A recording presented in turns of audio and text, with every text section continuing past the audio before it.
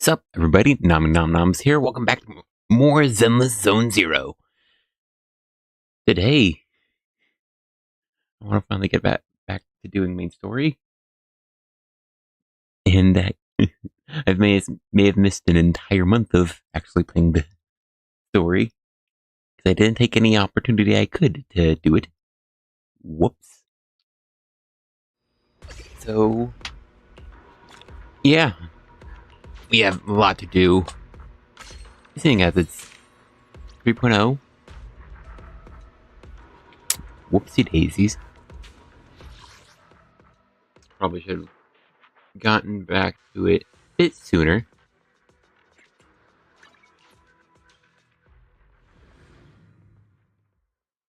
Last time something happened. We had the big old competition that ended up with beating up the dog man, who I think ran away, and so he survived, or he got imprisoned. It was like one or both things. That or being imprisoned was the plot line in the middle, and he escaped and killed people. So it was a fun antagonist.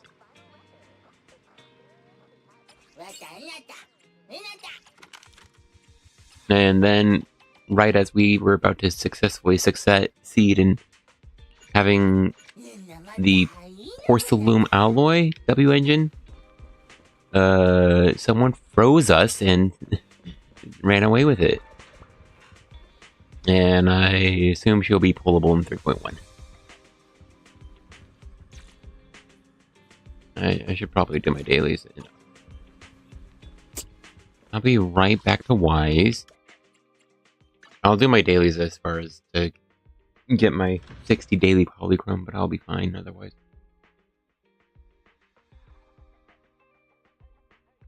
Today, I think we're just talking to Wise and having a part 2 to that adventure from over a month and a half ago, 2 months ago. It's been a while. I rarely recall what happened. But I remember it being fine. I think I liked it more than 2.6, which I also thought was good. So, and I'm pretty sure people are pretty positive about this because people like Cissia. So that's pretty cool.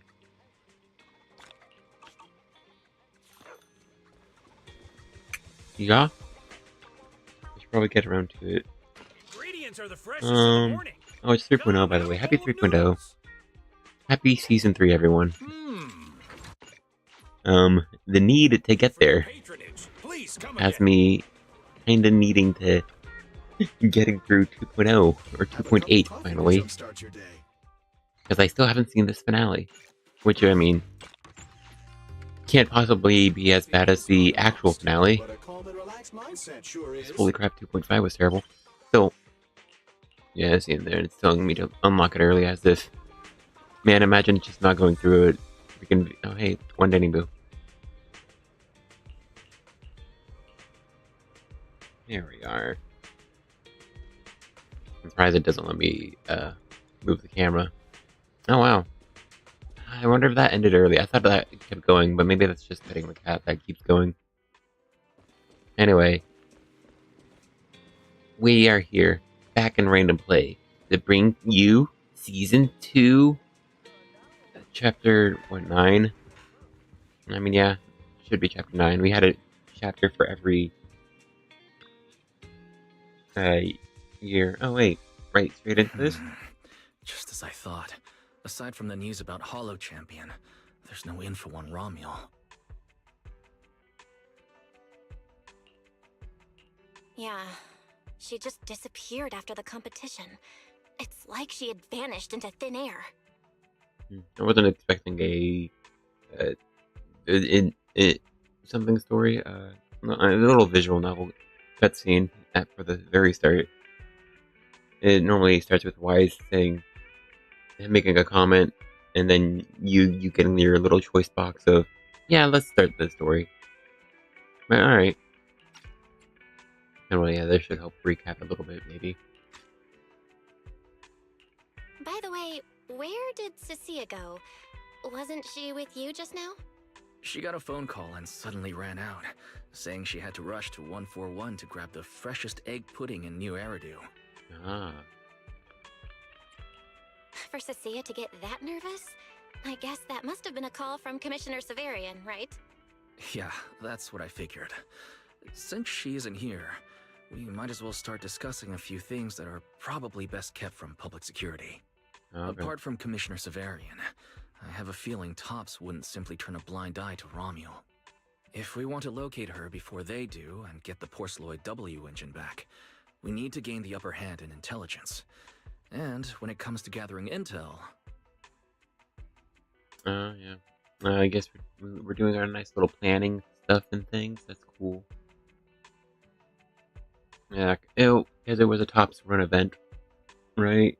The competition. And so he just came in, didn't win, and stole the Wenjin.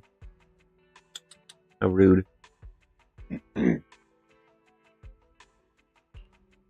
where Fairy shines. A reasonable conclusion, Master. Oh my gosh, I love Notice, Fairy. During your conversation with the second assistant, the search for information on the individual, Romuel, was completed. 19,732 matching results were found. Cool. Nice work, Fairy. But why are there so many matches? Logic. Second assistant is unable to precisely describe Romuel's physical traits, offering only the following keywords to assist Supreme Assistant in completing the search. Well, we've apparently seen more of her design. Gosh, I'm about to sneeze. That's awful. Of course it would happen the day I want to freaking do this. But we've seen her design, so come on, Wise. You could get descriptive. Pink hair. Operates alone. Young woman. Kind of a baddie. Actually, definitely a baddie. Alright, thanks, Wise. Something strange got mixed in there. I think that was a try hard on the... what I was also going for there, but still, I don't know. Not try hard, but it was something. I guess it feels off. You're the one who's familiar with her. I can only rely on your description and fill in the rest with my imagination. Oh, so he really did call her a baddie? No, definitely a baddie? Is that what we're getting at? Reminder. Please provide more relevant keywords to narrow down the results and improve their accuracy. Alright, but that's a pretty specific combination, actually. I don't know, if Nicole isn't with her team, then I guess Nicole could work. If Yanagi is doing a solo operation, I guess she could also fit. You know what? Yeah, this is a very bad description, Wise. Oh, my bad. Let me think. Romuel's appearance...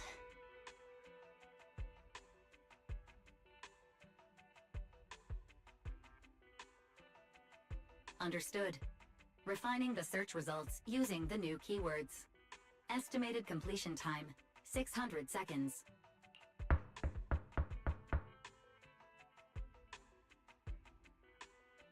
Sorry. I heard silence and then talking, and I realized there was... You describe Romeo's appearance to Fairy using as much detail as you can. Okay. Anyway, this knocking was actually vocalized, so it's fine. That's what a vocal is. Huh? Someone at the door? It shouldn't be locked. I'll go check.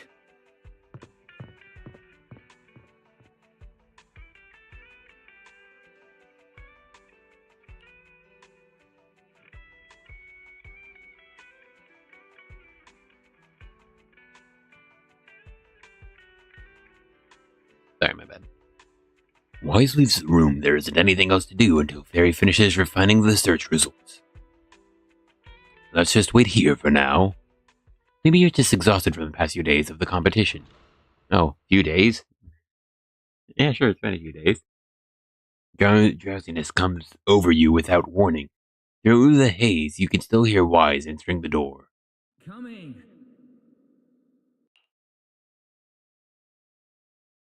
Who could it be? This animal that I could be.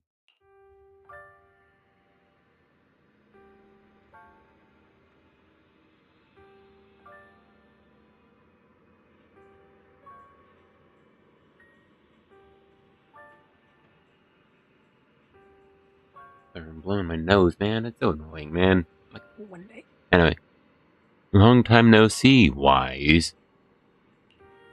Miss Carol. No. How is this possible? That's impossible. Your body moves on instinct, taking a step forward. The next second, you snap back to reality. Oh, there goes gravity. Oh, there goes gravity. Season 2 epilogue. New Eridan Sunset. Part B. Belle, what's wrong? Are you alright? Teacher? Teacher? Miss Carol? Was that her? No. Oh, wait a second. I assume it was Cissia. Even though the door was locked, so it's probably not Cissia. It was Cissia. Who's that? I'm the only one here. Something's wrong with your shop's front door. I can't get in.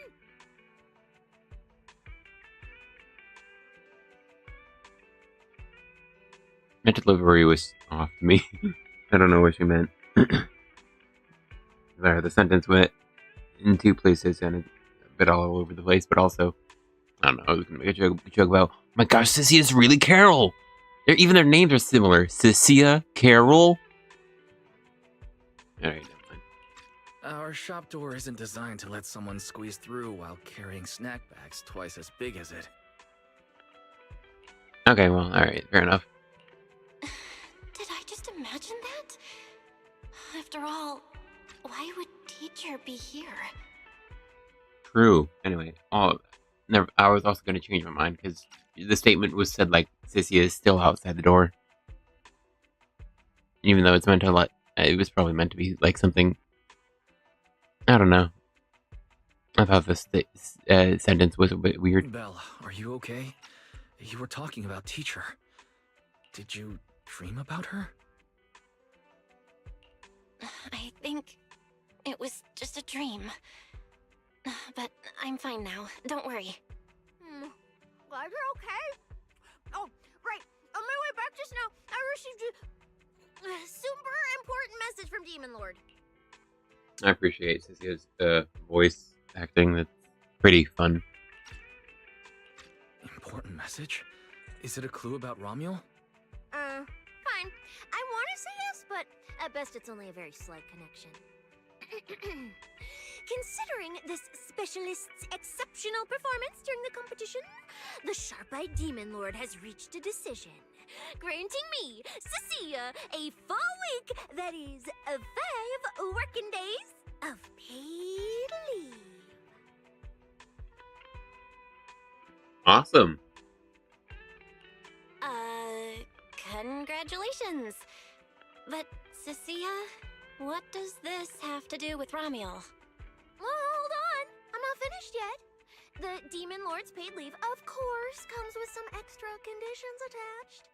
He requires me to continue searching for traces of Romuald with you during my time off. Just treat it as paid leave. Yes, that's exactly what he said. In other words, for the next week, I'll be acting not as a member of public security, but as myself, working alongside you all. Is there any difference? Yeah, her voice acting is pretty fun. Of course there is. The Demon Lord said that during my leave, he'll forcibly shut off my communicator. He personally guarantees he won't contact me, and even advised me not to reach out to him either. Even if the communicator were still on, I probably wouldn't want to contact him anyway. In other words, public security won't receive any updates about our actions from now on. Okay. I have a feeling Commissioner Severian must have some other motive. I don't know. That makes sense if he believes there's some negative force within public security still, even though that was sort of the plot line of the first season. And he doesn't want Faithin to be, or to be aware of Faithin in some way. I don't know. We have like friends in public security. We got like 4 at least. Even though it's just at least Janice Quarter PubSec. But now Severian as well. I don't know. Feels Cissia too, I guess. But it feels like we have allies in PubSec, so there's not too much reason, unless he wants us separate from public security, so that we come off as being more doing things of our own accord in an investigation that he would also benefit from. I guess I would suppose something like that. Otherwise, it doesn't. I don't think it makes so much sense for us not to work with PubSec. It doesn't feel like there's particularly good reason for like us to be so wary of them, aside from the Bringer incident. Like, man, we're buds with the mayor. Fair. Our AI assistant just sent a message. The search results have been filtered. What was that sound effect? Fair. Oh, that was weird. That wasn't part of the dialogue sound effect. That was just actually something that electric sound effect, like not triggered by the dialogue. So it's like a separate audio file, so you can't just rehear it. Fair. I have a feeling Commissioner Severian must have some other motive. Yeah, and it wasn't part of this either. Interesting. That was weird. Most sound effects within dialogue usually, unless it's the music, usually within those playbacks. So that was kind of, I don't know. They did it a bit differently. Filtered? What? You think I should get rid of the arena? I had arena here since I had the Idhari here. But you know, do I need something here?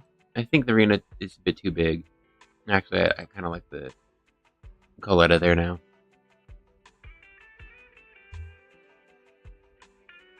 Hold on. Let me see. Oh, yeah. I'll need to fix that too. And that's fine.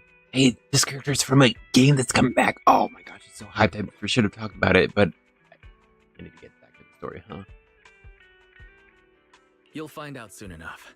Come on, let's check out the clues about Romuel, the pink-haired baddie who operates alone.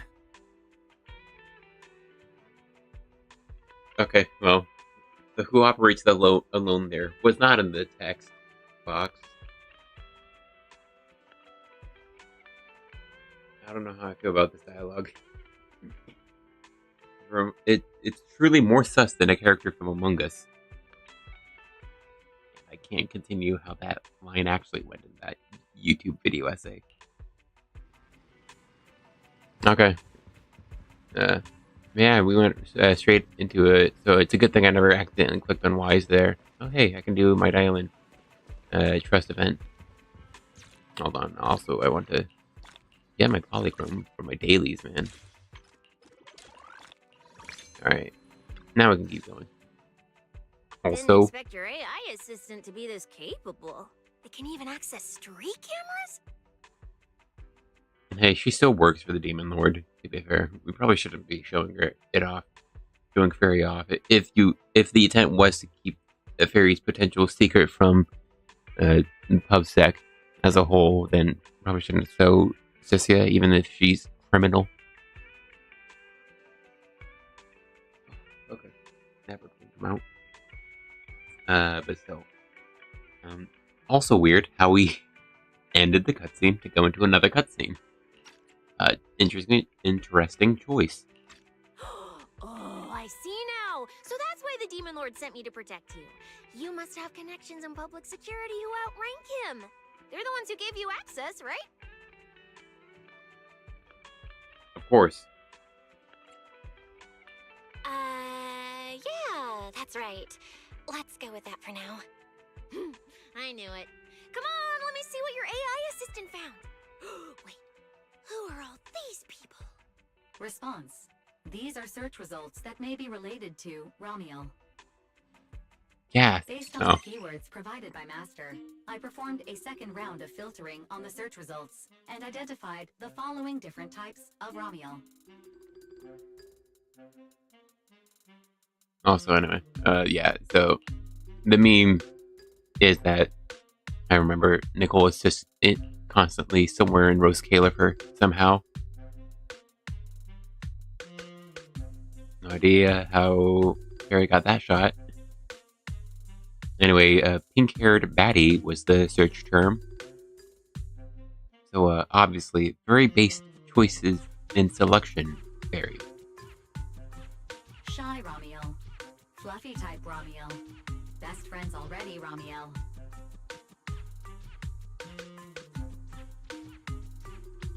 Alright, she said that in order of middle, left, right for some reason. Ramiel? Wait, it's actually a whole family?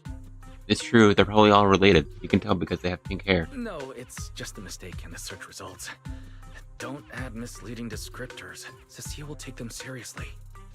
I don't know how I feel about how Wise said, don't add misleading descriptors. I think it kind of reminds me of a Vivian line that I also wasn't keen on back in 1.7, I think. It would make sense to be 1.8. I meant 1.6, anyway. Is this a coincidence? They're not Ramiel, but these are all people we know. Oh my gosh, her name's Nicole Demara. If you take out half the M and change the Ara and change the E to an A, Nicole Dan?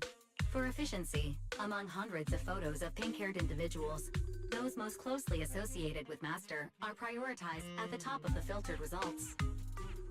Uh-huh.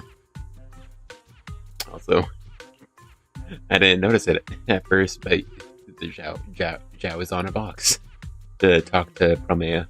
That is funny. This maximizes the chance of seeing the most relevant results. Online, this kind of phenomenon is referred to as a pink hair filter bubble. Okay. I've never heard of such a thing. Same. Belle, could you add a few more keywords to narrow down the search? And you know, I guess Ramiel was wearing black, and so that's also the factor here. Let me think. Pink hair, but no hood. Oh, right! She has a black ribbon in her hair. And It's Nicole. After racking your brain, you come up with a few more keywords for Fairy. Oh yeah, she does have wings on her back, doesn't she? New keywords confirmed. Optimizing the filtering criteria now. Looks like a few more rounds of optimizing are needed. Wonder what kind of Ramiel will turn up this time. A little while later. Filtering complete. Showing the image with the highest match. Oh yeah, that's her. Yeah, you should have started with has wings. that's her! That's the one! Ramiel type Ramiel! A photo of her was on the Demon Lord's desk. He wouldn't let me touch it or take a picture of it, but I've seen it before! That's definitely her. Didn't expect her to be found so quickly. Well done, Fair, AI assistant. Thank you for your recognition. Fit AI assistant looks forward to serving you again. I appreciate that they also changed her name to the AI assistant. The place in the photo is the tea milk store at Lumina Square? Isn't that right next to the public security building? Yeah, that's also funny. Come on, Belle. Let's head to Lumina Square and ask Coco if she remembers anything about Ramiel. She shouldn't be off work yet. Okay, also, I'm pretty sure this is where some memes come from. I think I've also seen an image from this location. It's definitely in 2.8. Alright, fine, I'll go with you. Hopefully we won't run into the Demon Lord just getting off work. No, wait! I'm on vacation now! Never be afraid of. Let's go, we're heading out. Okay. Manager, you there? You there? Nope. Don't be like that. I know you're there. I got good news and even better news. Which one do you want to hear first? All good news. That's not at all what I typed, man. You were good up above. Good news is, just 10 seconds ago, I completed an unprecedented mech modification and now unlocked an insanely new powerful form. Even better news is, Manager, you'll be able to first witness this new form, and you'll... But don't mind, I'm going to use this to help you get back that super important W engine. Cool. I'm not reading all the text about Belfens, man. I didn't type all that. I selected less than half of that. No square? Got it. No problem. I'll head out right now. Let's meet up at the metro station and exit. Metro station exit. I don't care. Billy said he'd wait for us near the metro station. Let's go. Lumina Square? Gotcha.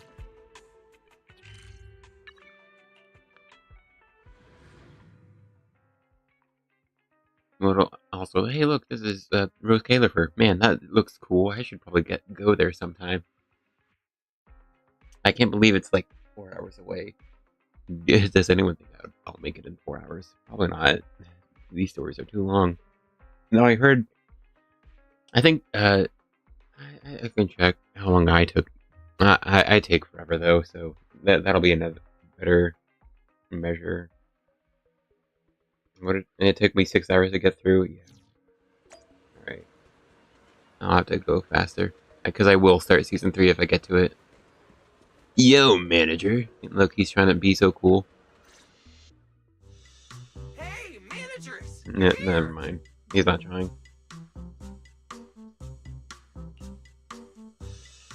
You look like you're in a good mood, Billy. What upgrades did you get? Manager, notice anything different about me? Look closely. There's one part of me that really stands out.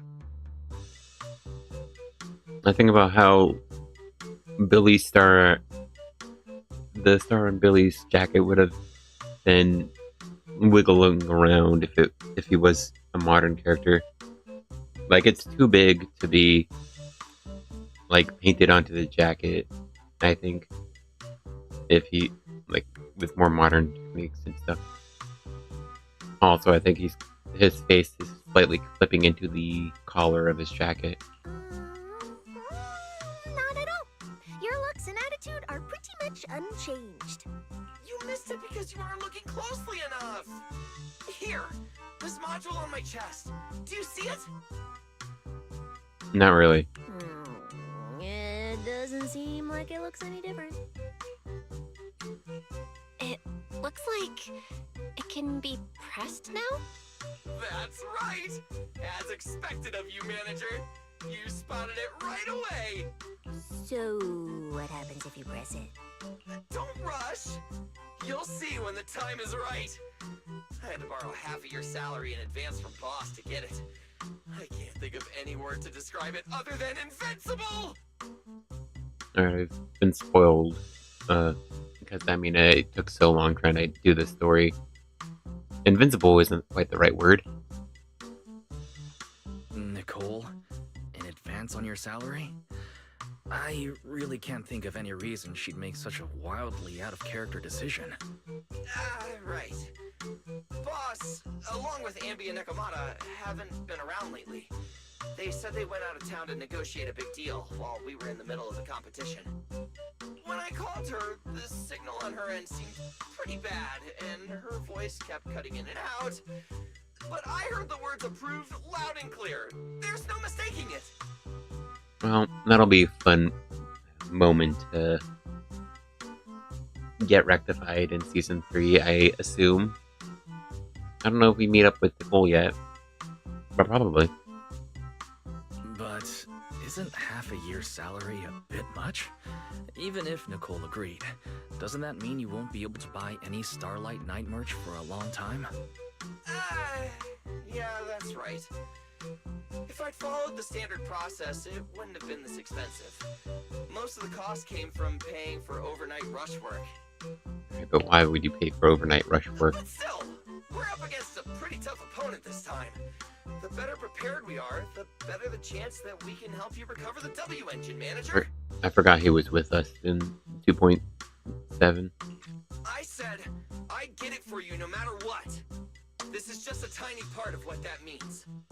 Now it's a shame you're Billy and not someone stronger. Thank you, Billy. Anyway, I'll handle this. I got careless before and didn't notice the W engine being stolen. But the Starlight Knights never fall for the same trick twice! So, where do we go look for this Romuel? Yeah, I do kind of like that. I got careless and didn't notice when, I mean, he was frozen in, like, what, time and space, like the rest of us? Like, frozen at a molecular level? So, you know, not really his fault, but, you know, something about that statement I didn't quite like. Let's go to the T-Milk store.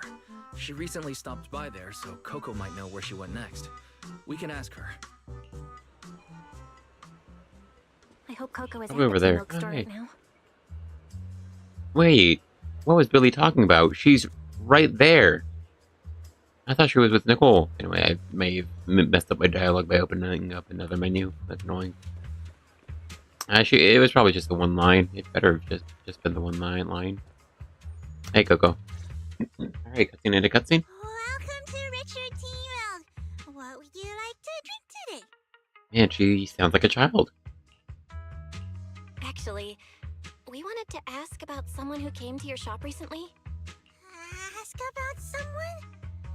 My memory isn't very good, and so many customers come here every day I can't possibly remember them all. Man. I'll do my best to help. Man, it feels like she's actively trying to sound like a child who is much younger than this character looks. That's about it for my commentary. I don't think it's been a while since she's been visible. First off, I can see her hair clipping. Second off, it has that ethereal green to it, which is interesting. But I think it's kind of cool. Still, yeah, she's giving me that Suna vibe of sounding young, but she sounds like she's going for a younger character than even Suna, or Suna's voice actress was going for, so, I don't know. Blech. Wise hands over the phone, showing a photo of Ramiel in front of the T-Milk store. Her! I remember her. You recognized her immediately. Looks like she left a strong impression. Bro, she has wings! Yeah, she was a very special customer. I remember. Oh, is this a flashback? Welcome to Richard T. Milk. What can I get for you today? Why does she talk like that? Actually, it's like weirdly childish.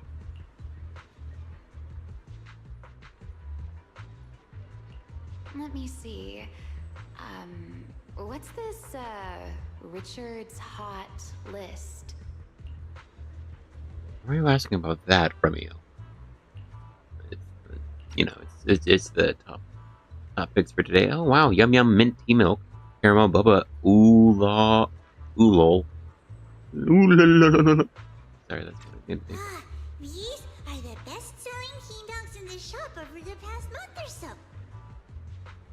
The number one item on the list is our most popular new drink, a limited-time offering. The triple caramel jumbo boba pearl oolong tea milk. It's super delicious. Man, I really don't like Coco's voice. Pearl? Why would you put pearls in tea milk? Wouldn't that taste fishy and be too hard to chew? I like Ramio. That entirely makes sense. No, they aren't real pearls. They're freshly made toppings for the tea milk, soft and chewy with a rich caramel flavor. Or you could try our second best-selling drink, the Nitro Fuel Lemon Tea. It's delicious too. Nitro fuel? Have people's stomachs gotten strong enough to handle fuel now? This isn't meant for intelligent constructs, is it? Okay, so like, how long has she been gone? Like, how long has she just been not paying attention and not been around? No, it's not real fuel. It's a nitro fuel. Anyway, it's a very refreshing and healthy beverage that everyone loves, especially people who work in office buildings. I just can't get over how much she is talking like a child. It feels weird. Weird. This customer keeps asking questions about totally normal things. Is she just trying to make my job more difficult? I don't need the inner dialogue. If none of these are to your liking, we also have the third most popular drink. Okay, I've decided. I'll take the first, second, and third. One of each, please. We don't even know what the third one is. Okay, no problem. Which one would you like us to open for you? I can pack the others to go. Or we can also pack all three if you'd like. Open them all. Okay. Alright, I'll open them all for you. All three! You're drinking them right now? Of course. I'm curious whether this list is accurate, and I have to try every drink to know for sure. You know, I was looking back at the sign because I didn't pay attention to the squirrel. I only read the text.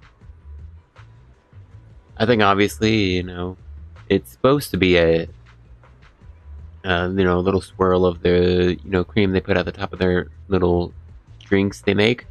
But it's also definitely supposed to look like a little poop with stink lines, which is unappetizing. Kind of funny. Hey, ew! This is a food establishment. Once I get an idea like that, I have to act on it. Who knows if I'll ever be back here again? Thanks, ma'am. I don't know. I love being told by characters about their characteristics. I could just try to intuit that. People can try to intuit that, I guess. I don't know. That was an interesting If I dialogue. pass it up, the question will sit in the back of my mind for a long, long time. And I can't have that. I mean, it's nice to get characterization or to learn about a character, but it's nicer to be able to intuit or understand that by, just going with what she's doing instead of her explaining why she's doing it. That's it. Then she held the 3 tea milks in her hands, taking turns sipping each one as she walked away. So, the new lead is... Ramiel really likes tea milk? Oh, Yeah. right. She also asked me where she could find a store selling trendy toys and gadgets nearby. I pointed her towards Sanzi's studio, so she probably went that way. I know that guy. He's the DJ. A solid clue. Let's head to Sanzi's studio now. Why do we have that entire backstory to help give time for Ramiel to leave? The new stuff at Sanzi Studio is pretty good. It's a shame you can't buy any of it. Rumors they're doing a Starlight Night collab next. Not sure if that's true though. Well, for your sake, you should hope it's not true, so you can actually have money when the time comes.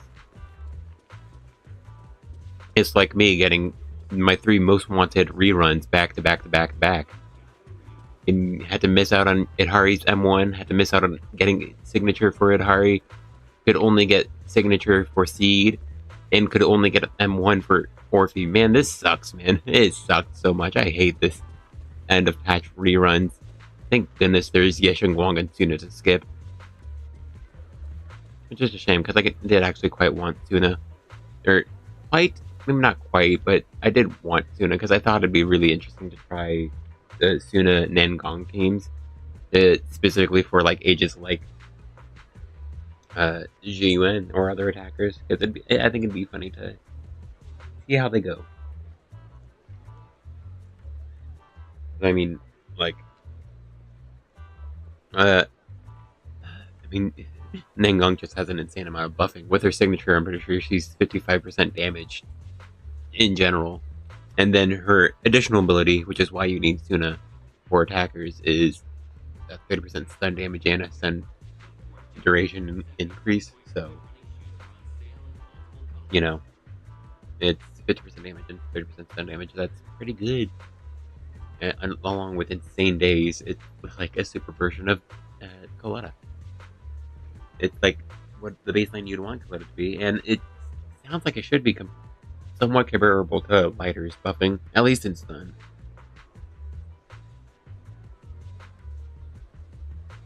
Anyway. And then yeah, you could have like a... And she could still use King... Why am I thinking King of Thunders? King of the Summit for 30% crit damage to the crit DPS. You could use Nangong with, so that's why I do wish I had could have used Suna, but yeah, no, it's still easy skip. And show us C. Why'd I say that differently? Dang. Despite the speech therapy classes, I still struggle with the S and SH sounds. And this is the most skippable banner in the game, except I do want this guy, actually. Wata. Sorry, I started talking about it. Now I gotta do the guy. Alright, sweet. Gotcha. This is the gotcha I want to be lucky on. None else matters. Jake in 4 pulls. Holy crap!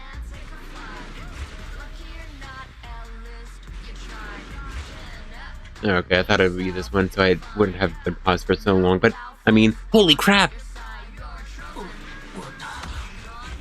It's Jake from Final Fantasy Brave Exvius, dude! Holy crap, that game that's getting remade is Final Fantasy Resonance, dude! Holy crap, this is so sick, dude. Man, it's so sick that gacha game that died right before Zenless Zone Zero came out. Good thing revived as a JRPG, dude. Dude, it's so rad, man. Like, I played a game for almost 8 years. It's ended servers. I can't play it again. I still can't play it at all, but it's getting a JRPG. That's so sick, dude. Anyway, I got Jake. What does he do? Oh, I wanted to look at him. Details. Yeah, he's fire. In fire buildup, so... I think he had like a 24-second... No, never mind. Oh wait, there's the additional ability has a 30-second cooldown. And so, oh, and you don't even need to get a dupe for him to upgrade. So it's just chain attack or vortex. He gives energy to everyone. That's kind of actually cool. And since I don't actually need to go all the way back to 6th Street for it, I can actually go check. I saw you. I wonder why Bagboo is level 3. Like, what a strange level to be stuck at. I can understand 10 or 20, 30 or 40. Explorer Boo was an OG for me, by the way. But...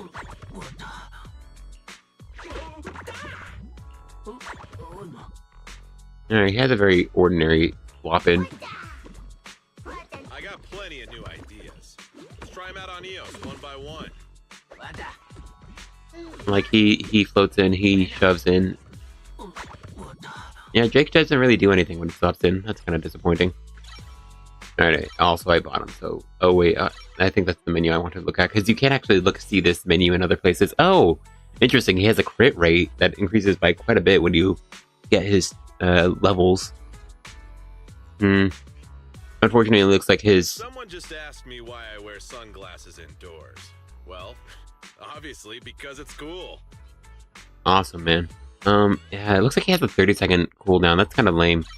Yeah, 30 seconds is pretty long. Let's see. So, dupes don't increase his... dupes do not increase his crit rate. I want to see how much it increases. Does he have a 100% crit rate? Is that the thing? Ooh! Oh, okay, so it changes. Let's try him out on EOS one by one. So, this one increases his crit damage by quite a bit, so that's pretty good. And that earlier crit rate buff made it go to like 70 something percent.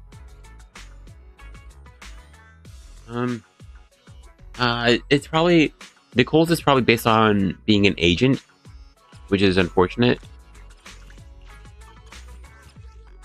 Anyway, I was also. I need this guy to shut up. Well, obviously because it's cool.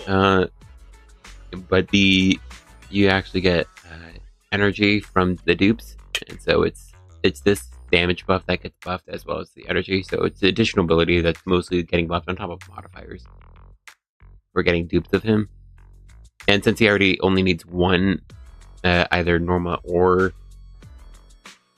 Velina. I got plenty of new ideas. Let's try them out on EOS one by one. It has a 30-second cooldown, which is interesting. You should always end up having it for his suppression active skill. Unfortunately, it is 30-second cooldown, which is pretty long. But if he uniquely has a crit damage and a crit rate, hold on, how much is this one? Yep, 50% crit rate. Let's try them out on EOS one by one. I'm kind of curious. It actually won't stay at 50% and then increases crit damage to 100%, which averages out to being a 50% increase in his DPS, instead of just being a true double. But that's still pretty good if other Bangu don't have a crit rate and crit damage stat. I don't recall. You'll be good to check. Okay, no, it looks like it was normal. I never noticed that. Yeah, okay. It's been so long. And Explorer Boo doesn't actually attack at all, so he doesn't have a crit. Okay. I never noticed that crit stat when leveling a Bangu. Alright, so it's normal. Yeah. He's fine. 30 seconds is a bit long. So he doesn't keep Kaboom the Cannon up as well as some others. He might just be a legitimate heavy-hitting Bangu, but he gives a bit of energy, which is something, while being a normal offensive Bangu. Trying to see who it wouldn't be you, actually. 18 seconds. That's kind of why I like someone like the early Bangu, like Rockaboo, Safety. They have like really low, comparatively low 18-second cooldowns. Obviously because it's cool.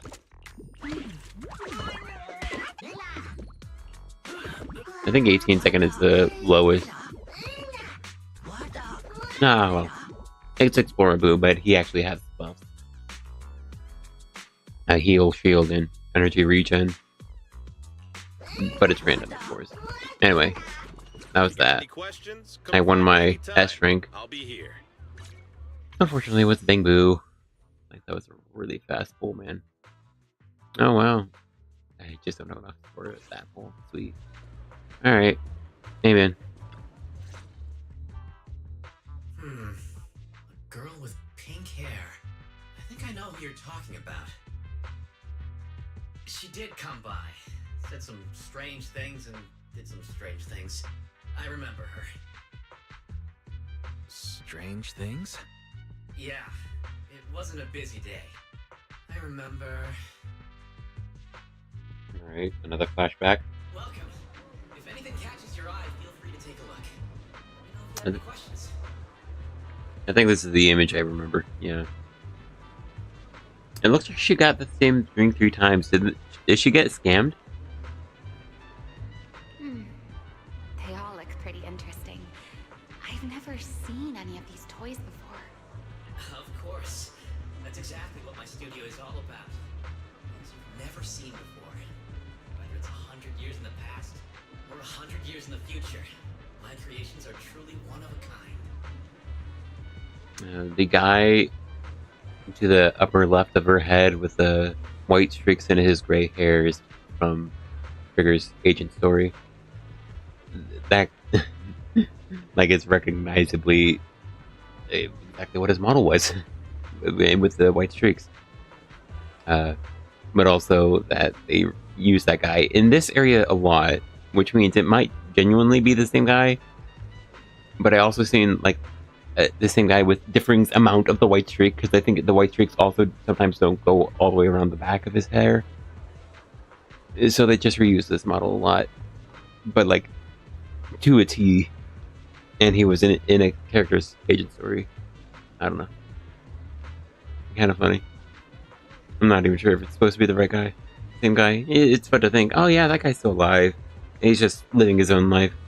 And he lives in this general area. Cool, I guess. I didn't like Trigger's agent story. Thought it was kind of lame. 100 years in the future. That confident? A lot can change over that kind of time, you know. I'm sure that even by then, people won't see my work as outdated. I don't think it's the next big trend. Then at least. I'm that confident in my creations. If you put it that way, I kind of want to buy one now. Let me see. This bamboo. This one's pretty popular. It's called Waiting for Meltdown. Most of its buyers are young, just starting out in their careers, just like this piece of art. They hover along that uncertain boundary between growth and aging. Okay. I see what you mean. And, in a way, it reminds me of myself. Thanks, man. I don't know why that dialogue sounds. I don't know. Whatever. Also, it'd help if we could actually see what the piece of art was instead of just sticking on this image of her. But sure. I'll take it. How much?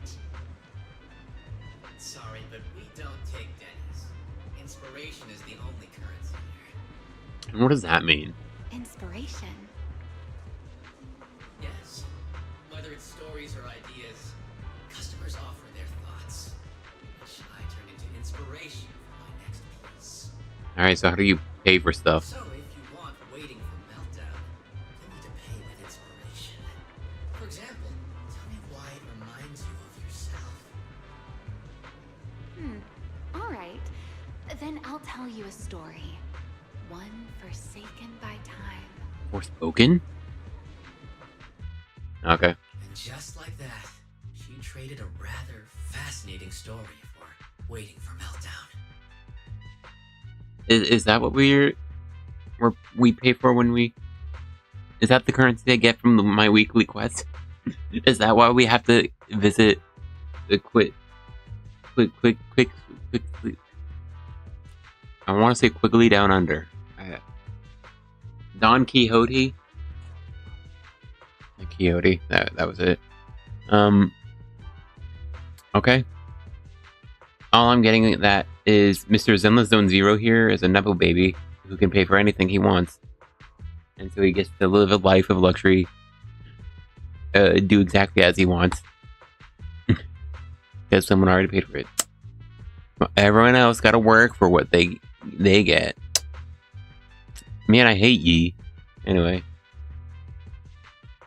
Can't believe that guy can slow immune, disappears, one-shots you. Guy sucks. Tank build so he's unkillable. Dude. Anyway. I'm glad we got a big old cutscene for that moment. So, what was the story about? I'm afraid that's a trade secret. It may become my next creation, so I can't share it just yet. Not until it's been shaped into something like a thought you can touch. Please understand. Yeah, figured. What if the lead we're looking for is in that story? Hold on, Okay. You mentioned that she said some strange things and did some strange things too. That could also be an important lead. Yes. Before I like his face. He lingered outside the studio for a while, drinking 3 cups of tea milk at the same time with intense focus. That is funny. It was really strange. Who drinks 3 cups of tea milk at once? But I didn't ask. I thought maybe it was some new trend or some kind of weird ritual. Yeah, alright. Then, yeah, don't mess with weirdos. Well, there goes our lead. Oh, right. there's something else. Oh, right. Before she left, she asked where she could find scenery of old Eridan, where she could see what the world was like 100 years ago. I joked that she could check out the cinema across the street. To my surprise, she actually went. That is kind of funny. She went to the cinema to see old Eridu? That doesn't sound right. Let's go take a look. You know, I mean, we're going on this, like, where could she have gone? Tracing her steps sort of thing, but man, this was like some few days ago, right? Is that what we're getting at? Or, well, the competition was apparently a few days ago, so it could have been before that as well. The cinema is right across. Let's go ask Haley. Oh, is it? Oh, her name is Haley. I forgot about that. Oh, hey, Amby. I thought you were in somewhere else. Hey, Lee. Get it? Hello, are you all together? What movie are you looking to see? I'm thinking family. It sounds like it could have been entertaining enough. Small Body, Big Crisis. I'm also interested in that one. It's you. 1, 2, 3. Have you gotten tired of bringing just one person at a time? Alright, to be fair, I had no choice. It's not like I could just bring an entire group. Also, one person at a time. You run this a cinema. You know the seats are literally paired up.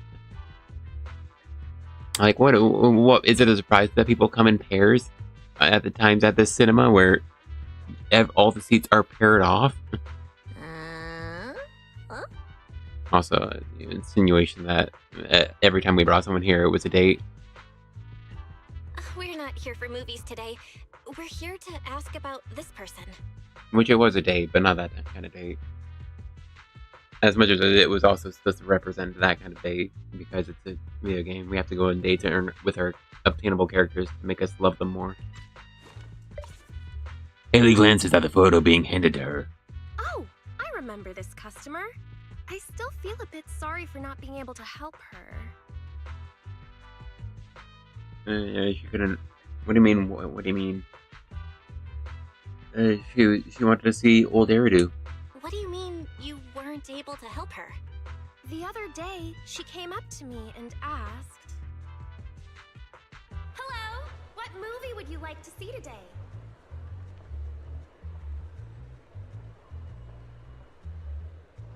I'm trying to think of what that. Oh, also, yeah. First off, that also obviously says 7/7/10. So you know that's. I think I remember the description for that movie. Probably an older movie. One where you can see the old city. Or even further back in time. Something more, retro, I guess. Got it. I think This Is How I Am might be the movie you're looking for. It's a retro-style documentary capturing scenes of everyday life before the old capital fell. Basically, it's what our parents grew up with. Our parents, yeah, So, yeah. do you like this movie? Huh? Me? I do.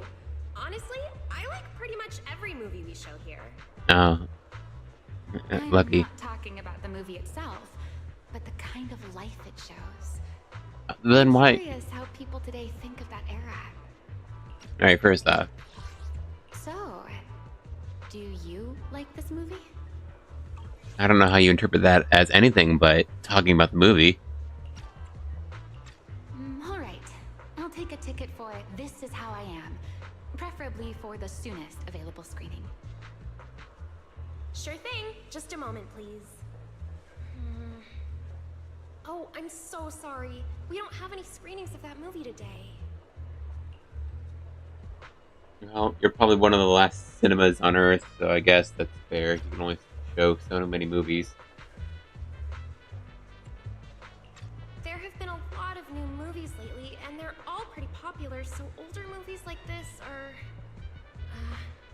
next showing should be around 10 p.m. the day after tomorrow, if that works for you. Oh, I see. That's a shame. I probably won't be here by then. Oh, hey, but we probably know. Every now and then, a little regret like this isn't so bad, don't you think? I also think that's nice and interesting. But, well, we have an idea of what movie she'll want to check out during the Trust events, huh? This Is How I Am? I'm really sorry I couldn't help. It's okay. Oh, by the way, is there a place nearby that sells flowers? I was also gonna say, first off, we have our next destination within the flashback, so that's nice. But second off, I was gonna say I think I already talked about her design quite a bit, but you know, I think we got to see a bit more of her design in 3.0 cutscenes, and so we'll see her normal design soon. If I ever get around to that part of the story, I will start 3.0 if as soon as this one finishes. But yeah, so far from what I've seen, I like this outfit a lot more. So it'll be nice to see her in 3.0 to maybe get a better idea if she's ever standing around. There's a flower shop just outside to the left. Okay. Yeah, it's true. Also, that wasn't going by auto. A new clue. Ramiel wanted to watch an old movie, and after leaving the cinema, she went to Orchidea's flower shop. Okay, first off, voiced Bell was correct. Text dialogue Bell is incorrect because she's saying Ramiel enjoys old movies, but the spoken dialogue was... I think I found something suspicious. A new clue. Ramiel wanted to watch an old movie, and after... Yeah, she wanted to watch an old movie. It doesn't necessarily mean she, liked it and stuff. But she was interested specifically in the past of New Eridan, or seeing how it was. So, which is different from, yeah, I want to watch an old movie. Oh, so you like it, huh? Which, probably, but, she clearly had different reasons.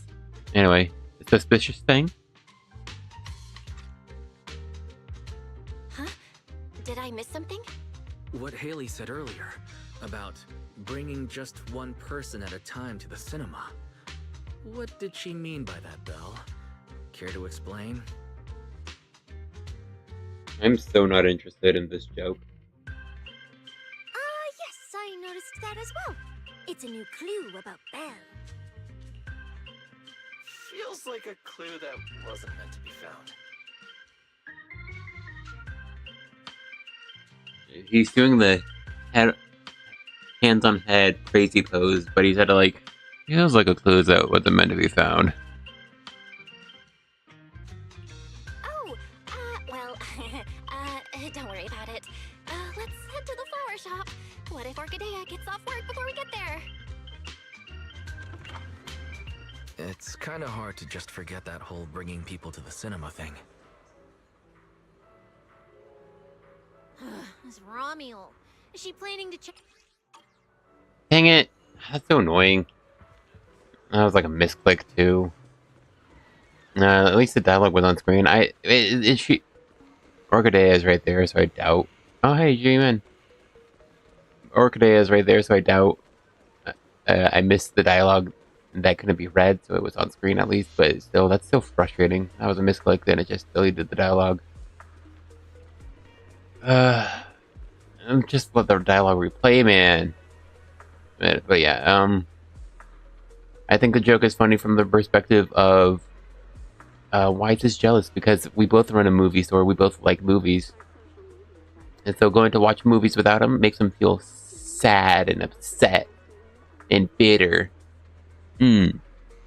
But like I know that it did feel like the implication was just man, you're going on dates with a lot of people, including people like this. Anyway, I don't know. It feels a bit too memey with the Gooner side of the game, where the implication was, yeah, I mean, all those movie dates were actual dates, this type of thing. And that, yes, we are dating every single person in this menu. I'll protect you from like every single person here is being dated. Especially this person. No matter where we Actually, go, well, meeting the actual answer is especially...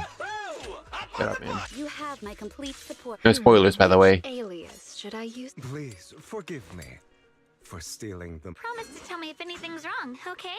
It's actually especially this person. But yes, everyone on this list is being dated. Anyway, sorry.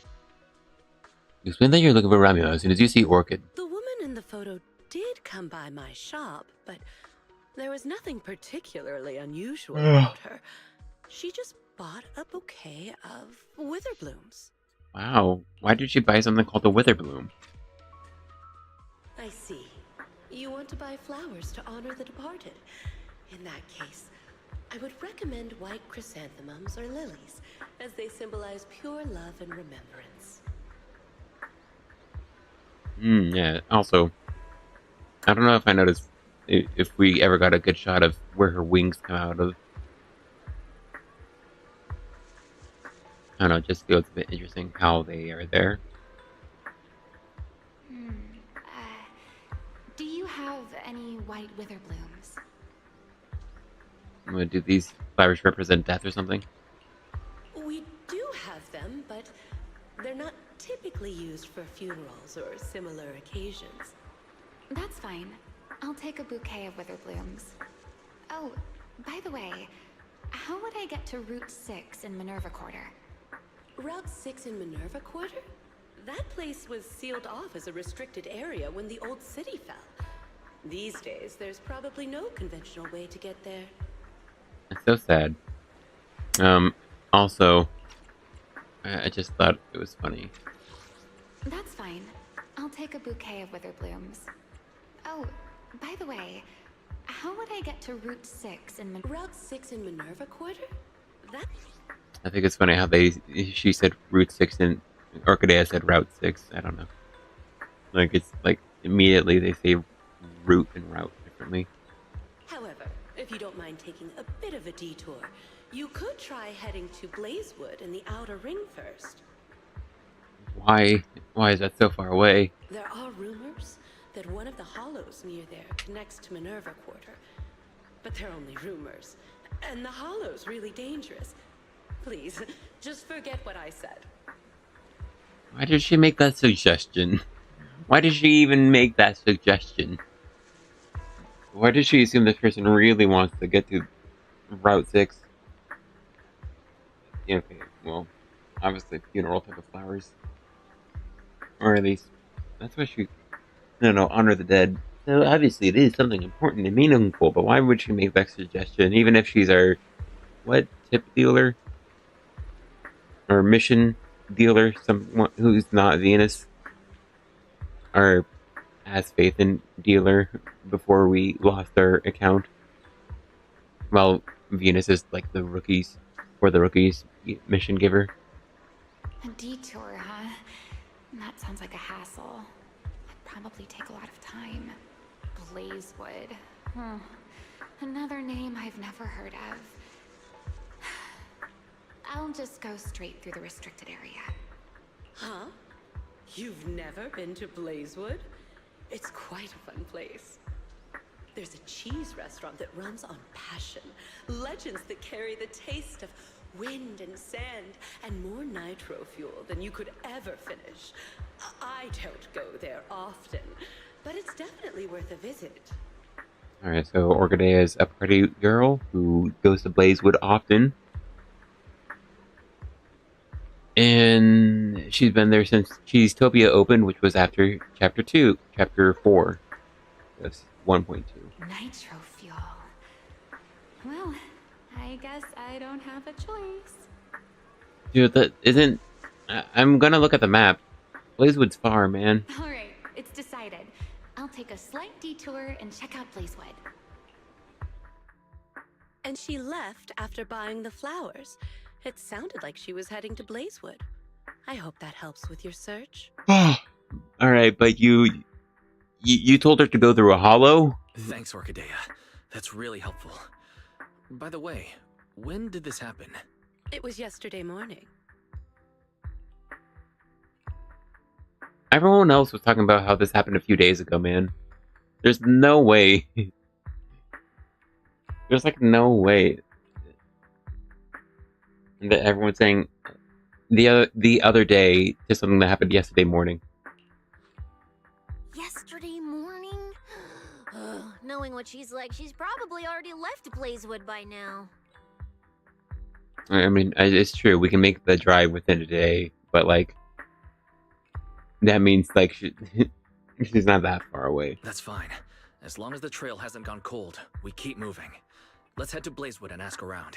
All right. I can't stop thinking about the wither plumes. AI assistant, can you look up any information on them and see if there's anything unusual? Hey, you know, the AI assistant might bring up a nice little AI chat summary she gets from like botany websites and stuff. Guess who's right in front of your face, who you can talk to right now. As much as I love Fairy. Understood, Master.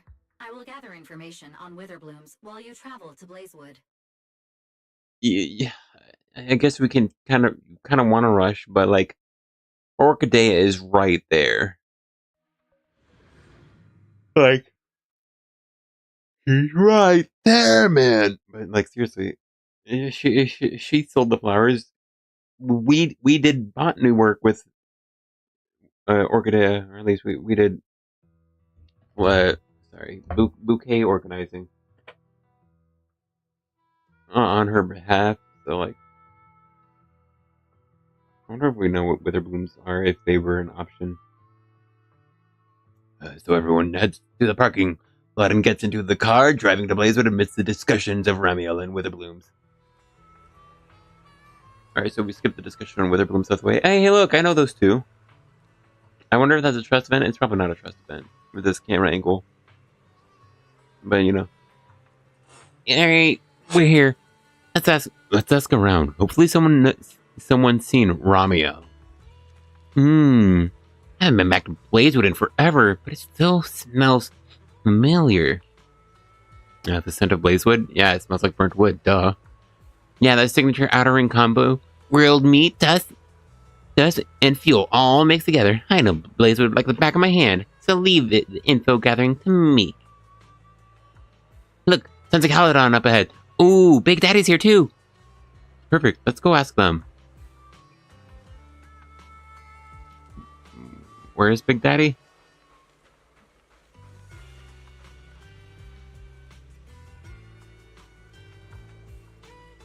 Oh, okay. That's kind of funny. Let's wait till Lighter and Lucy get back here. Why wouldn't they be back here? Okay, also I wanted to... Also, this is a funny map because it's true. This is just like way further down there. 6th Street, which is up there. Right there. Dang it. Alright, well that's annoying. So we drove to Blazewood from over one of these many chasms. Right. Yeah, the chasm. Where's that's Lumina Square. That's Ballet Twins. Starloop, Shadow Boost. Where's I was kind of looking for. Oh hey, they did update this map. Oh, the Skamali Hollow. Why is it super swirling? Anyway, spoilers. That's the direction we're going, I guess. Restricted area, Buastrum. Alright, the Buastrum district. Alright, so Lemnian, Skamali, Hollow Zero.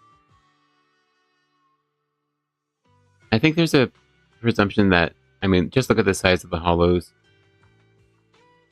Lemnian is closer in size to Skamali, it's Skamal, who is, I don't know why I was thinking Skamali. I don't know why I thought it was an I. It's really swirly. But it's also, I'm pretty sure Lemnian is smaller than this one over here by Brant Street Construction, which made it seem like that big hollow there is one of the big ones for some reason.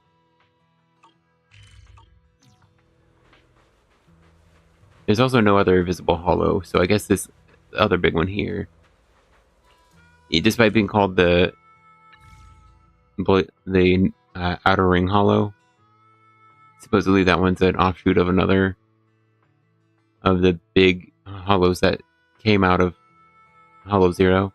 Anyway, yeah, so the purple lining, I think, is chest water or something else. Still, we cross this chasm, which is different from this chasm in the Scout Outpost, because that's like something they like blew up this area, like it exploded and stuff. But like, okay, for some reason I thought it did a little bounce when it hit max, but yeah.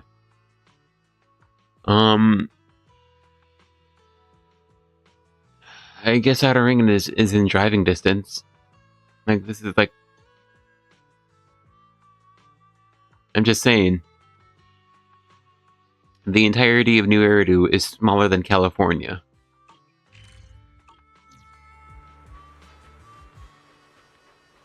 And it feels a bit weird also. Why do people spawn in and around Hyper and Caesar? And where is Big Daddy? Cissia is lying. She is seeing things. Is he down there? It would be kind of funny if he's down there and you can see. Oh, sorry.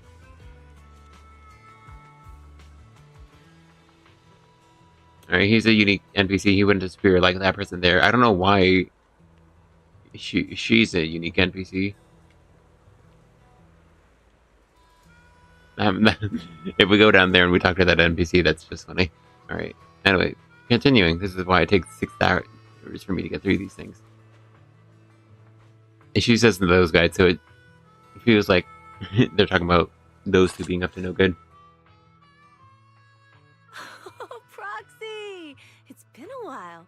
You guys here to hang out in Blazewood? Yep. Must be nice.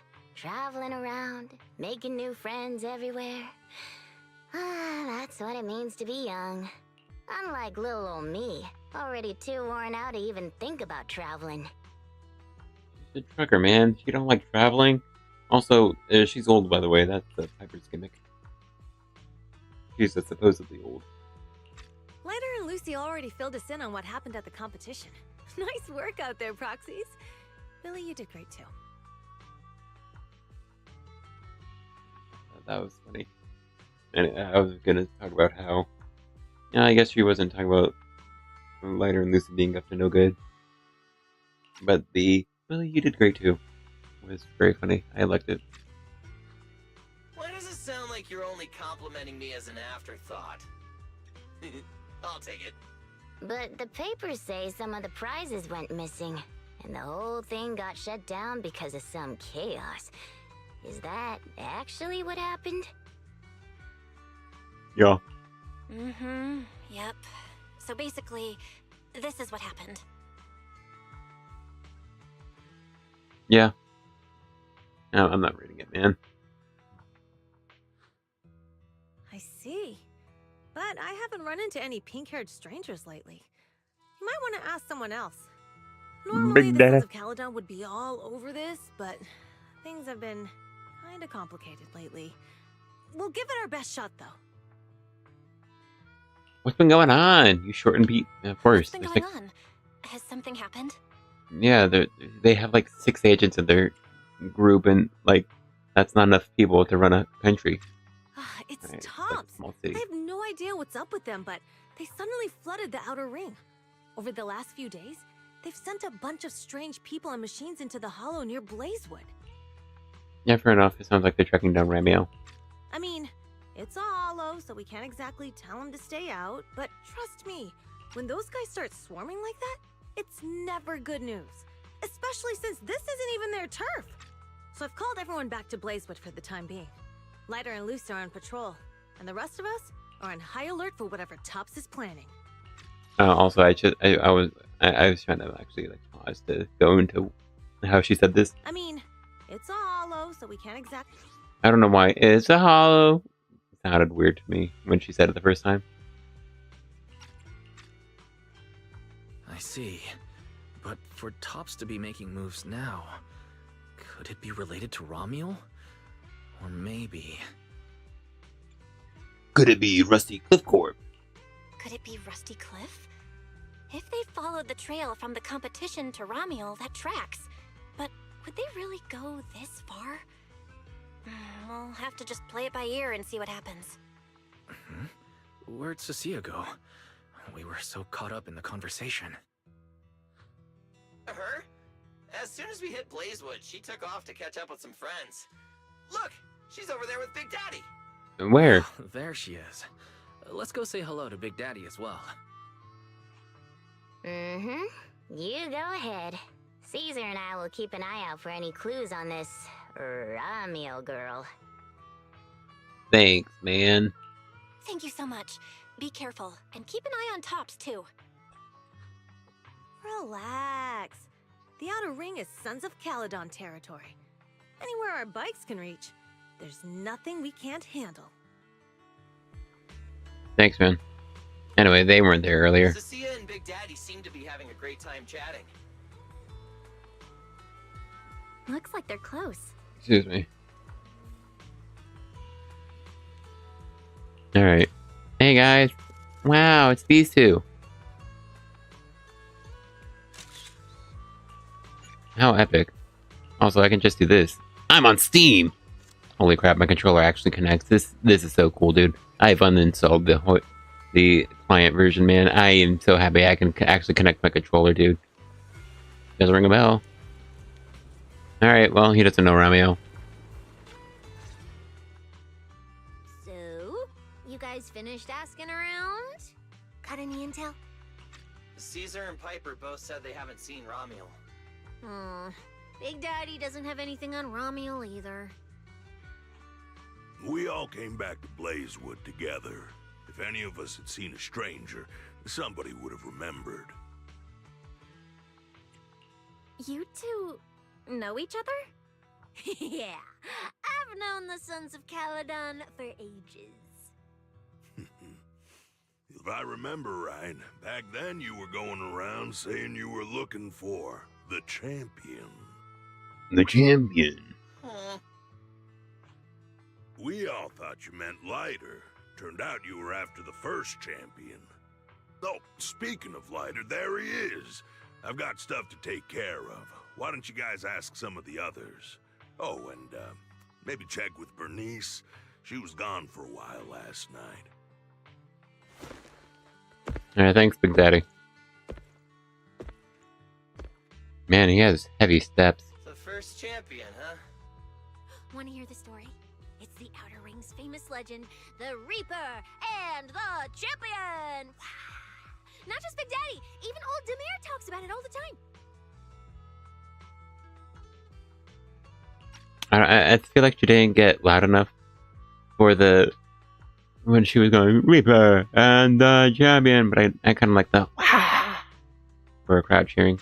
Old Demir. Yeah, if he had a hand in it. No wonder Big Daddy said it's not entirely true. What kind of legend? Legend. Don't leave us hanging. Tell us already. You're that interested, huh? Well, I just so happen to know the full version already. Listen up. The legend of the first champion, famed throughout the Outer Ring. Long, long ago, the terrifying Caledon Reaper roamed the Outer Ring. It had a body made of steel, frightening claws, and breathed flames hotter than 10,000 degrees, threatening to burn Blazewood down. Caledon Reaper? Do you know about it, Billy? No. Don't cut in! This is the important part! Until one day, the champion arrived and challenged the Caledon Reaper.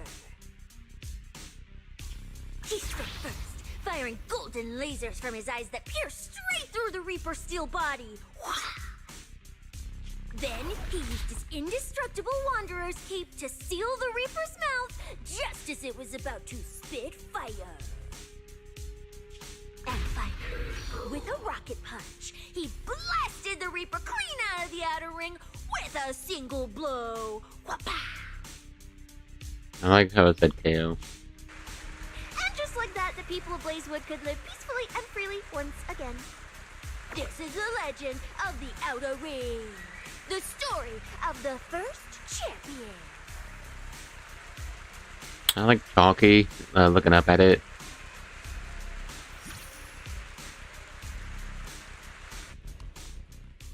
So, the first champion is incredible, right? And stories like that is why fans of Billy get deluded into thinking he's actually strong. What do you think about the laser eyes, Billy? Me? Isn't that a bit much? I'd be too scared to use them. With that kind of power, strong enough to blast through steel, I'd end up with 2 bamboo eye-shaped holes on my faceplate. True. Nah, I prefer something closer to light bulb wattage. Just enough to cut through the dark when the cunning hair's place loses power again. That'd be pretty good. What are you even worried about? It's not like you'd be the one using them. Oh, I also heard that when the first champion gets pissed, his laser eyes could melt the talisman in the outer ring. I feel like I've seen, no, heard a similar legend somewhere before.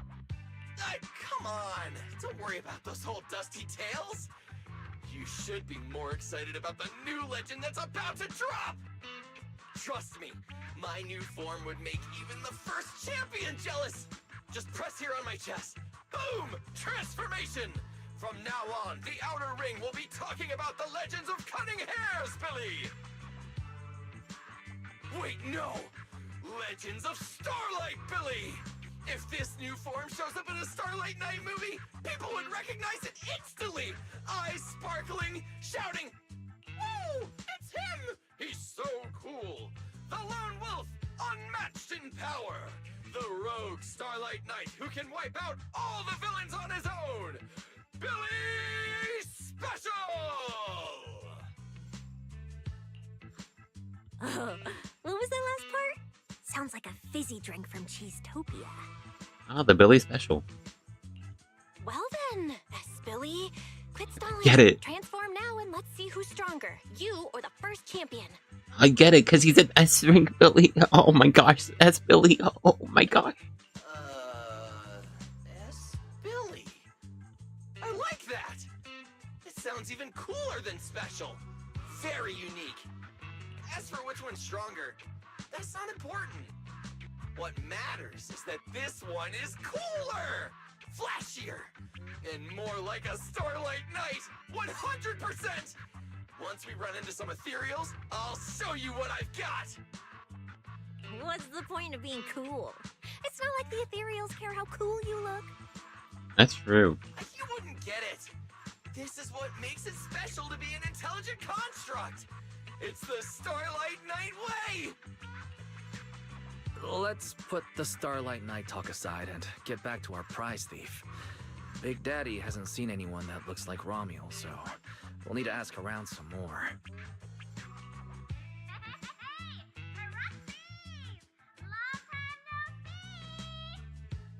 Well, that was spoken entirely. Huh? That's Bernice, right? Is she down there? I like that she was shouting from far away because she was down there. Well, let's ask her as well. She's relatively well informed and might have a lead on Romuald.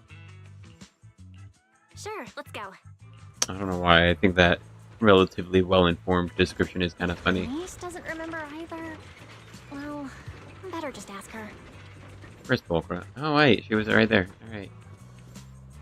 Well, not Polkra. She's so sad.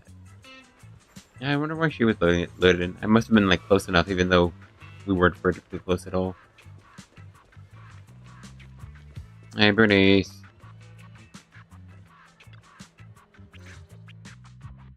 You're looking for someone? Well, who is it? And what do they look like? Really soon intend to take a look at Ramiel's photo. She's most likely been to Blazewood, but Caesar and Big Daddy haven't seen her. Maybe she came through when none of you were around. I'm guessing you haven't seen her either? Oh, her? She's a good friend of mine. Everyone's a good friend of hers, so that's not a compelling response. A good friend? You know her? Of course, we're besties. We hit it off right away. I've never met anyone like... what was her name again? I appreciate Bernice.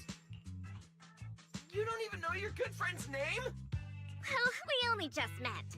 I might have forgotten to ask her name, but we spent the whole night drinking nitro fuel together. She told me it was her first time drinking nitro fuel, and she fell in love with it right away. I never thought I'd meet a rival like that. My throne about her ring fuel god is shaking. What happened after that? Did she mention where she was headed next? Yeah, she did. She said she wants to go to this dreamy garden full of nitro fuel trees. There's no such thing as nitro fuel trees. Did the nitro fuel go to your heads or something? Aside from that, did you talk about anything else? No, why? Maybe not. Maybe not. Why'd she say it like that? Oh, that's such an ambiguous answer. Is there something you can't tell us about? Please, Bernice. Her whereabouts are very important to us. Oh, no, nothing like that. I just forgot. She's for bored. I might have had a bit too much to drink last night. I'm so shocked. I can't remember anything except the nitro fuel. Oh, wait. I got it. If I have another nitro fuel and recreate the moment, I'm sure I'll remember something. She's an addict. If I have another beer, maybe I will remember. What happened? Yeah, let's have another one. Bernice pulls a giant cup of nitro fuel out of nowhere and takes a big gulp. Like an actual cup, so it's not like the one on her waist. I think I'm starting to remember. Oh, the hollow! She asked me how to get to the hollow closest to Blazewood. It's not kind of right there, man. The hollow closest to Blazewood. That's a solid lead. Considering when she left, Romual's probably already inside. Considering the size of it, does that help? Ooh, Romual. So that's her name. Doesn't really feel like it fits her. If there's another line, because it made me laugh, actually. If there's another line where Bernice learns her real name, she'll be like, "Oh, Ramiel! Yeah, that's absolutely a name for her." Or Dan. She'll be like, "Yeah, she does seem like a Dan." Yeah, that's because it's an alias. Our AI assistant is calling me. Thank you, Wise. Master, I've gathered some information on the Witherblooms. I hope it's helpful. Oh, wow, it took you this long? You get something we probably could have asked Orchidea about? The white Witherblooms Romual bought from Orchidea are commonly used as home decor. Besides their aesthetic value, their scent has calming and cooling properties. We couldn't get that from Orchidea? These flowers are no longer used in memorial rituals. The most recently recorded use of Witherblooms for honoring the deceased appears in a newspaper photo from about 100 years ago. It is believed to be a tradition from the Old Capital, or an even earlier era. Interesting. I unfortunately know too much. I know too much about the nature of things. Which is my fault, because I didn't just get to doing the story immediately. But, sure. Trying to think about it without foreknowledge. While there's still possible speculation on who exactly the Ramiel is. I mean, this one just makes it very implied she's old. But Romio's old and hasn't been around in a long time. Which is almost confusing. Because where else is she gonna go? 100 years ago? Why would she follow a tradition from that long ago? What do you think, Proxy? Should we keep looking for? Yeah. Of course. Now that we've got a new clue, we should hurry. Belle's right. We don't know her final destination yet. I know that movie. Map out a route so we can catch up. Holy crap, that was part 1 of the story. Sweet. And this is going by in a flash. Hey, and wait. Oh, thanks, Billy. Set up another nitro fuel hangout for me, yeah? Tell her it's my treat. Alright, thanks, Bernice.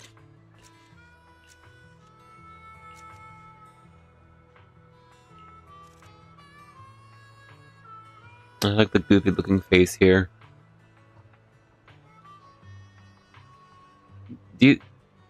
I'm trying to look at that little black label on Bernice's nitro fuel. For some reason, it makes me think it says ZZZ on it. Even though it's just sort of literal blocks and shapes, because they didn't want to write anything that small. Well, at the time. Honestly, if Bernice was released 3 months from now, she probably would have had discernible text written on her nitro fuel. Here's the clue Bernice gave us. Samuel, it's probably in the closest hollow. You ready, manager? Let's go. You know, I know where I fought in the Scorched Horizon, and I know its name. So, like, there's at least 2 locations. So this is, like, Outer Ring is part 2 of the 3-part story. Dang, there's a smell in here. And I feel like I know what it is, but it's weird. Anyway.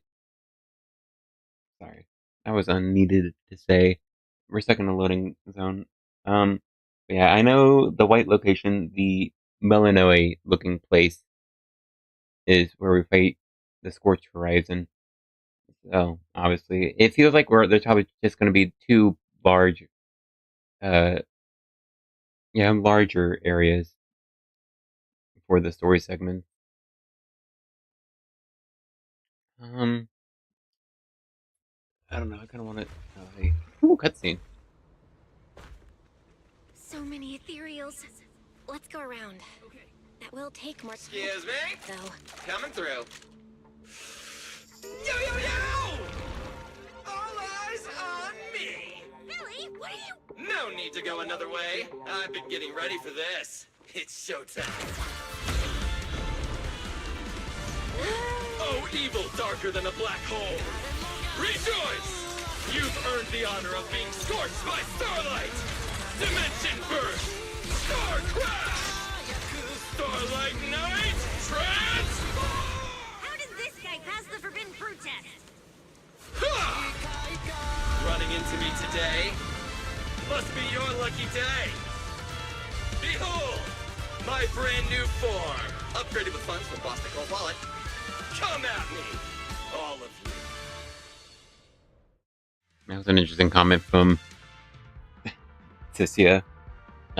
In part to him just deciding to... What do you think, manager? Cost me a fortune to get this super powerful form. That motorcycle out of nowhere. That must be where the Denny's went. I concur. This is a must-have for knights. I'd willingly trade an arm for this.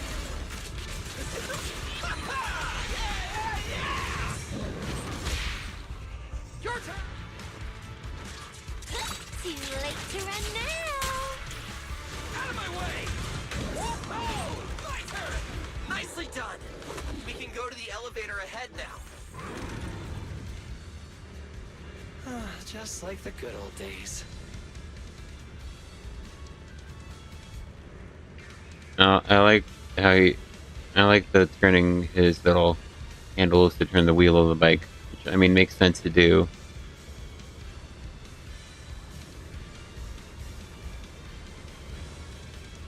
It probably is sliding around in a kind of silly way, but I think it's trying to be correct with the ground, and so it looks right for the most part. Instead of just like see any like actual error. But it's just, you know, I don't know. Still, I think it's cool to see. It's also interesting how he probably isn't the fastest character. Running, even though this is his run.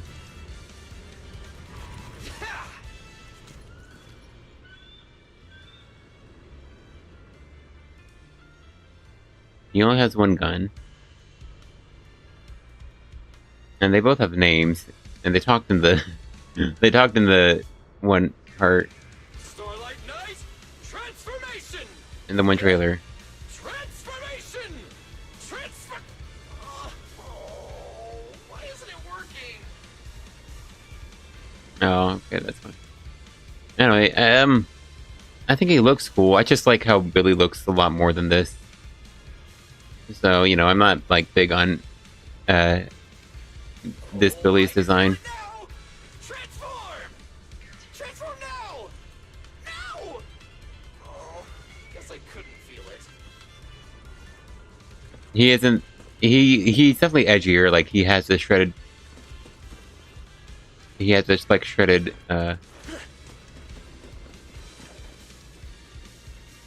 He has a shredded. That's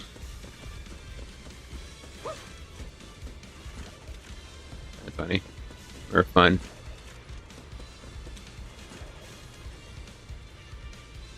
Like he has a biker jacket. He's all in black now. He has a chain on his right arm. You know, the red as well. And then just the shredded scarf.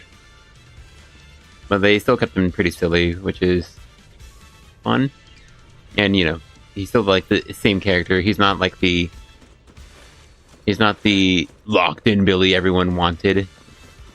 I say everyone, but like his biggest fans who say Billy is as strong as a Void Hunter. On the power scaling side of things, people really hype up Anby and Billy as being genuinely Void Hunter level characters. And while Void Hunter is just a title, it's given to the strongest characters, and the characters we do have that are labeled Void Hunter are the legitimate strongest characters in the game. By a wide margin. There is a very big gap in power between Miyabi and Zheng Wang, and even Yixuan, who stalemated with Miyabi just to hype herself, be hyped up in her trailer. But there's a big gap between those three and someone like Billy. And someone like Sanby. And they're probably stronger than Cissia, but not by much compared to how much these two would be gapped by someone like Miyabi or Yixuan. So, you know. The answer is most of the characters in the game are probably a relatively similar power level, except for like the super weak children and Astra. And, you know, I say super weak children, but not to include Sukaku in that group. I mostly just mean Suna and Astra. But like they're like probably the weakest individually of the main cast, but even they probably have a smaller gap between them and Billy than Billy has between him and Yixuan or Yesheng Wang, until they need to, like, you know, narratively power creep them and make them, you know, get knocked down by a new big bad. Oh, wait! I see some traces of ether.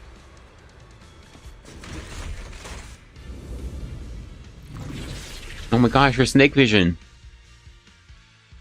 Oh, hey.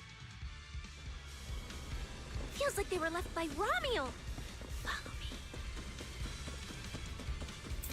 Like how she whispered, "Follow me," and I thought that was funny. That looked like some one place we could go back to. Oh, also, yeah, actually, I recognize this area. And so I knew that loop around. Wait a second. Well, the game froze. Alright. I knew it was doing something like that, but man, the game froze? Excuse me. Under the blazing sun, an unseen army lays claim to the land, its domination etched in searing pain. The raging winds whip the sands into a furious uprising against the sky.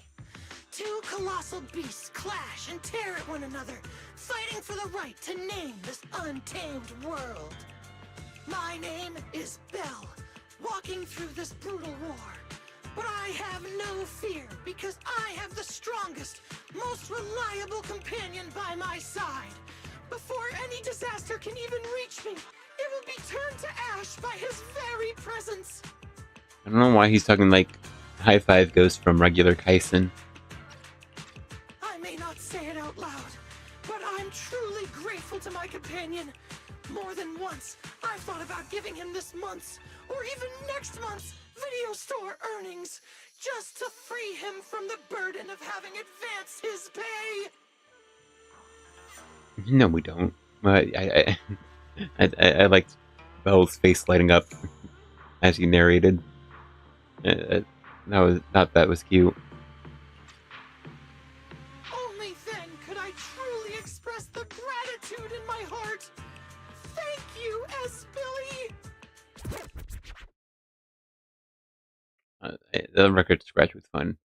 Honestly, dang, I kind of want to go back to the music because I don't know how what the music in this area is kind of going for.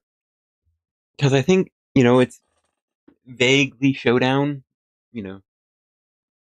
It's not. It wasn't really Western. Excuse me, though.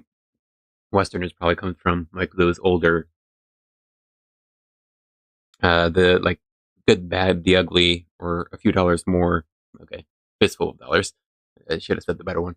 A Few Dollars More is so good. Just you know what? Yeah, A Few Dollars More was so good and fun, but Fistful of Dollars is like the really good one. But yeah, but like the Good, Bad, the Ugly is probably where a lot of like Western type of music come from. So just because it's not the Good, Bad, the Ugly doesn't mean it's not Western, but it gave less of that vibe and more of the impression of like a samurai type of movie for some reason. Which I mean, it's a big thing for me to say because I don't watch that many samurai movies. But I say that because the record scratch it was doing a sort of more traditional type of music combined with the more, I don't know if synthé is the right word, but sort of electric style of Zenless Zone Zero's music, and then they give that record scratch. And this is all to say, it reminded me of Samurai Champloo for some reason. Wait, that's not what I was thinking, or sound like. So that's why you slowed down and stayed behind me to do that weird narration? Alright, I don't know why that's not what I was thinking at all.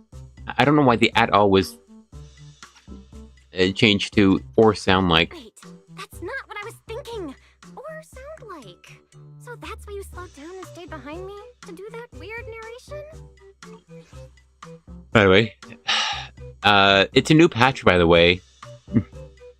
There are several deviations between the spoken dialogue and the typed out text. Epic?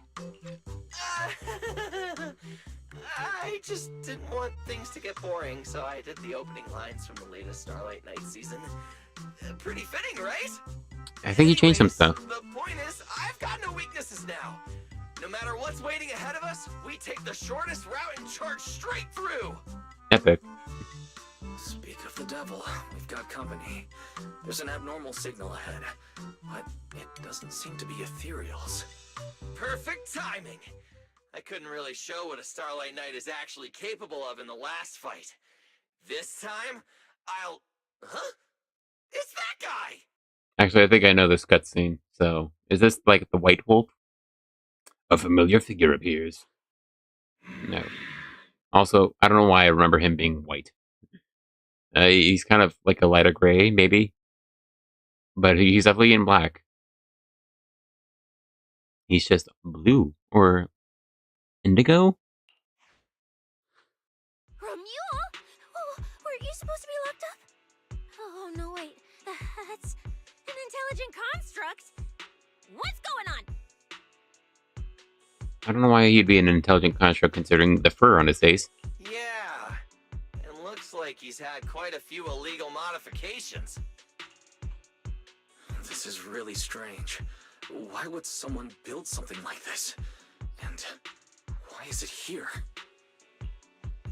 Hostile target detected. Initiating eradication mode. I forget how freaking 2.7 ended. But he was locked up, right? And so, is the gist that... I mean, it has to be that Topps is using Romuald as a basis to make copies and robots. Oh, you know, I think I've heard the term, at least in the trailer, of anti-Void Hunter weaponry. Which again, I guess the mayor does select the like strongest people ever, but you know, it's not like they're okay. They could be, but it's not like they're technically at this point in the story like historically mythological beings with legendary weapons. They just happen to have legendary weapons and then got a title. Well, this thing doesn't seem that intelligent after all. No, neither does Billy, man. So what? Time to show them the true power of a Starlight Knight. Leave it to me. Unknown signal interference detected. Running diagnostics now. Don't worry. We'll take care of it in no time. I can't believe I have to go through this.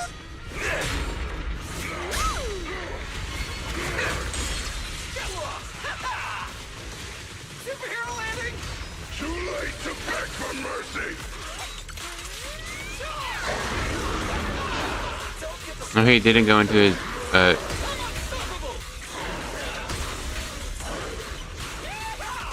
Oh, did I miss that?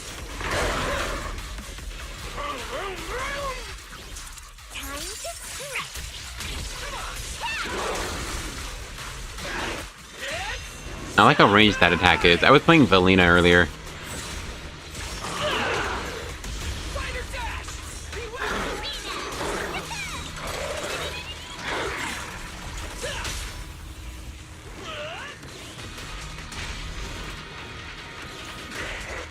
I got him.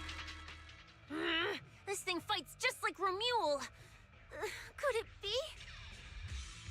Under sustained attacks, Mech Romuald finally drops to the ground, unresponsive. Don't worry. Enemies like this are nothing to S, Billy. Bring as many as you want. I don't know.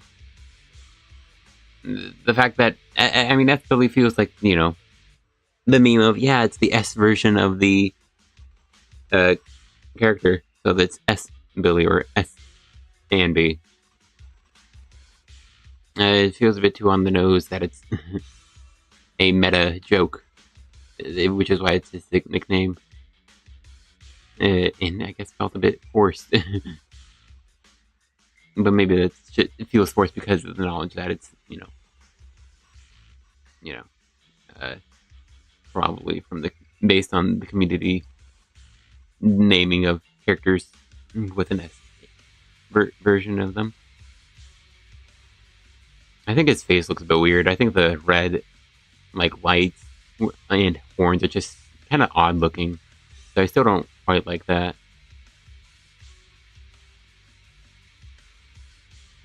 Yeah, I'm not a big fan of this Billy. It's a bit much.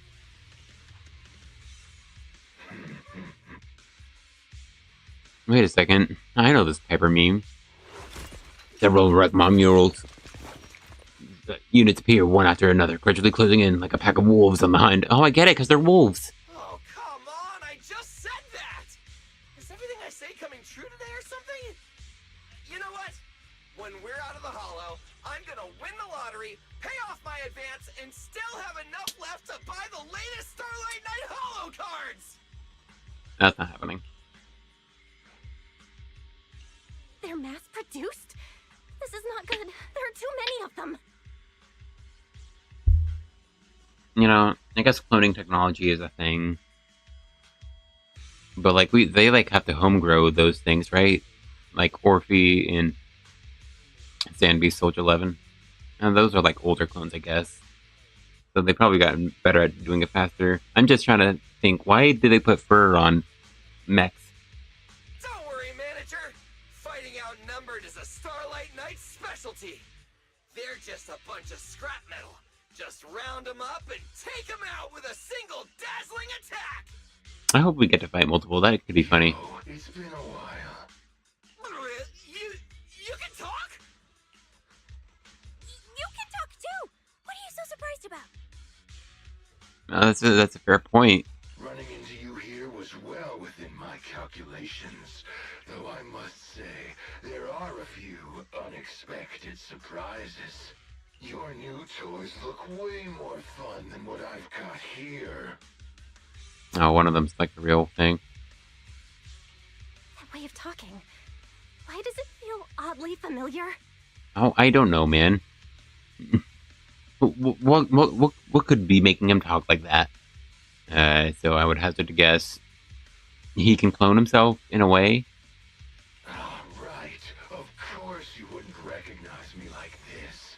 Here, my business card. What business card? Oh no. Manager, something's wrong. I can't move. What's going on? Billy's systems are reading normal, and I'm not detecting any ether-based attacks. It's a multi-vector Trojan! But my firewall is brand new! How is this even possible? Dang, should have worn protection, Billy. Sorry. No firewall can hold against Trojans forever. There'll always be one that finds its way through. In a closed network like this, release millions of Trojans in a second, and one will inevitably break through the walls. Unless your opponent can build millions of walls just as fast. Dang. Billy's second fight in this form, and he's already got a virus. Now then, aren't you gonna come out and say hello, fairy? Ah, wait. It makes much more sense. So these are Romulo clones piloted by Yokai. You're not Ramiel. Why are you here? And why are you using Romule's identity? I mean, first off, why not on the second part? So, like, why is that the question? Why? I think he meant more like how. Don't spoil the fun of our little hunting game. Well then, hunters who become the prey, your guns won't fire anymore. So tell me, how will you survive when the wolves start closing in? Don't worry about me. I'll figure something out. Cissia, protect the manager. I think that could have been a bit more fun if his voice like glitched out and it was like, you know, with an actual like a little effect. Are you ready, my prey? I'm gonna start counting down. 3, 2, 1. The hunt begins.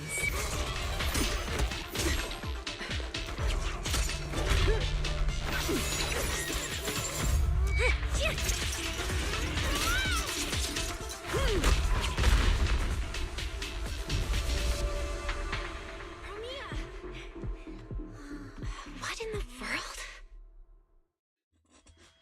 Dang, these guys are so mid. Whose orders are you following? I should have let us do the boss fight, man. It's been so long. Let me play the game, man. Promeia had a backup plan. She traps Mechromule. Hoping to extract some useful information, but the light on the night flickered briefly, then goes completely dark. It was forcibly shut down. It's gone.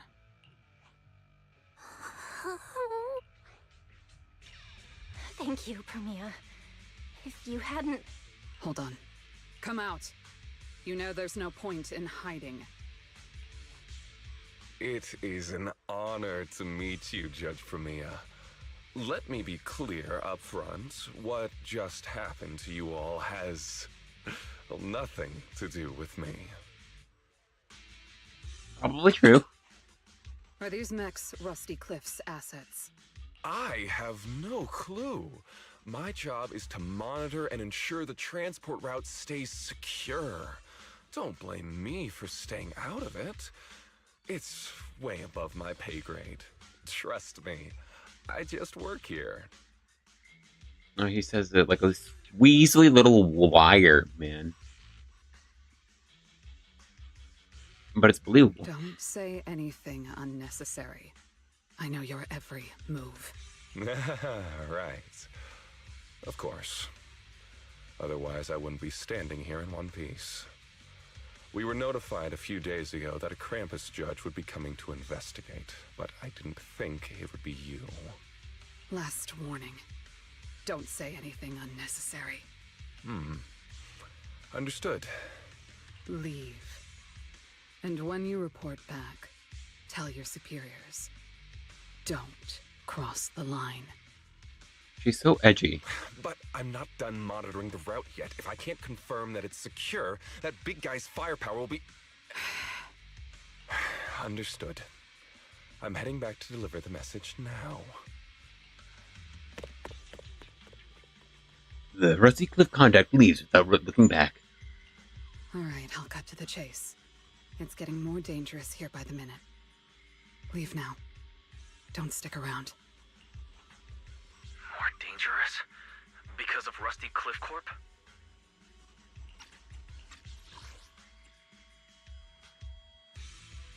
I think they kind of want to have Promeia not say much, like hold on, come out. Like all of her lines are like visibly like one lines long. At least in this menu, like even the contact is often getting to a second line, but Promeia doesn't even reach Wise's head on the screen. And to that extent, I would just entirely cut out, all right, I'll cut to the chase. And just leave it at, it's getting dangerous here by the minute. Leave now, don't stick around. Or even take off the, it's getting more dangerous here by the minute. Let her be a bit more mysterious and angsty with the leave now, don't stick around. How much do you know? You film Promeia and what you've heard from Caesar. Rusty Cliff promised they'd keep a low profile and wouldn't disrupt normal life in the Outer Ring. Looks like they're starting to cross that line. Go home. You don't need to get caught up in this. And she is so angsty, edgy, and awesome and cool, but also sounds like she's falling apart emotionally. No, we can't go back yet. Like, subtly. Reason. Yeah, see, they're trying to make her not talk too much, but she's still talking a bit more than I think they could. It's hard to have brevity, you know? We're looking for Romuel. It's about the competition. You bring Promeia up to speed on everything Cissia and Billy know. But what about everything we know? Okay. Well, I guess. So, that's the situation. We'll do our best to avoid tops. Whatever their goal is, as long as it's not related to Romuel, there's no reason for us to get involved. I'll go with you. You mean you'll help us look for her? No, she'll go with us. That's what she said. Yes. Rusty Cliff won't bother you with me by your side. Oh, fair enough. Wait, I object! This is way too suspicious. You're with Tufts. True. Why would you suddenly help us? True. This has nothing to do with your mission. Also true. Well, actually. I can't disclose the details of my mission, but I'll tell you what I can. I'm investigating the big guy that Contact mentioned. It was suddenly deployed after the incident at the competition. In addition, according to Krampus intel, Rusty Cliff is also actively searching for Romuel. Following those leads led me to you. I'm afraid this is not a coincidence. I mean, I guess, man. Yeah, I mean, yeah, it makes sense. She's keeping track of people who are searching for someone who we're also searching for. So if we find the person we're searching for, we find the person they're searching for, and she can get a better track on the goals of the people she's keeping track of. It all makes sense. So I want to find her too, and ask her what she took from Rusty Cliff. Or what Rusty Cliff wants from her. So, the incident at the competition, Romual's whereabouts, Rusty Cliff's operations in the Outer Ring, these are likely not separate events. They're all connected by an invisible thread, and Romual's holding the other end of it. We're like a tapestry of woven noodles, weaving it through the annals of history, you know? Anyway. And I was also going to say, they did the thing. Competition. Romual's whereabouts. Rusty Cliff's operations. It was like that. It was like Sith magic, or it was like dark magic cloning. Secrets only the Sith knew. They did the thing where they talk in threes, where like they surmise things in threes. I don't know. It should be a neutral operation, but it reminds me of a really, really stupid Star Wars quote. So now I think it's bad. Let's team up. Let's team up then. No matter what the rest of Tops is like, Krampus can be trusted. Sure, man. Seems my colleagues left a good impression. Don't worry. I'll make sure I live up to it. Thanks, man. There we go. I can move now. Oh, hey, Billy, what's up? A comprehensive scan and cleanup have been performed on Billy. His firewall has been updated to isolate unauthorized data packets disguised as local hollow environment data, especially deceptive distress signals tagged Starlight Night. Dude, you saw a distress signal labeled Starlight Night and you downloaded it? You're in the middle of a hollow. What was that last part? That's oddly specific. Was that what got Billy? Anyway, thank you so much. Manager's AI assistant rocks.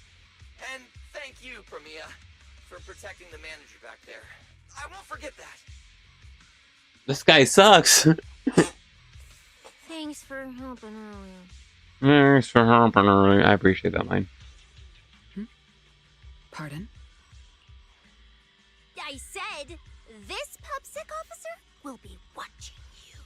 The second I spot any suspicious behavior, I will call in a truckload of backup from public security.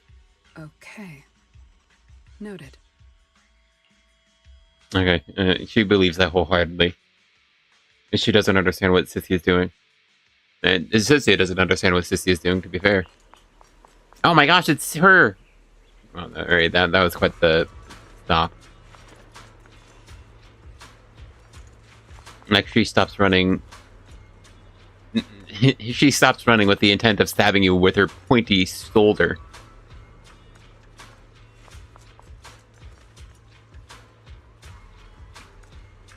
I don't know, I think she's kind of cool. Oh, she's like a bird, man. She's like a little bird. Oh, hey.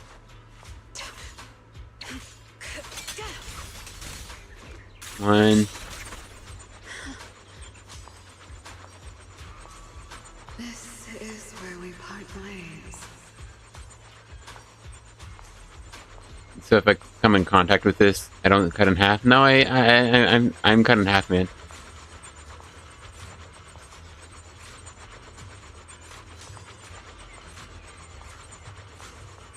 I don't dislike the idea of like her just being in like a two-piece sort of thing. But I do think I quite like the sort of, I don't know how to describe it, sort of black, the mesh sort of thing they decided to add on so that she's actually sort of wearing clothes.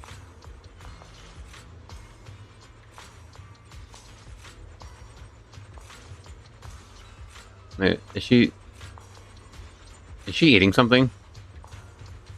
She definitely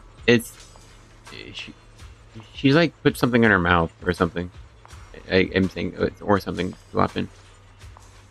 Because is this solid? No, there's no solid objects for me to walk into. Look, up ahead. Oh yeah, we saw that a while ago, though, man. All right, I think is this a wall? Yeah. All right. And for some reason, yeah, I guess she just wipes her mouth. It almost looks like she like subtly eats something because she opens her mouth noticeably. I don't know why. It looked to me like she was eating somewhere. Her hair is definitely really long. It's absolutely blustering in the wind, but it goes down to her ankles as she's in heels, and it's tied up. So like she has really long hair and a lot of moons and something written on her. All right, it's only in cursive though, which I think it means it's in English. But what does it say? Dang it, it's in that unspeakable language of cursive.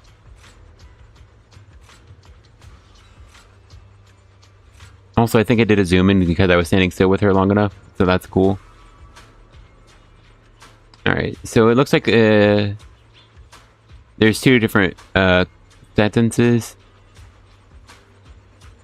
Yeah, just two different sentences.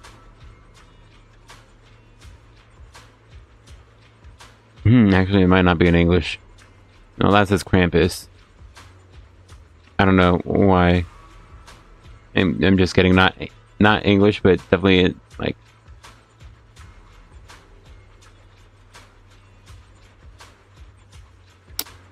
Jeez, like the third letter on this rightmost one here, it looks like it says hints, which can't be right.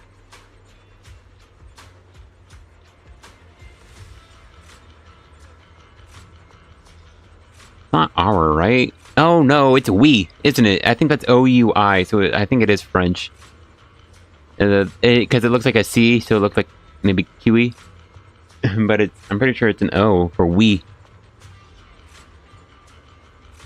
It could be completely wrong there, though. But yeah, no, I just can't read that.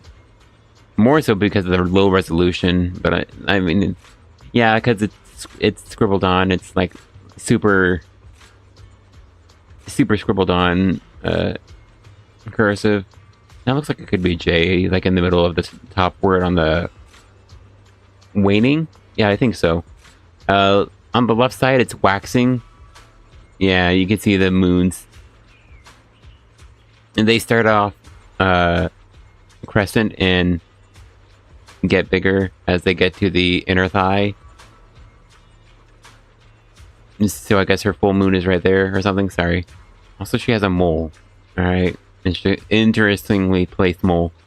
But yeah, she goes like a waxing crescent as the moon gets bigger, and then it starts getting smaller for the waning.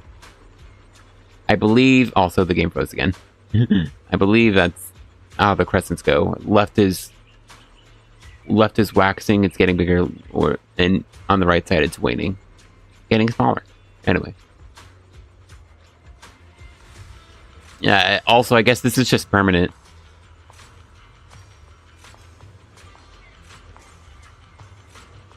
The ball on her neck is weird. I still don't know what that is, aside from like chains and stuff.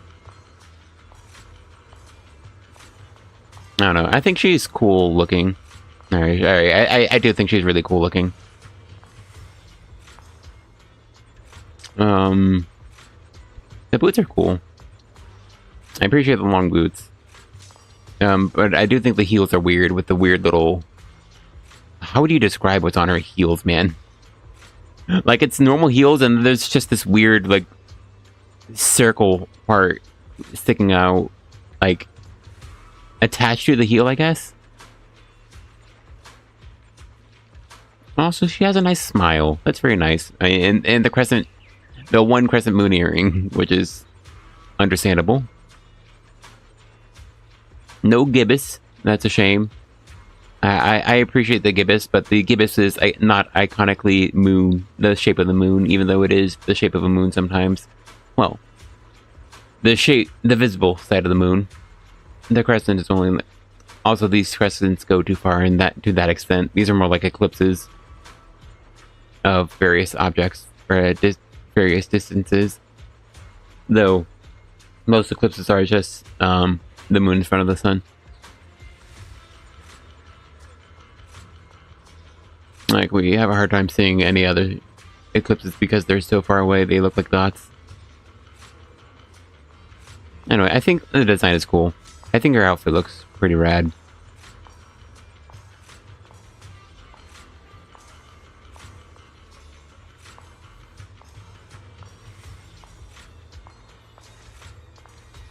And I think from what I played of her, I think she is kind of fun, so I was somewhat tempted to get her, but Orview was a higher priority, and so was Norma.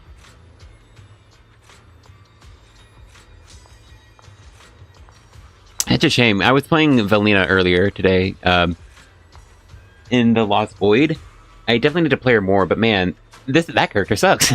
I don't enjoy playing Velina at all. There's probably like... It was playing her without looking into her at all, which, you know, yeah, so the mileage may vary. But unfortunately, I was playing her on, I was playing Velina in Lost Void, which is a boss rush right now, so I was, like, spamming on the freaking first boss's Notorious Butcher, which I already frustrated me for the most part, but, like, I don't know, for a lot of the bosses, it just felt like the team just kept getting hit. And it feels like Velina is just not a fun addition to it, like a team. I need to play her with other ones because it's probably fun elsewhere. But with Bernice, which unfortunately was the one I was trying to play, that was not fun at all. Like, I am so uninterested in getting Velina. I really hope Remiel isn't tied to Velina because, man. All right, my first impression of Velina is really negative. All right, let's see how this goes. Hey. She put her cloak back on. It also has the crescent moon on the back. These faded ethereals, we've seen them before. Ramiel did this. We don't need to fight, but they're totally blocking the way. Let's move them out of the way. A sculpture like ethereals blocking your path. The group spent some time moving it aside. Bit of a hassle, but it's better than fighting. Alright, let's keep going. Where did you move it?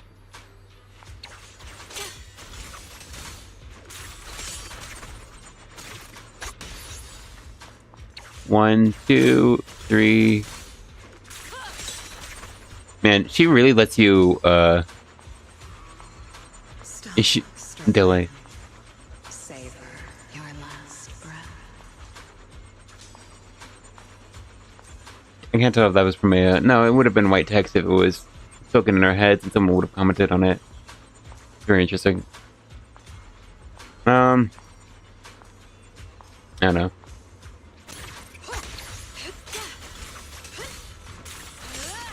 She really delays it. Krampus never harms the innocent, and you don't qualify.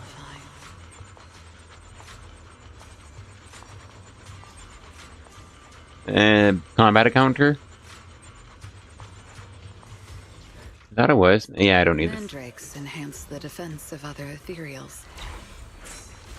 For efficiency, we should take it out first. Of course. Oh. If you prefer to toy with your enemies, you can save it for last. Oh, okay. Oh no! We'd rather just get it over with. Right, manager? Of course. Let's focus our fire on that mandrake.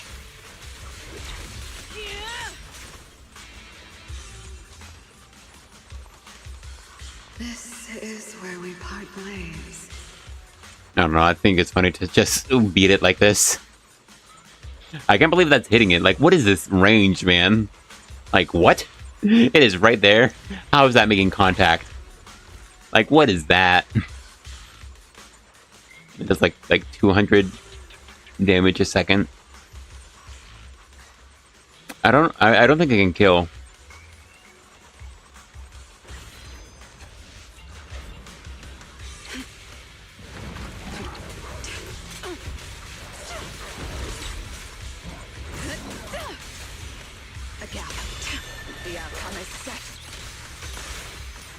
Yeah, I think she's cool. You just build up stacks and hold it. It's very ordinary. This is the will of Krampus. Her ultimate is fine.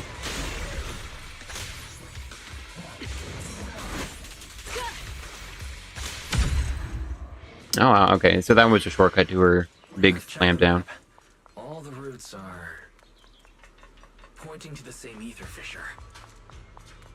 Hey, so where did we shove the big guy? Was here. She would have passed through that fissure. Okay. Oh, all the way over there. Alright, well, that was a fun combat encounter. Why is there so many... why is the area big enough to run around in? Oh, there's nothing to do. Where's my truck? I don't have my cargo truck. I can't even break this box, dude. What is this game? What is this world? I do not want to live in this world. Ether surges through a fissure that appeared out of nowhere. The only way forward is to go through. Head through? Yep, current route's well within the safe zone. You're good to go through, Belle. Alright. Sorry, I'm taking, like, way too long.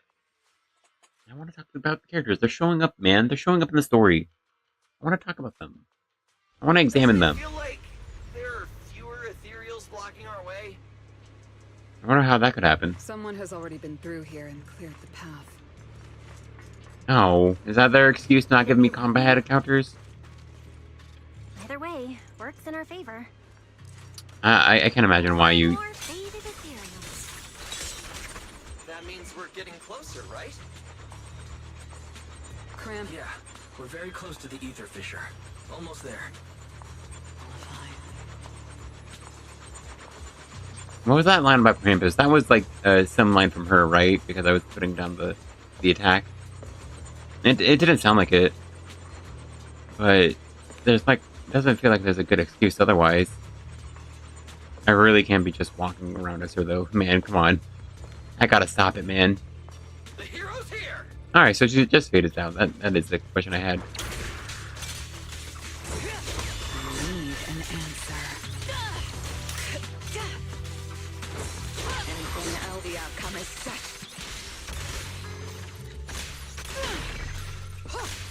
Face your judgment.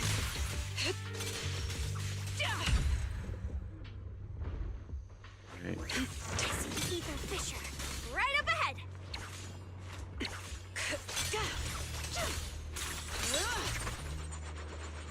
I don't know how it feels. She has like a sort of string thing going on that Evelyn also has. They almost feel a bit derivative, or in some ways, Promeia feels derivative of like an edgier Evelyn, and the only unfortunate thing is that their gameplay feels similar.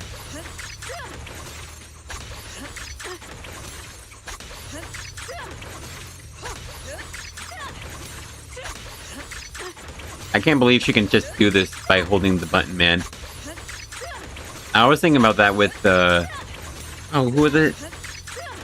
Didn't someone else also? Who was it? I also did a Hollow Zero run. Okay, I didn't finish it. I got too bored. The boss rush is not interesting enough. The fights take way too long. But I did a run with Hyrois as well.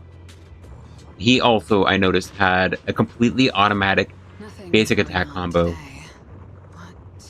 Should I do? I think she's bored.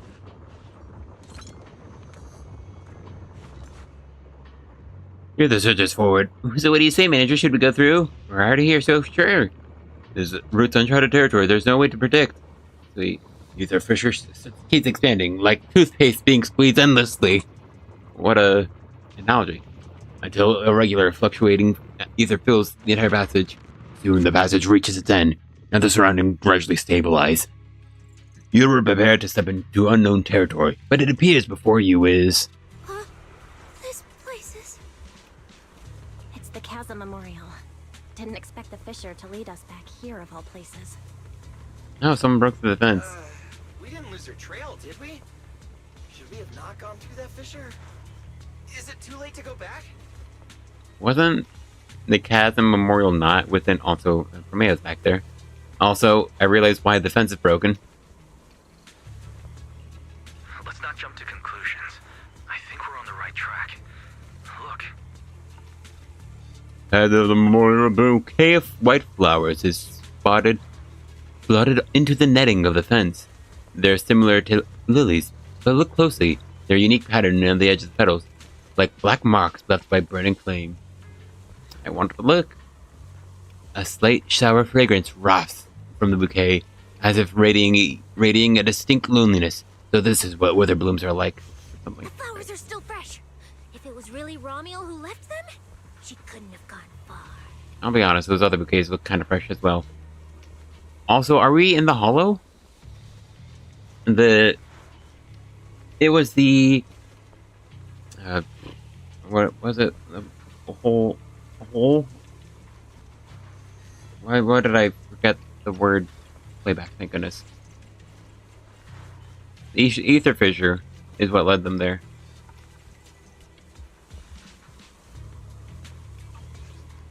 This isn't the place Belle and Wise were, right? This is just a very long fence that somehow goes outside of the hollow. But where should we go now? The trail ends here, and there's no one around to ask. It's about to say that the outer ring is canonically on the other side of Hollow Zero. So what's this memorial? I mean, it makes sense to have a memorial anywhere. It was a big tragedy and all stuff, but wasn't the memorial in the direction, facing the direction of Hollow Zero? I thought. I don't know, I'm kind of confused on locations now. They really shouldn't have given us a map. Why did she come here? Why leave these flowers? What could it mean? She did it in threes, by the way. Maybe they're for a friend who passed away. But why wither blooms? They're so old-fashioned. This must have some special meaning to her. We just don't have enough information yet. Yeah, fair enough. They don't know she's ancient. Over 100 years ago, the alias Romiel. Pink hair? Did you think of something?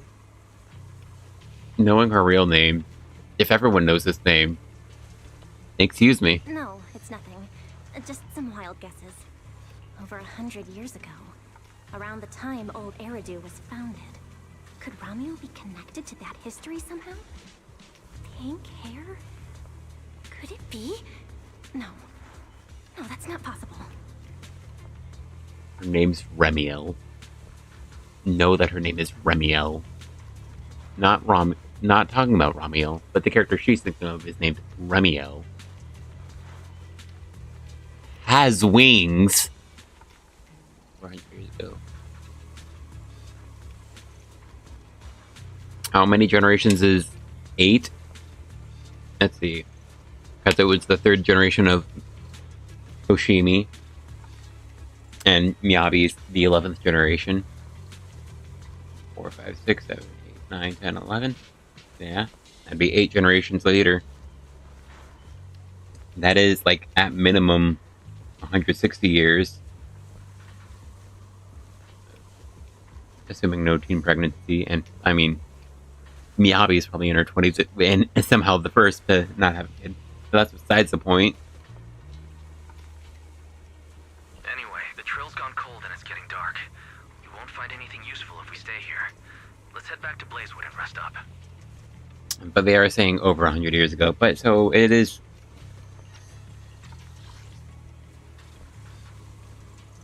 over 100 years ago. I'm just saying, it's close to 150 years ago. It feels like... because the Void Hunters were... given their title by the mayor of Eridan in that time, right? That's how the lore trailer talked about it.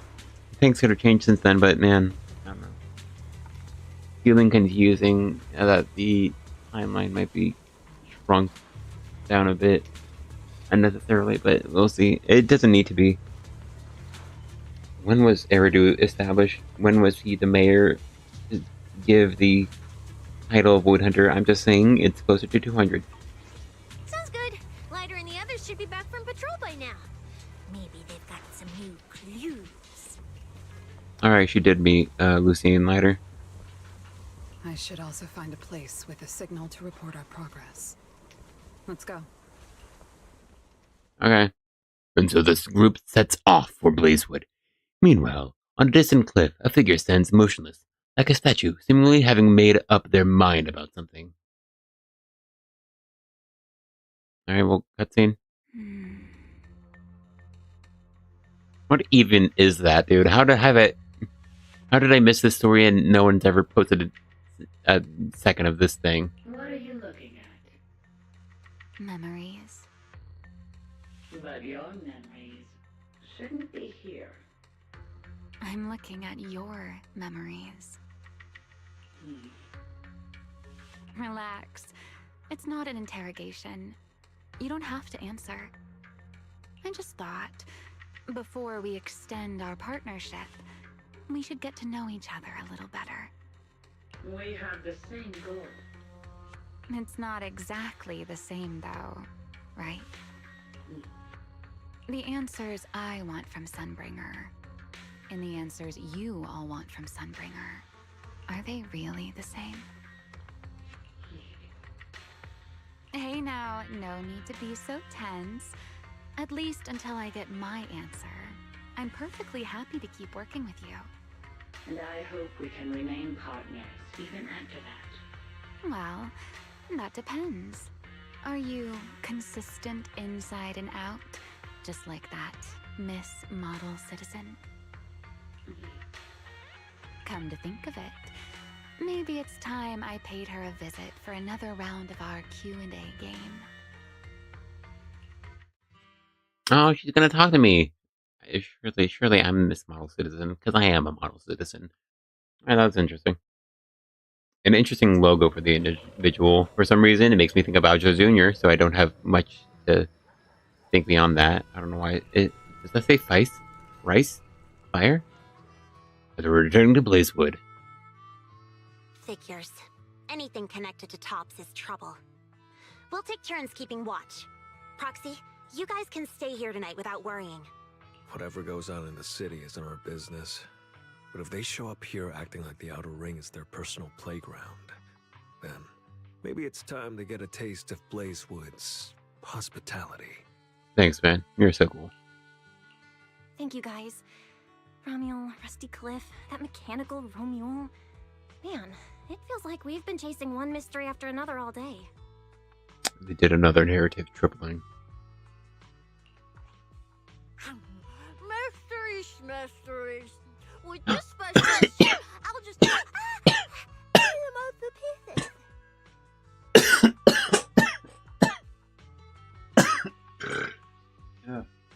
pieces. Sorry. Excuse me. I did a gasp because... oh my gosh, she said my name! That's me! She didn't say my name at all. That was the comedy between written and spoken, but sorry, I coughed through that because I did my exaggerated gasp and swallowed spit. Mysteries. With this specialist here, I'll just him up the pieces. With that, Cissia resumes her struggle with a bag of particularly tough jerky. Cissia, need a hand? Check it out. My new armor's got fingertip micro thruster assist. Stop! Dumbass, you almost got tricked by the enemy. Hands off my snacks. Stop! Dumbass, you almost... Hey, don't be so mean. I mean, earlier you were all like... Shoot! Shoot! Go chat with them. Don't even think about my jerky. I think that's fun.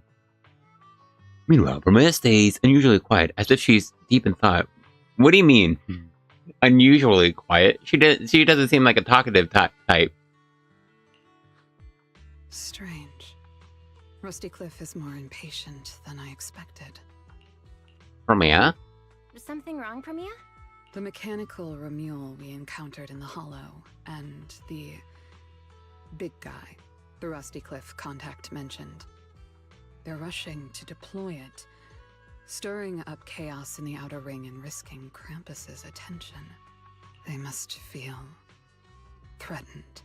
Threatened? Who could possibly threaten Tops? Those monsters... Those big shots. Maybe they're running out of time. Or maybe it's Ramiel. That W engine she took. She must know something even Tops's upper ranks would fear. Or perhaps she possesses something they desperately want. Fair enough. Looks like we need to find Ramiel soon. We pinned down her general movements today, and she might still be somewhere nearby. If we expand the search tomorrow, we're bound to find something. Indeed. Right now, Sons of Caledon stretch pretty thin, but if something urgent comes up and you need help, just say the word. Let's put that trouble aside for now. Hey, Lighter! I heard you're the champion! So, have you ever met the Caledon Reaper? Are they as terrifying as the stories say? I've heard a few stories. They say they're the quiet type. Deadly. Ruthless. Moves like a shadow. Then again, who knows? Maybe they're actually the kind who budgets carefully just to take photos at themed restaurants. So cool.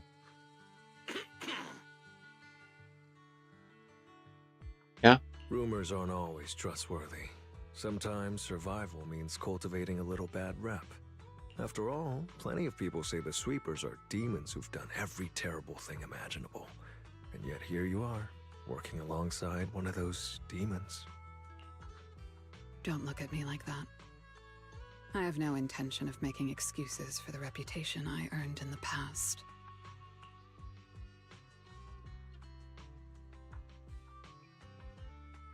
I think it's nice to remember, yes, Promeia is also, for some reason, also from Caledon, which, you know, I guess, yeah, we have Cissia and Promeia both from Caledon. I say Caledon, I'm in the Outer Ring. Oh, I both have history here. It's just so coincidental that of all the characters, Promeia happened to be on these missions, therefore, she happened to be met.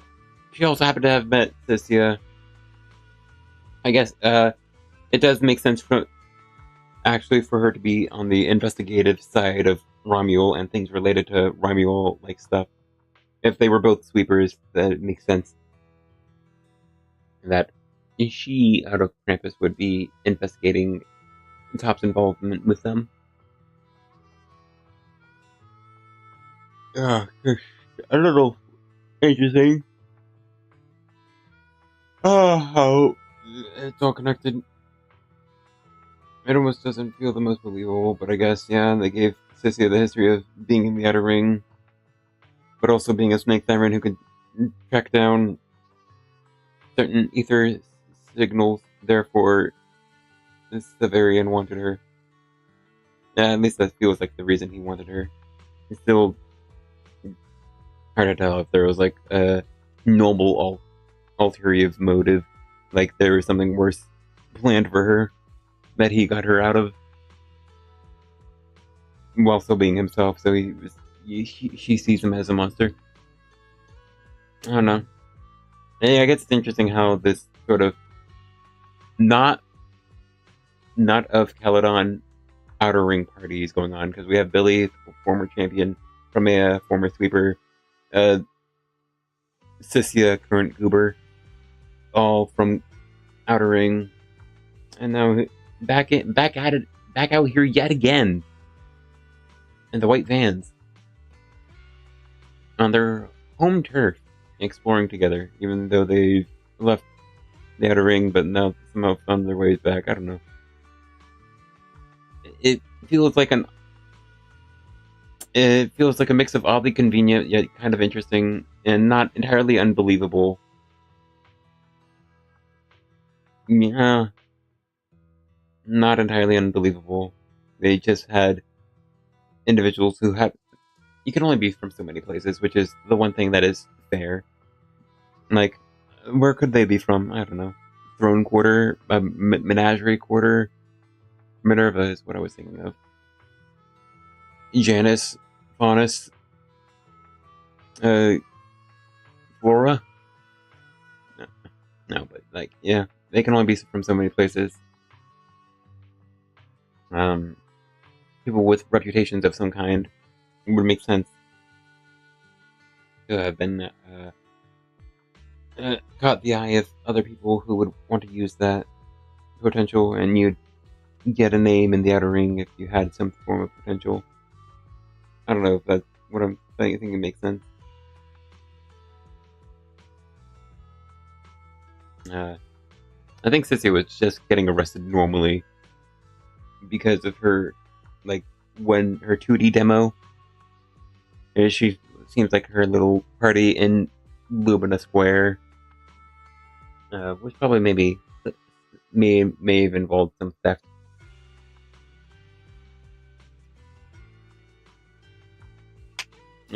But maybe she was taking a fall in a different sort of way, or Severian used that opportunity to illegally contract her as Snake Siren to use her Snake Siren abilities for his own personal means.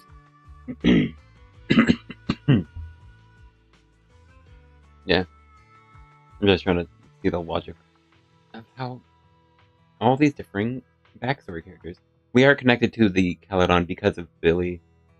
Yeah, no, our connection to them is from Billy. So it makes sense to have these, like, just that corner of it. I think it does feel a bit believable how the differing, like, groups not of Caledon and no longer of the Outer Ring still returned here together with us on our little adventure.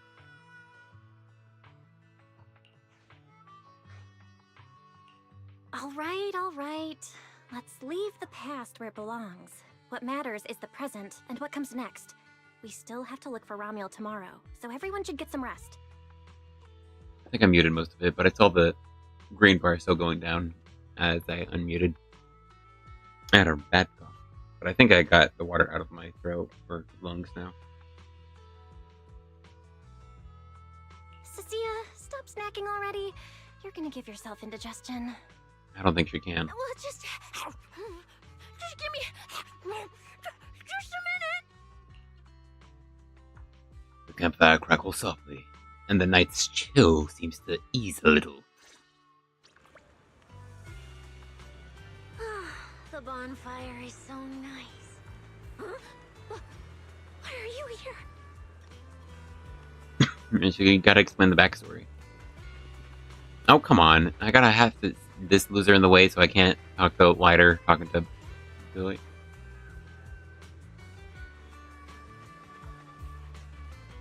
Freaking Pulchra's here.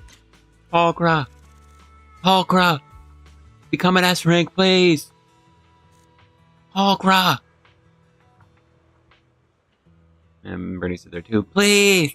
Become an S rank! It sucks to like a character who ends up just being a freaking unplayed A rank. I can't believe she doesn't actually playing. I was doing Orphe's demo a few days ago because I don't do those in a timely manner, but I wanted to do the polychrome. And instead of playing as Zanby, I was just like spamming Pulchra's attacks, waiting for Orphe's aftershocks to kill things. I actually quite like her basic attack string. I think it's actually quite a. I think she has a basic, but I think fun feeling basic attack and dodge combo. And I actually quite like her hold basic. It's a bit delayed, but it puts her in the air, and because like you were fighting the brutes or the basic enemies, but also the enforcer, I think their attacks are like low enough that Pulchra puts her body airborne, which commonly, I don't know if it actually has iframes, but it dodges the hitbox. Excuse me, sorry. I actually just quite like Pulchra's on-field moveset. And also Big Daddy knows her. The ones who's always with us, Cissia girl. You know Promeia? Yeah, I remember her. She used to be pretty well known among the sweepers. Word is she switched identities later on, pledged loyalty to someone. We needed her for the investigation. I'm not worried about that. The Outer Rings winds kick up too much dust. Everyone's got a past they can't scrub clean. Past doesn't matter. What matters is the road they're walking now. Shinsi chose to work with you. As long as she keeps it clean and plays by the rules, I won't ask questions or interfere. Everyone deserves a chance. Second chance. She's definitely different from before. Alright, thank you, Big Daddy. Your commentary was accepted. I think the back of this shirt is pretty cool. I don't even want to talk to her, man. I won't even read this. Can't say for sure. It depends on when we wrap things up. Whoever Lola is. Hey, wait. Steel Tuck is parked nice and proper here. Not blocking the main road. Besides, whenever the Tuck parks, that spot automatically becomes the safest parking lot around. Shouldn't that make up for some of the fees? Parts stored maintaining Steel Tusk. Okay. Hey, Cissia. Hey! Why do you keep staring at me? I'm warning you. Don't get any ideas. I'm not the kid who ran crying all those years ago anymore. I've got friends now. Proxy's as strong as Phaethon, the second in command of the Cunning Hairs. And I'm now a specialist for public security. I even got a big shot boss who, really values me, I think. True. The music is unserious. It is a good time type of music, rather than any fearful intent. Which makes sense, because Cissia is just goofy, and we know Promeia wouldn't attack her normally, but I don't know. It just makes the scene not feel as serious as maybe it could be for the terrified Cissia and the overly serious Promeia. I'm not scared of you anymore. Who says, full of fear. Yeah, Promeia, why are you breathing into my headphones? Guys, you good? Is something going on? Oh, we're good. What could possibly be wrong? It's just she... Hurry! Stop staring at me! Sorry. I was just reminded of something from the past. Promeia looks up, gazing into the distance. The same kind of stars, the same kind of night. Her thoughts drift back to the day they first met. Oh my gosh, it's blood. She murdered someone. All clear. Oh my gosh, that's a lot of blood. She murdered those people. Wait, this ring's straight up plastic. We fought her for nothing. Just two left. Let's leave. If we don't get out of here before the sweepers are back, we're done for. Not my target. Found you. You're the last ones. Squelch. What is it? Why does Nicole have the same little target symbol on her? That was right there. Oh, she has Chalky even back then? That's so cute.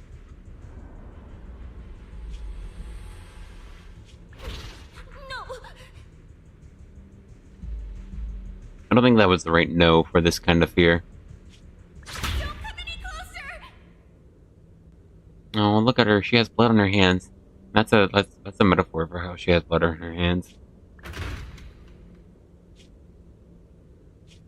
Didn't get to pet the little snake.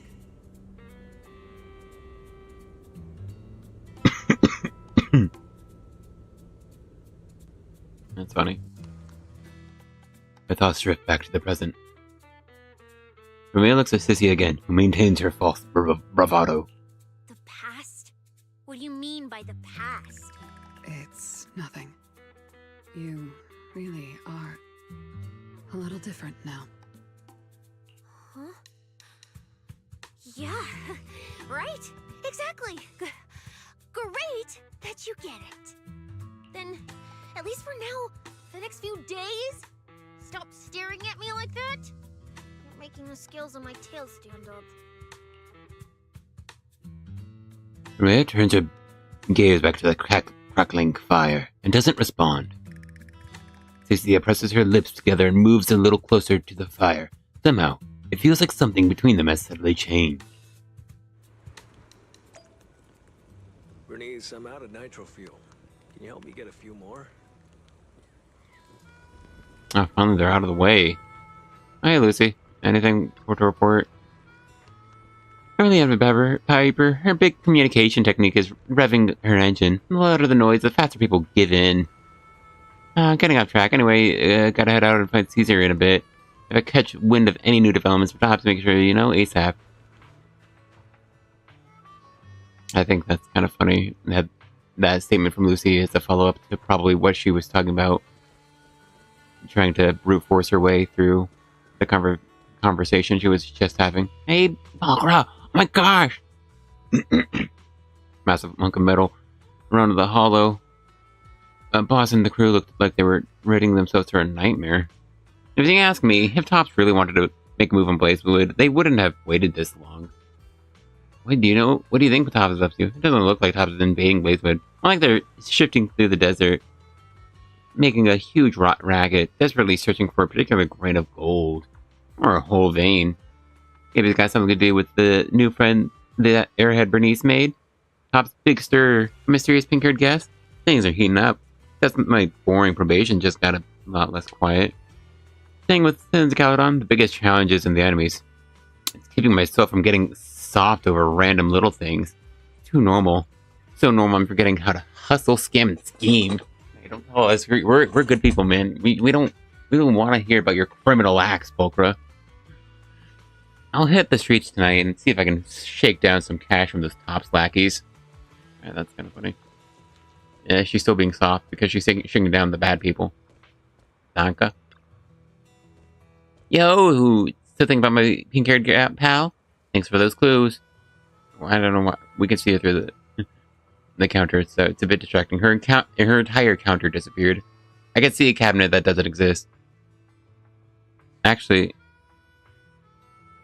you can see sort of back there, like to the right of the big golden nitro fuel container and dispenser, the stack of cups in that box, right directly below those tongs. You could sort of see where the corner where the counter is fading, and behind it is another line slightly to the left. I can't tell if that line is fading. I think that's a solid line.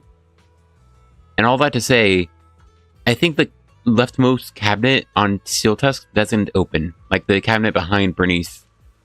Like she has one there behind the microwave. And it looks like you can see the handles to another two cabinet doors below those cups in the back. And they're right below the mug that's sitting on the disappearing counter. So I think based off where the line of the left door is that it's behind the counter, meaning that door doesn't open. I'm pretty sure that's exactly what's happening here. Oops, it's a bit too far. Oh well. I feel like that's a mistake I'd make, making a 3D model, which, I mean, all I've done is, I think, is a refrigerator. I don't know how I passed that class. See, enough nitro fuel to make everything come flooding back. Though I think it was, think about it, the way she chugged nitro fuel was pretty special. What does that mean? She's not bold and wild like me, even though she drank a lot. She was so quiet about it. Like she was carefully savoring every single sip. She said it was her first time drinking it, but she looked way more legit than those nitro fuel hoarding connoisseurs. It made me feel bad for chugging mine so fast. Man, if there weren't so much unrest in Blazewood recently, maybe she could have stuck around longer. Could have gone another 300 rounds. But hey, anyone who can handle nitro fuel like that can't be a bad person. When you guys find her, make sure you talk things over. Sorry, I'm bad at reading. Come by next time my tree, nitro fuel. Oh man, gotta do my homework on that one. Reduces already daydreaming about her new nitro fuel recipe again. But even with all those details, Romeo remains as mysterious as ever. Yeah, that was useful. Yeah, you can see there's this split here, and that's the split between the doors, and the end of the doors have this little part right here. You know, that's the end. That's where the hinges are connected to, and so that part of this door is behind here, meaning this door right here does not open. I think that's funny. And that was all. Oh my gosh, it's Pulchra! I know that leafy vegetable. I have no idea what Tonka is. I'm trying to see. I think those are like gas nozzles. I can't tell if that's either a gas nozzle or a woman. No, I'm pretty sure it's a gas nozzle. But don't you see the woman in a dress? Like she's in the dress there, and then the last one has her arm sticking up. That or her face coming out of its socket. No, I think it's like gas pumps, which is confusing.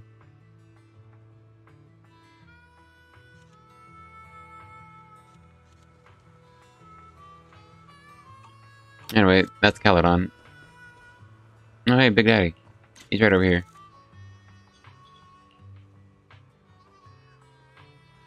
Sorry, I wanted to get that loser out of the frame.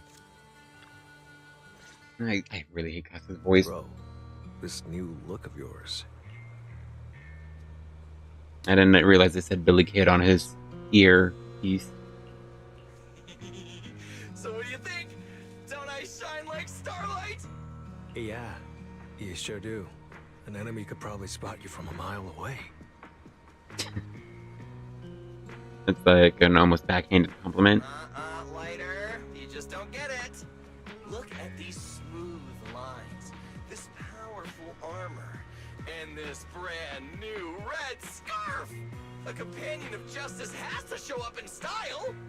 When I first heard you'd activated your ultimate form, I thought maybe the undefeated first champion, or maybe that so-called Caledon Reaper people love exaggerating about was back. But his excitement comes to a sudden halt. Wait, the first champion? And the Caledon Reaper? So the one behind all those wild rumors Cissia mentioned before was Billy the whole time? What? Don't act surprised. Well, okay, maybe, perhaps. The rumors about me are a little very exaggerated. And don't tell Billy fans that he's Void Hunter level. He can beat up Miyabi. After all, the Caledon Reaper disappeared long before the famed first champion made his grand debut. Isn't that right? As for when the rather ironic story of the undefeated champion beat the Caledon Reaper started circulating, I like that translation of "and." I don't know. Like it's very audibly "I don't know," and then I don't know style. some versions even claim to know how many rounds they fought and what finishing move ended in. At that point, it's pure fiction. So, the silent, ruthless Reaper and the red scarf-wearing champion who always went after the toughest opponents, they were both Billy? No wonder Lighter thought Billy had reverted to that, more intimidating form. What more intimidating form? I think Big Daddy might still have the old maintenance blueprints he used for you. With your current resolve in your original form, you'd probably be even stronger than before. It'd also suit this place and its survival of the fittest mindset better. That's the version of you most people remember. Billy falls silent for a moment. Yeah, you're right, Later. But that's not who I want to be anymore. And don't you guys get it? They're teasing S-Rank Billy 2 in season 4. I was gonna say 3. I couldn't remember which season we're on. That road only leads back to the old Billy. The one who just followed orders, reeking of oil, fear, and blood. A weapon. But now, on this brand new road toward the future, it's time for Starlight Knight Billy to make his debut. So, you're killing the ghost of your past with a new identity. Yeah, that sounds like you. Yeah. Why do you say it like that? That was negative. Or I'm not gonna finish the sentence. I hate it. Oh, that's it! That line sounded so awesome! See? You really get me. Next time you come up with something that cool, say it earlier! Oh, and check this out. My new ultimate attack pose. Starlight Billy. Ultimate Shining Impact! Hi-ya! Watching Billing immediately strike another dramatic pose. Lighter smiles helplessly. For a fleeting moment, near the edge of where light meets shadow, another figure seems to appear. A dark silhouette with a red scar, its outline blurred. It raises a hand in a quiet gesture of acknowledgement, then fades away, vanishing without a word. Yeah, that did feel like the end of it. We gotta Billy's continue our red star. investigation tomorrow. Better get some rest tonight. Alright. Excuse me, I should have muted. My bad. Bro, that red scarf of yours. You noticed the fact that you, Lighter, my man, noticed and looked so carefully at my getup means that my makeover is a total success. Super well put together. Allow me to formally introduce this red scarf, one of the new iconic symbols of Starlight Knight Billy. It represents burning justice and a resolve to protect. This new red scarf will fly alongside a new legend, waving high wherever hope is needed. Why is his flowing in the wind but Lighter's isn't? Well, why is the wind so blustery on Billy but not on Lighter? Oh, sounds a lot lighter. That's his name. Than titles like Reaper and Champion. The Outer Ring's already got enough heavy legends weighing it down. It's nice to have something lighter for a change. Oh my gosh, that's his name. It did. I felt like I got them right in my own ears, and that's my own voice. I was looking at my mic volume. Sorry. This time, just remember to keep it close and wrap it tight. Don't let someone else take it. I won't let it go once I tie it on this time for real. And then here's to us. Let us wear our red scarves without regrets. Cool. Alright. It's nice for them to add a skip button, especially when it's useless to me. Or the dialogue is useless, I mean. Excuse me. I should mute if I do that. Oh, is that where I'm staying? Alright. Ooh. Poto Poto, nursery rhyme. I turned the bad friends into cacti. Poto Poto. Oh, sorry. Poto Poto. Turn the bad friends into cacti. Poto Poto. Give the good friends a sweet surprise. Poto Poto, where does it hide? In the cactus where it resides? Poto Poto, where is it from? It sleeps in the ring, then wakes with a hum. Wish to Poto Poto with all your might. The one you miss will answer tonight. Ask Poto Poto to forgive you now, and peaceful dreams will show you how. Poto Poto has one simple dream, to treat the short, long-eared hero like a king. Poto Poto has one single hero, that under the hero's watch, all will gather for a feast so grand like a shared treasure trove. Alright, that didn't rhyme at the end. Who's the long-eared one? Never mind. I think I get it. Room door. It's late. Let's rest. Alright, well that was part 2 of the mission, I'm sure. Drowsy dish washes over you like a rising tide. Your consciousness slowly sinks. Blurred faces, faint voices. Somewhere nearby, a familiar voice calls out to you, guiding you forward. Alright, she's doing her magic thing. Alright, it's funny to see. Yeah, it's funny to have the zoom in. Is this a dream? Or Wise? Are you here? Maybe I was watching too much My Hero Academia. I got to those episodes where it's Class 1A versus Class 1B. For some reason, I glanced over here and thought that was mushrooms. Also, all I can say is, man, that show takes too long, and Bakugo had by far the best fight in the entirety of it. Like, gosh.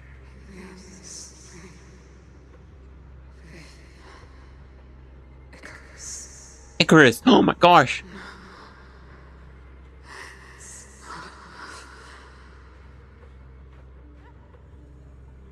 So why are we up here? We woke up down there. Anyway. Also. Wow, this is really blocked off. The fence. Man, I actually thought we were in the hollow because it looked like maybe a fenced-off area, but they actually added a bunch of reused, but... Well, I say reused, but I don't remember this at all. But they copied and pasted a bunch of the same asset over and over to make it look completely different. Maybe that graffiti wasn't there before. I don't remember it. But it has that there. Tin's little hat there. Kind of makes me think of Rose Califer from what we've seen of it. I like that glow. There's some speech happening in the background. But yeah. Oh yeah. I don't know why I want to say it, but yeah. Gosh, Bakugo had the only good like fight. I mean, I think the others were maybe fine. I think that's my problem with My Hero Academia. I think the story and characters are kind of cool, but man, that the way the plot's being told is frustrating and annoying. And take this with me. I need my safety tumbleweed.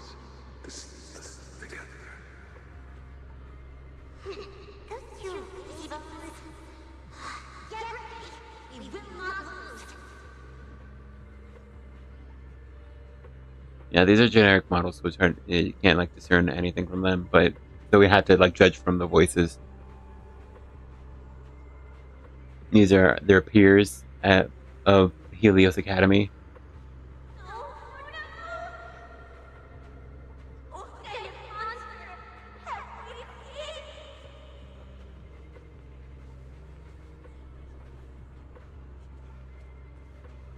Is this stuck on the door, man?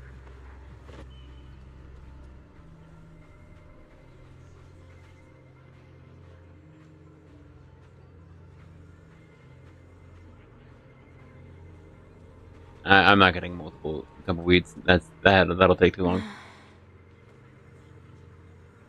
So someone created a monster. Where is she? Oh, here. Well, that one's distinctly Carol Arna.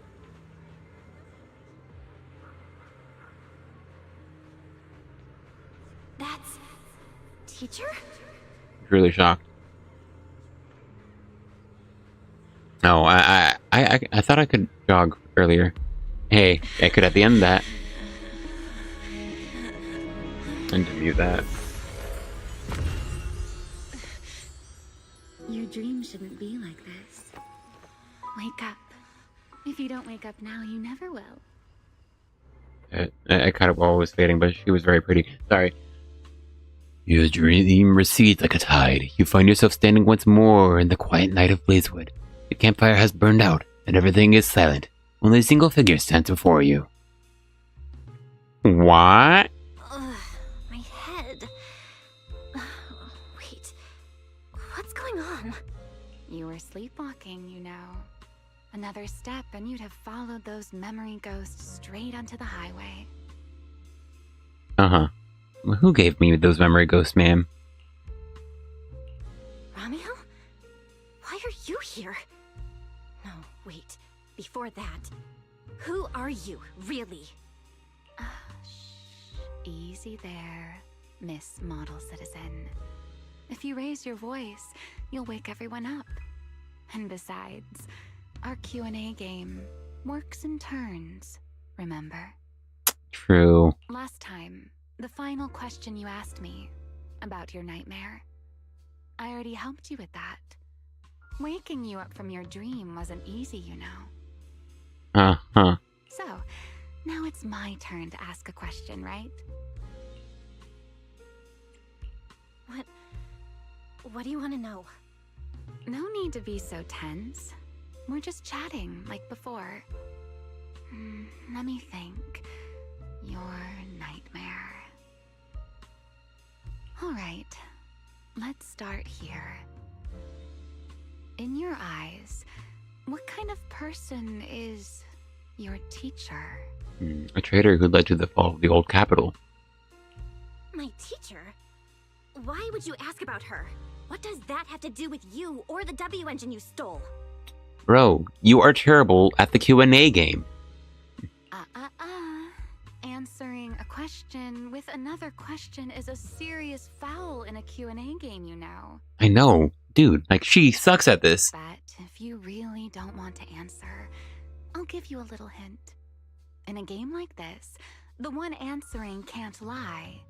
But they don't necessarily have to tell the whole truth either. So, let's get back to the question. What kind of person do you think your teacher is? A good person? A bad one? Or perhaps... My teacher... She... Don't take too long, or you'll get penalized for it. She's my guide. I trust her. Maybe there are still things I don't fully understand yet, but I trust in her character. I trust the path she's shown me. I'm just saying. She was your parental figure when you were young. I don't want to say grooming, because that implies something very inappropriate these days, understandably. But... A guide worthy of trust, huh? That's a very interesting answer. Alright then. By the rules, it's my turn to answer the question you asked earlier. Who am I? My real name is Remiel. Well, I suppose most people would recognize me better by my family name. Dan. My full name is Remiel Dan.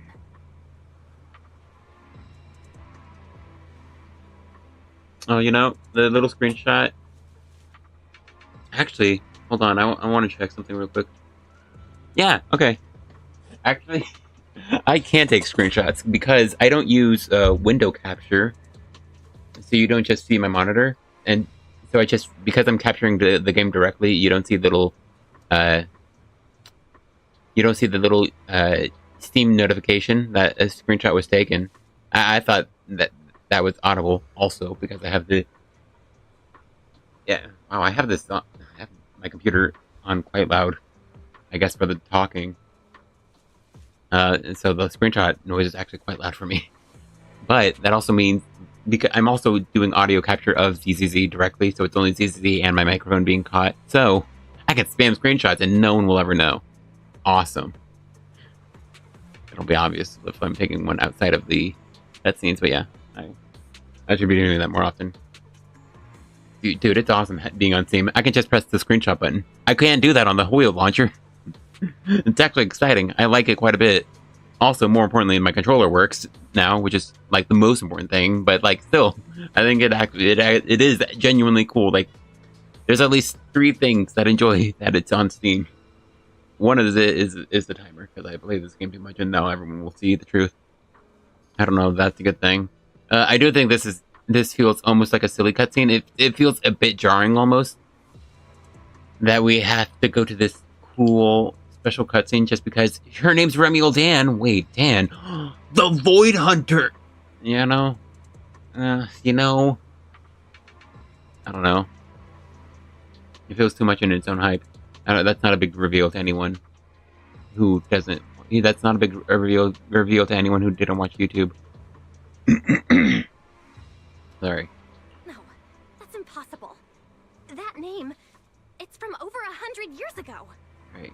I just want to be fair. It has to be over 150. It's 8 generations of Miyabis. Alright, Hoshimis. I'm pretty sure the family name is Hoshimi. But it was 3rd and 11th is the current one. So 8 generations is at least like 160 years, give or take, because people can maybe they had earlier pregnancies, which is what they're probably hoping for. Pause. What I meant is going with, in older times people were a lot better at having children when they were younger, back in the day. Modern people struggle with that, it seems, which is for a variety of reasons. It's actually understandable and even good sometimes. Still, for the story of the game. I guess it's believable. Miyabi's like 20-something, 24 maybe. I think Miyabi's theorized to be younger than the proxies unless a certain cutscene from season 2 is accurate, in which case we're like 18, 19-year-old characters. I knew you'd react like that. After all, that name probably only exists in history books for you, doesn't it? Lieutenant Colonel of the Guard of Staves. And... Alright. Okay, so she's the Lieutenant Colonel of the Guard of Staves. The phrasing is weird, because in the...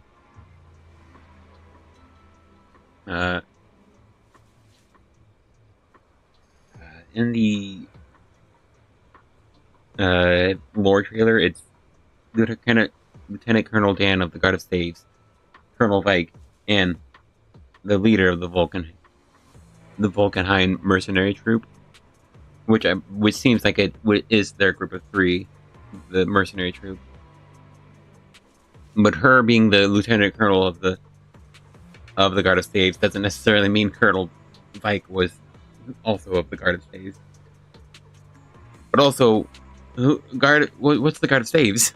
one of the first generation Void Hunters.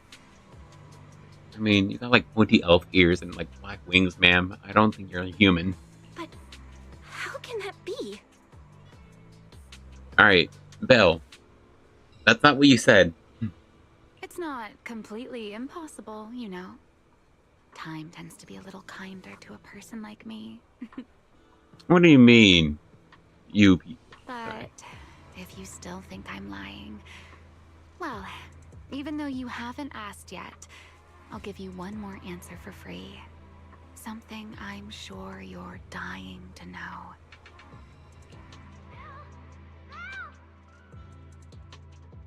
A familiar voice calls out from the distance, followed by hurried, uneven footsteps. Your thoughts grow even more muddled. Hearing the call, Promeia turns her head slightly. There's a trace of a weary amusement in her eyes at the interruption, yet it feels almost as if she had already anticipated everything. Our game time always runs out so quickly, so let's keep it short. To me, that Porceloid W engine is a key to the past. There's something I need it for. So I'm afraid I can't give it back to you just yet. Sorry. But I promise you this. When everything is finally settled, if you still need it, I'll place it in your hands myself. Cool. And though you might not have realized it yet, just like those phantoms in your dreams, you're chasing after something you might never actually find. Alright. In that sense, you and I might not be enemies after all. Might not. So I was on the list earlier? I don't understand. And what exactly are you planning to do with that W engine? Excuse me, Belle. The Q&A game is over. Greedy, aren't you? That's a whole new question. Let's save it for next time, shall we? Look, that adorable little snake is already on her way over. Before she can finish speaking, a figure rushes in like a whirlwind, tail stiff and upright and alert. You bad lady! Stay away from us! Belle! Are you okay? Did she hurt you? Lady, I'm warning you. Stay away from my lifetime meal ticket! I'm a pub sex specialist, you know. I've got a bright future ahead of me. Cross me, and you're making an enemy of all public security. And if I get hurt, Demon Lord, the Commissioner, will mobilize everyone and flatten the outer ring looking for you. You don't want a massive casualty incident like that, right? That's good. Not that PubSec will be after you and they'll totally catch you, but they'll kill a lot of people looking for you, man. You wouldn't want that, would you? See? This sharp little snake can always find you with uncanny accuracy. She seems particularly concerned about you. I don't know why she's not on banner anymore. Don't worry, Cissia. She doesn't seem hostile. At least, not at the moment. At least not for the moment, huh? What a cautious way to put it. So true. I'd love to keep talking with you a little longer, but it sounds like the rest of your companions are about to arrive too. I really do prefer one-on-one conversations. Handling a whole crowd at once? Just thinking about it makes me tired. So, I suppose this is goodbye for now. Let's save the topic about your teacher for the next time we meet. Wait, Remiel, don't leave just yet. Remiel quietly takes a few steps back, her figure slipping into the night and vanishing without a trace. More footsteps follow as Wise, Billy, and Promeia rush over together. After thinking about it for a moment, you tell everyone about your conversation with Remiel. Huh? A first-generation Void Hunter, that woman? Oh, come on. And I'm the mayor of New Eridu. She's obviously full of it. A first-generation Void Hunter is like on the same level as the original hero from Starlight Knight Chronicles. A straight-up legendary boss fight. But if she's telling the truth... Damn, how old would she be? Like, over 100 or something. Billy, how old are you? I mean, boss always says, don't judge a woman's age by her looks. But come on! She doesn't look anywhere near 100.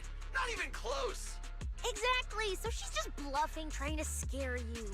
Proxy, don't let that bad lady trick you. Don't let the bad lady trick you, man. I like these actually. You alright? She didn't do anything to you, did she? Did you just get here? I'm fine. She didn't try anything. Actually, she said she needs the Porceloid W engine for something important, and she'll give it back after. Honestly, I don't think she went out of her way just to lie to me. Same with the whole first-generation Void Hunter thing. She doesn't gain anything from making that up. Right. I agree with your assessment. What is it, Promeia? Did you think of something? The big guy I mentioned earlier. Strictly speaking, I'm not meant to be sharing its movements with you, but... Okay, in the I got that. circumstances, there's no point in withholding it now. I don't know.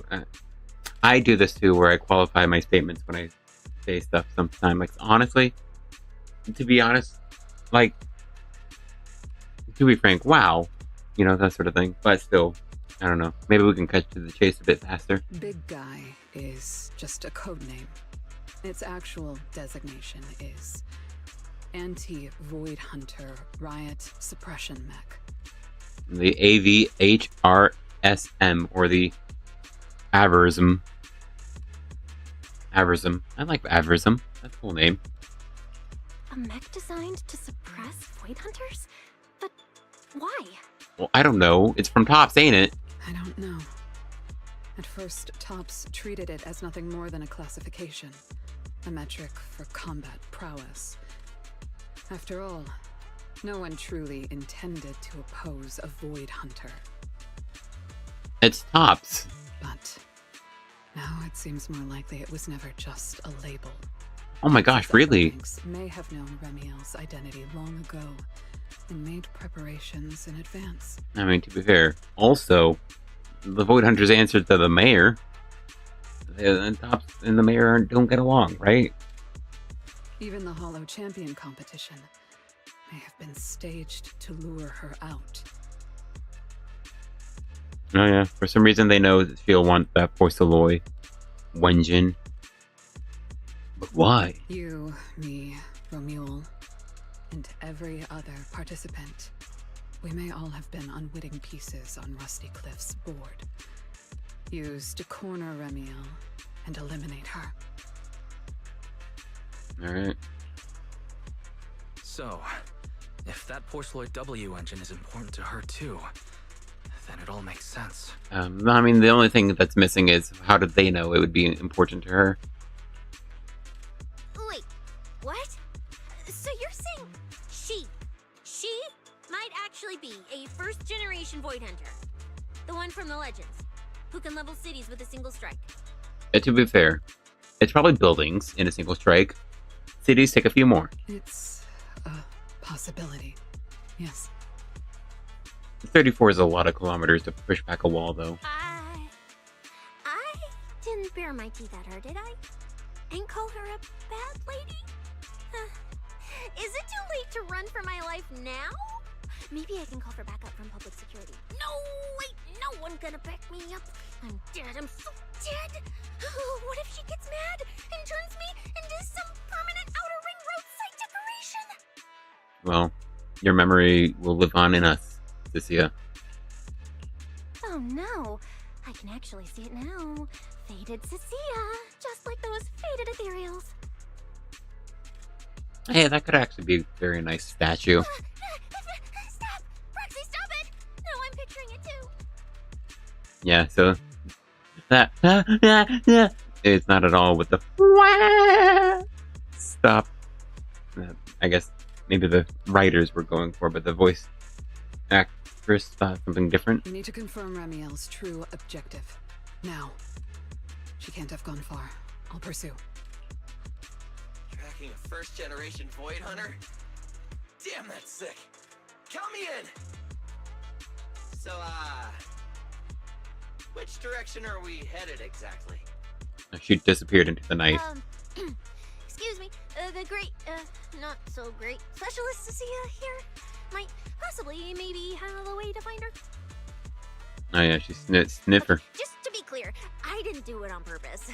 I swear I wasn't trying to offend the great first-generation Void Hunter. It's just earlier I might have possibly maybe accidentally stuck the precinct-issued tracker on her. Oh, she managed to do that.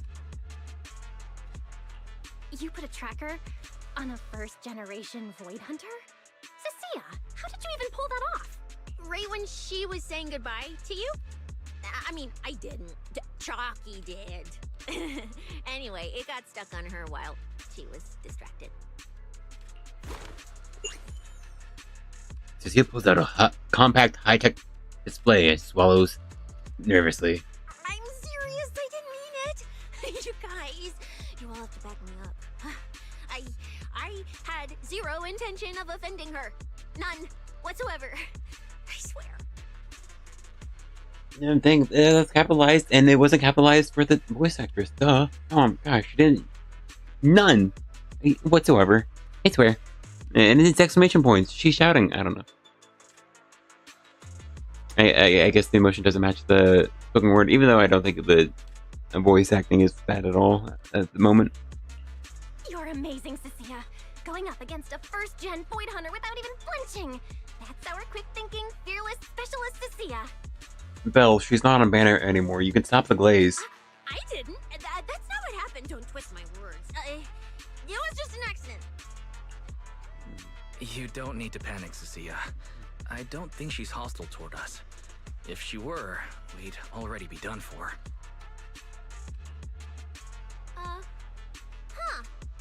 I guess that's true. I mean, she's super strong. She could probably take on 1,000,000 Cissias solo. Oh, wait! The signal's there! I've got her! She probably could. This direction. No! Why'd it cut out already? Did she find it? Hello? Cissia, is that thing of yours even legit? Or is it some free promo thingy you picked up? How would I know? It's my first time using this thing. The fact it worked at all is a miracle. Tracker's final signal coordinates retrieved. Location, near one of the Persenis companion hollows. Yeah. Wait, Persenis. Yeah, so Persenis isn't on the left side, so Persenis is one of the hollows not labeled on our big old map that have varying accuracy. It feels as though Persenis might be maybe the main hollow that offshooted outer rings, if that's at least my guess. And the signal dropping must mean she went into the hollow. No time to tell later. We move now. Let's go after her. There's a little time to tell lighter. Understood. I'll wake the Sons of Caledon. You guys go ahead, Belle. Oh, my bad. Alright, chapter 2 of... chapter Chapter 9, Part 2, complete. Part 3, engage. I guess I should be reading this. Once you're ready, let's head out. Let me read that again. Manager needs the W engine. Chase him down. That's the Starlight Night way. You've made up your minds. Let's go together. Once you're ready, let's head out. Let's go now. Meanwhile. Oh my. Didn't expect Excuse that me? naughty little snake Thyron girl to be quite so capable. Now, when did she even manage to stick this thing on me? Why do I get the feeling she wasn't taking me seriously? Promeia, stop wasting our time. Yeah, doesn't that little logo look like Bowser Jr.? Like he has Bowser Jr.'s face, or maybe baby Bowser's, but then he has this big old thing on his head, like his hair flared up. Phaethon and Tops's pursuit units are closing in on your position. Yes, got it. Don't worry.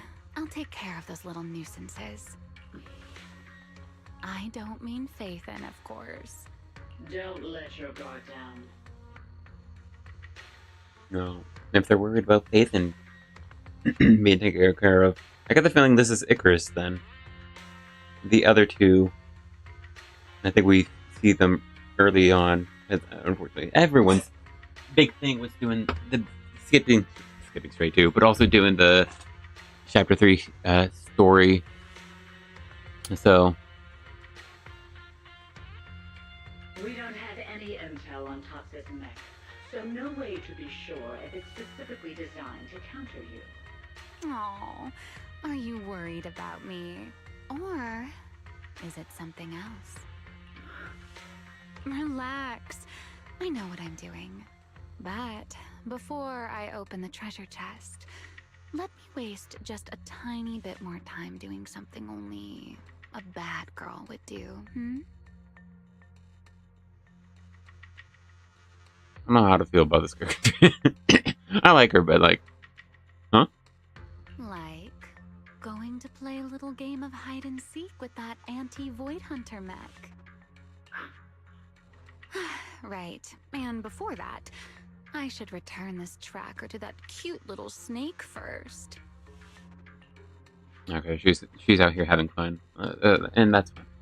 So far, out of the big four of Void Hunter, asked to be Void Hunter, and new Void Hunter, I like this old Void Hunter best, personality-wise, and I think design-wise as well. Though that is mostly the skin, which, I mean, we've seen her white outfit quite a bit now. I don't think I like it as much. No, I don't like it nearly as much as the skin. But we also haven't seen her in combat yet, so that'll be the most interesting thing. Place first. She's not a must-pull design, but I quite like it so far. So I really hope she's not tied to Valina. Gosh, I do not like Valina at all so far. I'll have to see when we get to Season 3. If I feel differently, but man, in Lost Void, her gameplay did not feel good. You and your companions arrive in the hollow where the signal cut off. Wait, why does everything in here look all faded too? Don't tell me. Don't tell me the Void Hunter's punishment has already started. Hey, don't freak yourself out. It's just how this hollow looks. I've done some field investigations here before, and look, I'm totally fine. No need to panic. I thought we went to Melanoe. Sorry. Thank goodness I know the most reliable proxy ever. Otherwise, my glorious career would have ended early in this black and white silent film. It's not really that silent, but yeah. Still, something feels off. We lost Wise and Fairy the moment we entered this hollow. No time to dwell on it, though. Finding Remiel is the priority.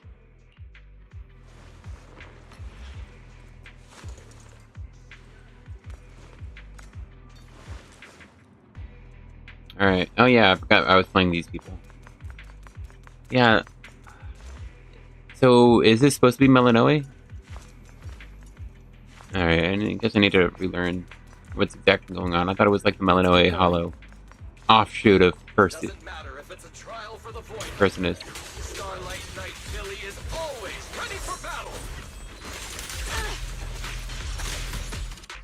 Okay, I'm getting beaten up as I was trying to pause. I need an answer. Let's face your judge, battle.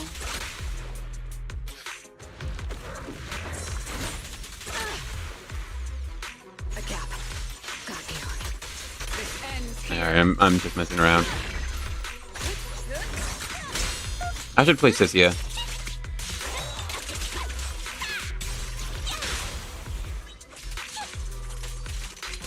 Okay, dang. I thought she had... It looks like she has stacks, right? It took a while to... Are you kidding me? Wait a second. Also, first off, I can't... There's something strange Okay. up ahead. I ran past the trigger, which is hilarious. I had to back up to walk back into the trigger. Yeah, I'll also walk in the path. But it is cool to finally see the... whatever statue that they were talking about. Lonely statue. But I do dislike that. Because it's a story segment, I can't open up the camera that we normally can. Yeah. And pausing brings us to this menu, huh?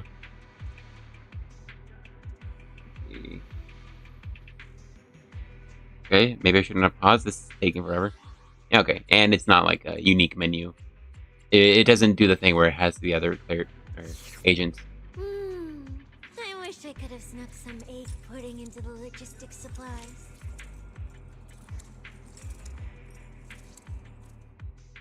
Huh? Oh, this is a little bamboo. Looks like it's melting. And my tracker. There's also a note. What does it say? Is it a warning? Is she turning us all into faded statues if we don't turn back? Oh, is it trash talk? A challenge? So it's finally happening. I get to throw down with a legend face to face.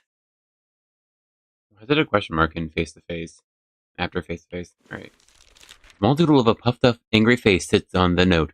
The handwriting is elegant and firm. Well, show me. Stalking is hardly a habit I'd care to encourage. It only gets more dangerous from here. Turn back while you still can. I, Remiel Dan, intend to honor the promise I made you. There's no need for you to venture any deeper. Oh, and this little one?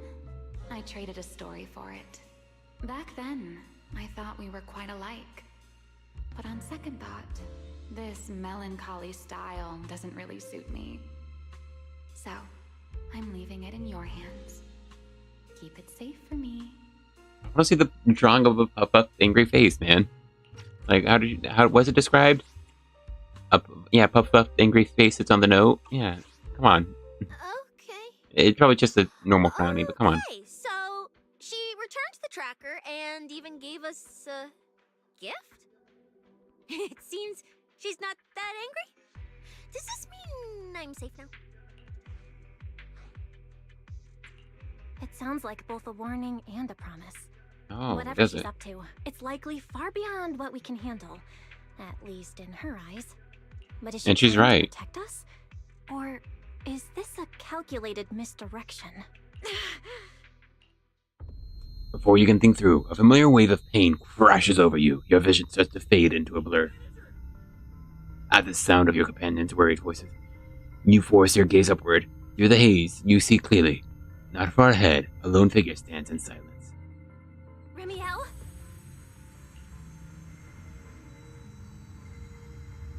And why is she holding her hands like that? Remiel? Where? She's here! Over there! There? Where? I don't see anything! I'll go on and catch up with you all ahead. Wait, don't go! What did you mean by that? A sharp pain stabs through your head. By the time the pain subsides, you look up again. Remiel's figure has already faded, melting into the colorless void. Manager, you good? I've checked the area. Doesn't look like anyone's been around. Sorry. I think I just saw an illusion of Remiel and blurted it out. Yeah. She was here. I'm sure of it. I think I can trace her path through these illusions. Oh, and Cissia can't trace her through the smell? Probably not. Illusions? But Billy and I didn't see anything. Hey, Proxy! Are you sure you're okay? No. Don't worry, Cissia. I'm okay. Right now, finding Remiel is what matters. Don't push yourself, alright? If you start feeling sick, you have to tell us, okay? Sure, I will. Let's keep moving. Okay. Illusions again. Over here. Okay, I also want to change the volume. That's what I was feeling. Honestly, just that, so I can like turn everything else down for me.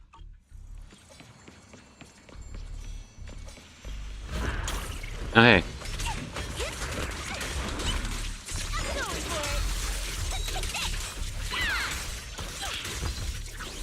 Also, these guys are fire resistant, so I chose a bad time to just be spamming out. This is the will of Krampus.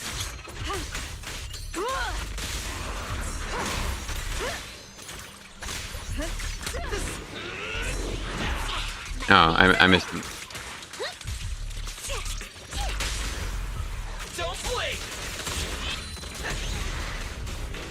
I missed the parry earlier, whatever.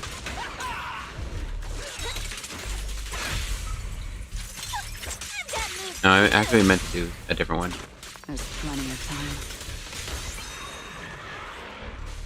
I do find it interesting that she and Ellen do the string thing.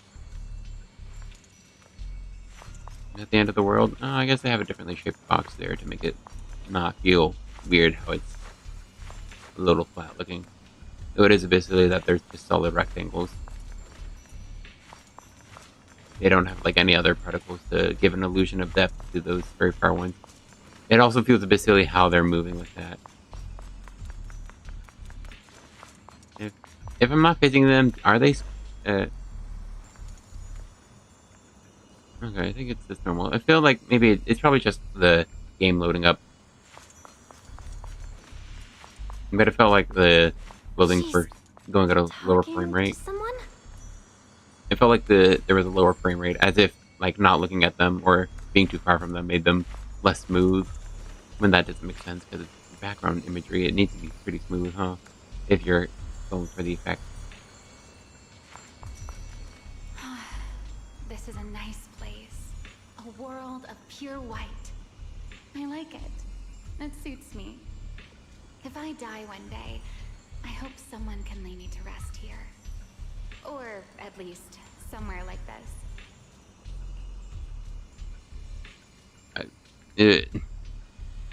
We can see Remiel's eyes from here. Like, because of the way they did the opacity, the translucent. Like, we can't see her arms behind her own wings. But there's, like, definitely, like, layers in her hair and her head that are being visible through her, like, invisible head. Like, I'm pretty sure I just saw her blink.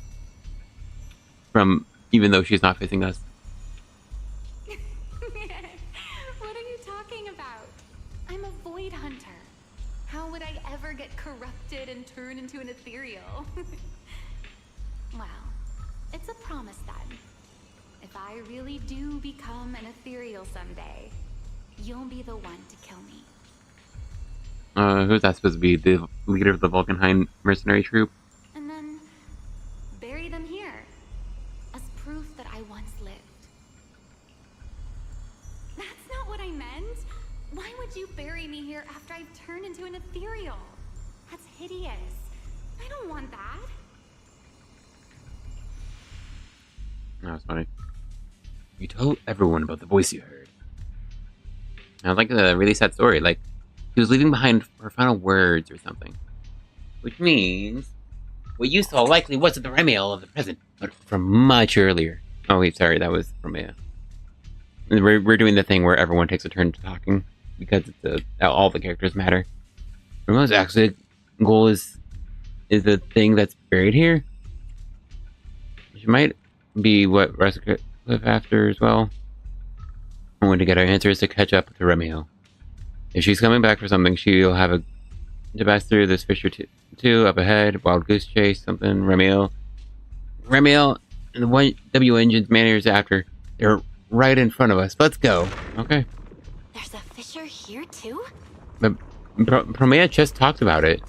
Why are you surprised? I think we fought Red Pompeii down there.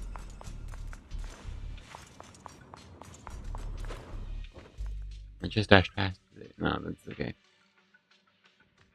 How's it going? Come on. Alright, I don't know.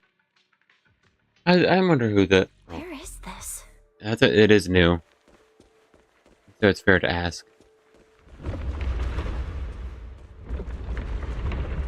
No, does it close if I go back? No, okay, fine. Fair enough. I didn't know you were capable of this. I'll give it a try too.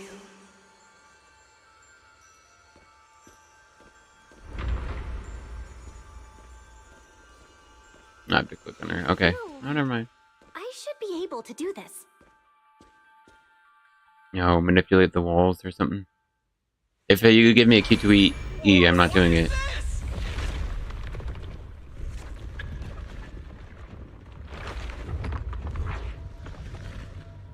Oh, it's her coffin. Or is that her friend's coffin?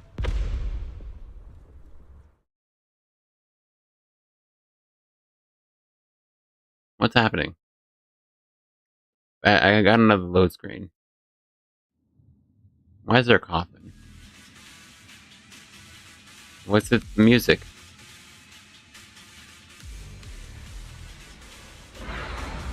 Signal acquisition complete.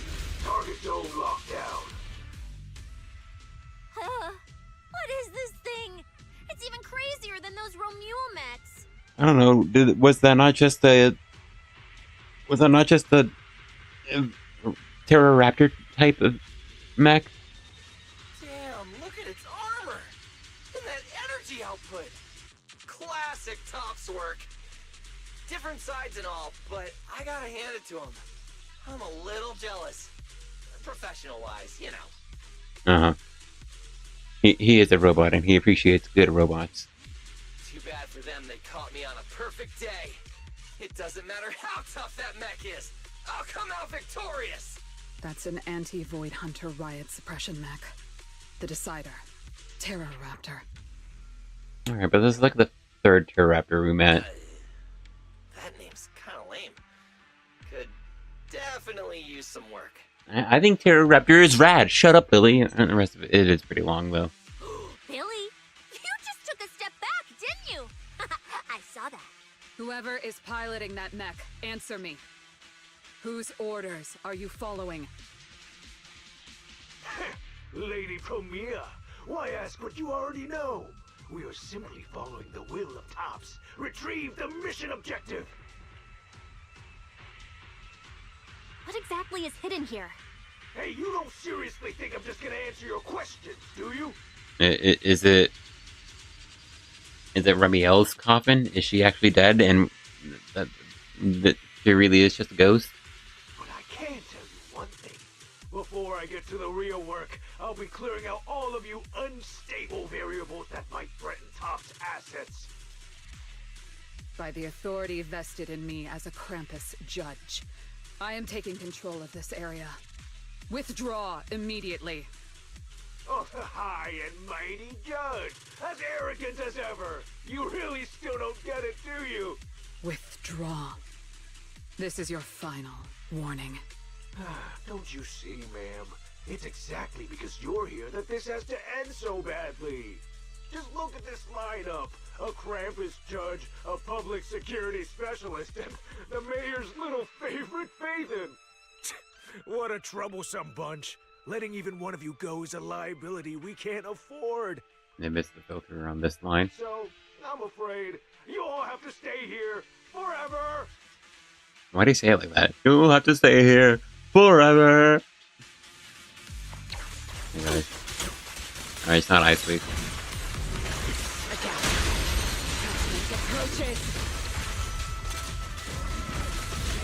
I prefer the black Raptor. Oh, my bad. I'm on fire! This thing's not as difficult to deal with as I thought. Anti-Void Hunter mech. In name only.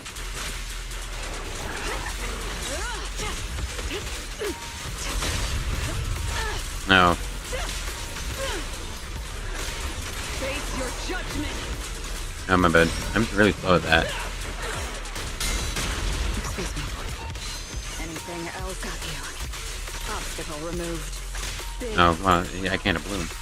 your tomorrow.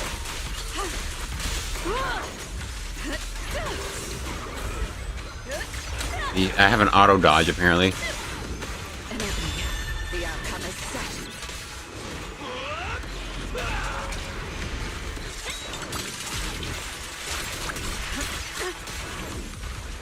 Well, he wasn't too bad. I wasn't actually trying to go too fast for some reason. But I felt like there was probably some combos you could do with the team. After taking down the mech set by Tops. That so-called anti-Void Hunter whatever mech. With a name like that, I thought it'd be a real threat. Turns out it went down in seconds. Like a minute, maybe. I don't know if it's a Wait a minute. second. Doesn't that mean we're basically on the same level as a Void Hunter? That is the logic Billy fans will use. If word gets out that we took this thing down, public security's gotta give me a raise and a promotion, right? Are you even legally employed? Then I'm getting myself an honorary citizen Starlight Billy custom bike paint job. And when we're back, I'm designing a signature combo finisher for the four of us. I'll even let you name the move this time. Generous, right? Hey, manager. You listening? Belle, where are you going? Wait. What are you? A ringing fills your head. Your companion's voices grow distant, muffled. At the same time, the pain behind your eyes comes rushing back. You, body! Fingers, I'm having this serious dialogue moment. And they say you, body! They don't have the R! It's been an entire patch! It's 3.0! It's on Steam! You, body moves before your mind can catch up. As if pulled by invisible strings, you stumble forward, unable to stop yourself. Well, this is where we say goodbye, my old friend. And I truly hope that we never see each other again.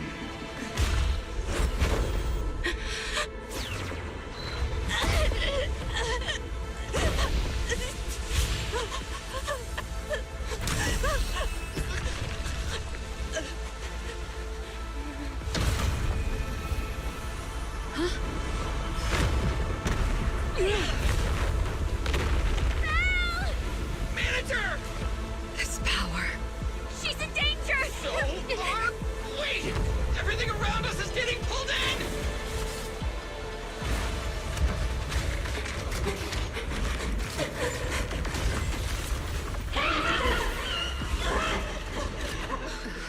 Is Belle inside that thing? Subdue it to get Belle out of there. Hang in there, manager! I'm getting you out of there! I guess that's why it's called Faithens of the Scorched Horizon. I didn't hit Belle just now, did I? Whoa! Get away from me!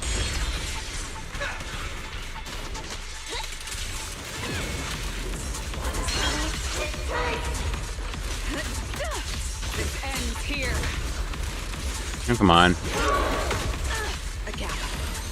Immediate execution. Dude, why is your build-up so bad, Promeia?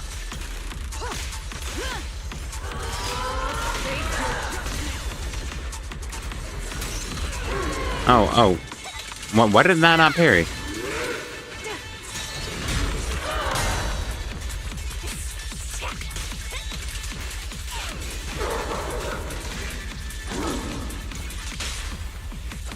End it.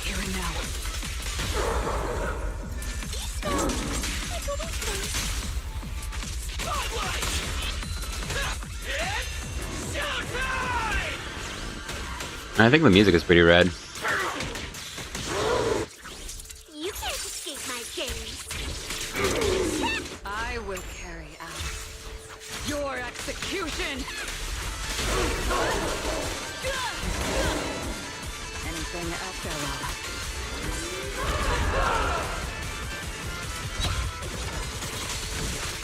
Oh, wow, I was trying to do the charge from Cissia, but I didn't have it. Didn't start up, or it didn't have iframes, so I got knocked out of it. It gave me a quick assist, or an offensive assist to Promeia, I think. Oh.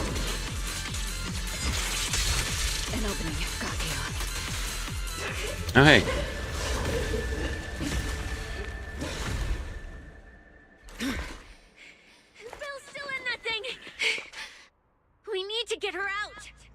But it's huge! Where do we even start? I've seen that gif. I'll take the top. You check the bottom. Wait. It's not over yet. No, it can't be. Is that Belle? Manager, that you? This doesn't look good. Experience tells me we should retreat, observe, and come up with a plan.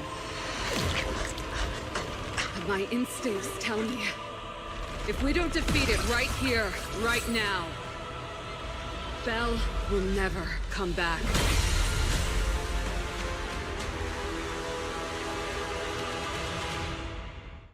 Sick. Damn it! It's too powerful! Okay, well, I felt that. At this rate... No!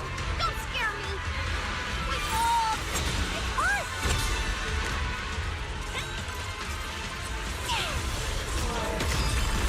Heroes!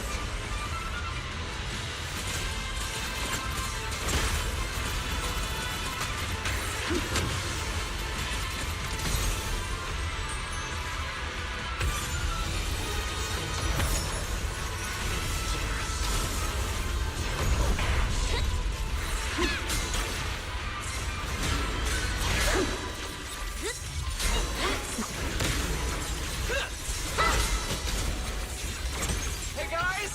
That weird thing is charging at us! Oh, my bad. Wow, I was trying to say that fight was kind of fun. It was kind of actually interesting. I'm actually really glad I was never spoiled on that. I never seen that. You got a face.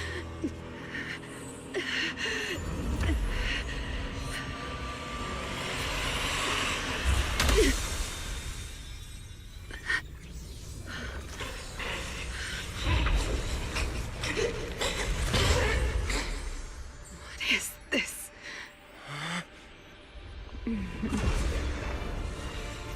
I know. You don't want to hurt them.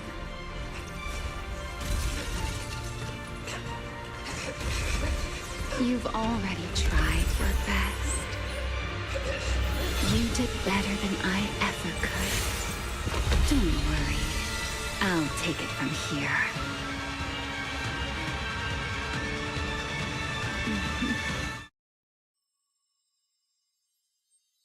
That was epic.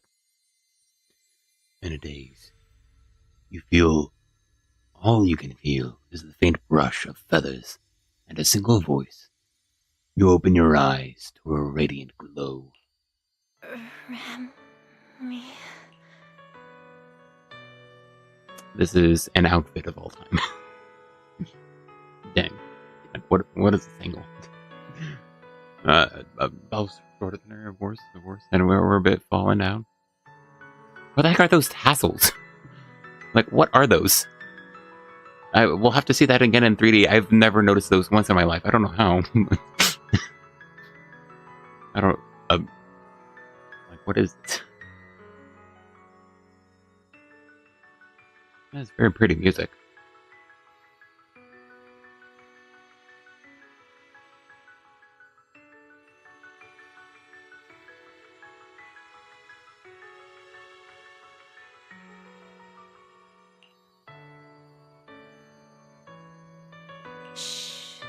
Don't speak. You need to stabilize the ether running through you.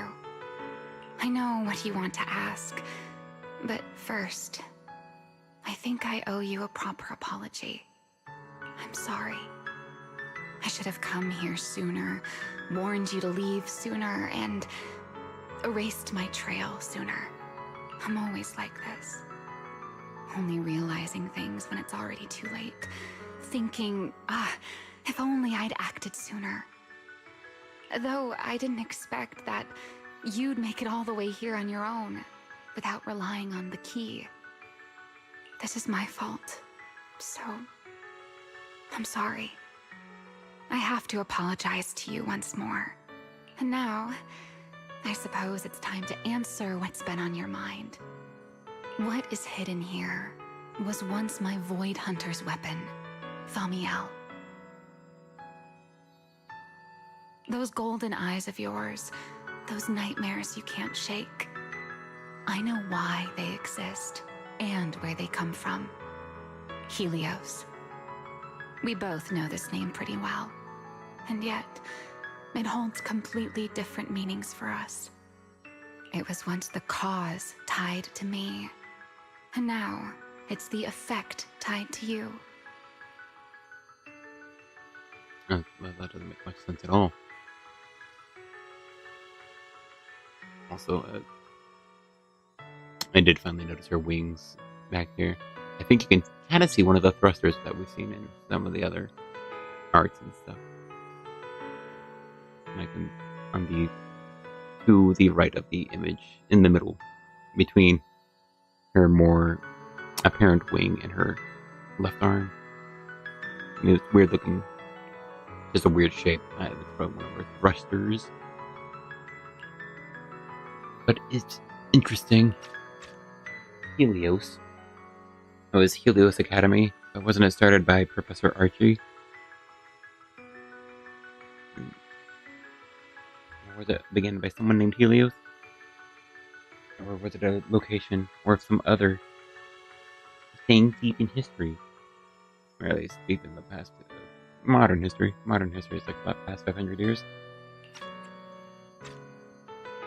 Your condition. It stems from opposing forces inside you, and the balance between them has already broken. That is so sad. Your contact with Thamiel has only accelerated your fall into the abyss you were already sliding toward. But this isn't incurable. You know that. I do too.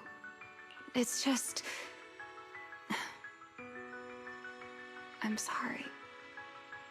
With what I can do, I can only help you ease it temporarily. That's fine. If you want to cure these symptoms once and for all... No.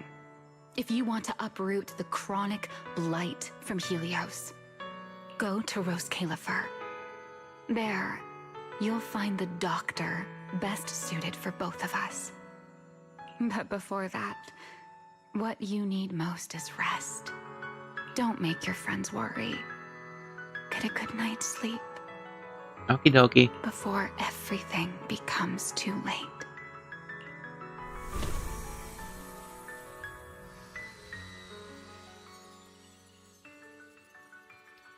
The massive wings fold in instantly, and feels like warm fingers gently brushing across your forehead, wrapped in an inexplicable... I can't read, I'm sorry. Wrapped in an inexplicable sense of calm, you drift into a deep sleep. Cool! I don't know. That's fun. Got more lore on their eyes and stuff. Oh, hey. At least that loaded quickly. Cool art. Cool cutscenes. A really cool minor boss encounter. I hope there's like a full version of that boss later. At some point. If ever. Actually a bit weird. It was a cool little temporary like boss encounter. But it was pretty short. Your consciousness drifts into a long stretch of haze, like the sun sinking into the deep sea, only to slowly rise again from the dark waters after a long night. Ellipses, ellipses. What's going on? That's a good pronunciation of an exclamation point. Home? You're awake. Don't sit up yet. Give it a minute. You need to rest. Right. Billy and Cissia and Promeia. Are they okay? They're all fine. No need to worry. Billy and Cissia were here the entire time, actually. They were kind of getting loud, though, and I didn't want them waking you, so I sent them downstairs. As for Promeia, I think she got an urgent mission or something. She left after making sure your condition was stable. Oh, and she left you a note, but Cissia took it. She said she needed to log it as evidence. Sorry for making you worry again. It's okay. It's over. You're safe now. Is it really over? Back in the hollow, I don't even know why, but I just had to touch it. That Void Hunter's weapon. And the moment I touched it, I think I blacked out, but I could feel it. Like I was back into that same state as before. Teacher, that incident I caused, it never really ended, did it? It's okay. Stop overthinking. It's all over now. Are you hungry? I'll get you something. You kept repeating Rose Califer in your sleep. Is that some kind of snack brand? Why are you so stupid? Rose Califer. Actually, it sounds more like a place. Before I passed out, I think I saw Remiel. She mentioned this place and said, there's someone there who can completely fix my eyes. And she brought up Helios Academy. Ugh, my head. I can't remember. Hey, it's fine. Don't force it. If you can't remember, you can't remember. Just focus on resting. Oh, speaking of Remiel, Billy and the others brought back the competition prize, the Porceloid W engine. It's on the table over there. Remiel. She kept her word. What she said back in Blazewood. Don't tell me this W engine is the key to unlocking that last strange seal. But somehow, even without it, I managed to do the same thing. And Remiel's goal. From the start, it was probably to retrieve her Void Hunter weapon. But again, who put it there to begin with? I'm getting dizzy again. I still don't quite like Belle just monologuing in parentheses, just thinking. I don't know. It's just uninteresting dialogue. I don't see why it can't be like a dialogue between the two, or just a discussion. It still feels like it's serving the purpose of highlights. It's just making sure to remind the viewer, the player, what is going on in the state of things and the whys. Belle, you're overthinking again, aren't you? Just worry about that later. For now, focus on recovering. That's the priority, okay? Okay. I got a whole new chair and it squeaks almost as much, if not more, than my previous one. It's so sad. Wise, can I go downstairs for a bit? Lying here is driving me crazy. And I want to check in with Billy and Cissia. Let them know I'm okay. Okay. But you have to take it slow. No running or jumping. You must be starving.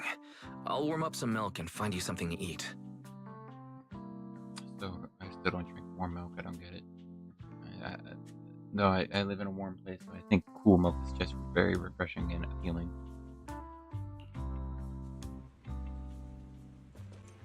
Also, Better 4 check on hours. Billy and Cissia first. They must have been worried sick. We got merch. I almost forgot about it. But Also, for some reason, take it slow, no running or jumping. I was thinking about getting thrown over this balcony, not balcony, but the fence to the stairs. Oh, the forecasters. Are we really watching this one?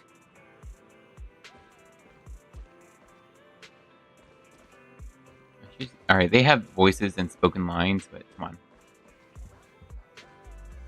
Let me use the sofa. All right, fine. I don't think it was narratively important, so I'm done. Belle, you're awake. How do you feel? Anything hurt? Dizzy? Want some water? Or, chips? Manager! Finally! My log shows you were unconscious for 5 hours, 14 minutes, and 33 seconds! This was easily the longest wait of my year! Honestly, not bad for sleep. Hey, don't freak out. I'm okay, really. Thanks for bringing me back. But I really owe you an apology. I must have really scared you back there, huh? You guys didn't get hurt, did you? Hearing this, the two of them immediately start fumbling and joking around, exaggerating their reactions to lighten the mood. Hurt? What are you talking about, manager? This new look? Field tested, baby. That little ether energy blast didn't even leave a scratch. You do look kind of scratched up, to be honest. Yeah, you seriously underestimate our battle-hardened survival skills. We handled it. Easy. But you're our precious proxy and lifetime meal ticket. If you go down, who's gonna take us out for good food? This is all Top's fault, and that Remiel. I do kind of like that. My lifetime meal ticket. You're our precious proxy and lifetime meal ticket. It's fun. Billy, if you did any maintenance for your new form, I can foot the bill. I don't want to make things difficult between you and Nicole. Please don't make promises we shouldn't keep, Belle. That's not a problem at all. Nicole, well, she just hasn't replied to me in a while. So, what? She picked up another shady, high-paying job? Or messed something up and went into hiding again? Well, technically speaking, Nicole, Anby, and Nekomata have all gone off the grid. Last thing she sent me was this. Billy pulls up a slightly blurry image on his phone. Whoa, what is it? This photo's awful. Can't tell a thing from it. I think running away from Night Boo is very funny. And if Night Boo are like the security boo of Rose Califer, that's also still funny. Also the fact that they summon floaty. Like a pool floaty, but that's also the rock, the animals that are on springs and playgrounds that rock back and forth. I don't know if they have a good proper name, but the fact that it's both that and a pool floaty is funny. Also unicorn. Or a Pegasus. A Pegacorn. Looks like this was taken in the middle of chaos. Is she running? Absolutely. Based on my extensive survival experience as a proud member of the Cunning Hares, no doubt about it, that's a high-level escape maneuver. Look at that motion blur. Pure split-second genius.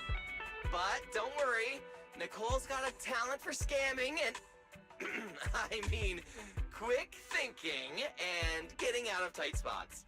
She'll be fine. They're the kind who can claw their way out of a whole mob of debt collectors empty-handed. Odds are they just stumbled into some massive deal and went into business blackout mode.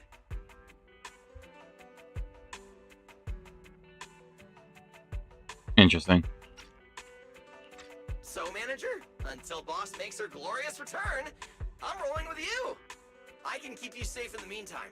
No shady people or weird stuff getting anywhere near you again. Me too! Me too! That demon lord heard what happened and gave me another month of paid leave, telling me to closely assist you with everything.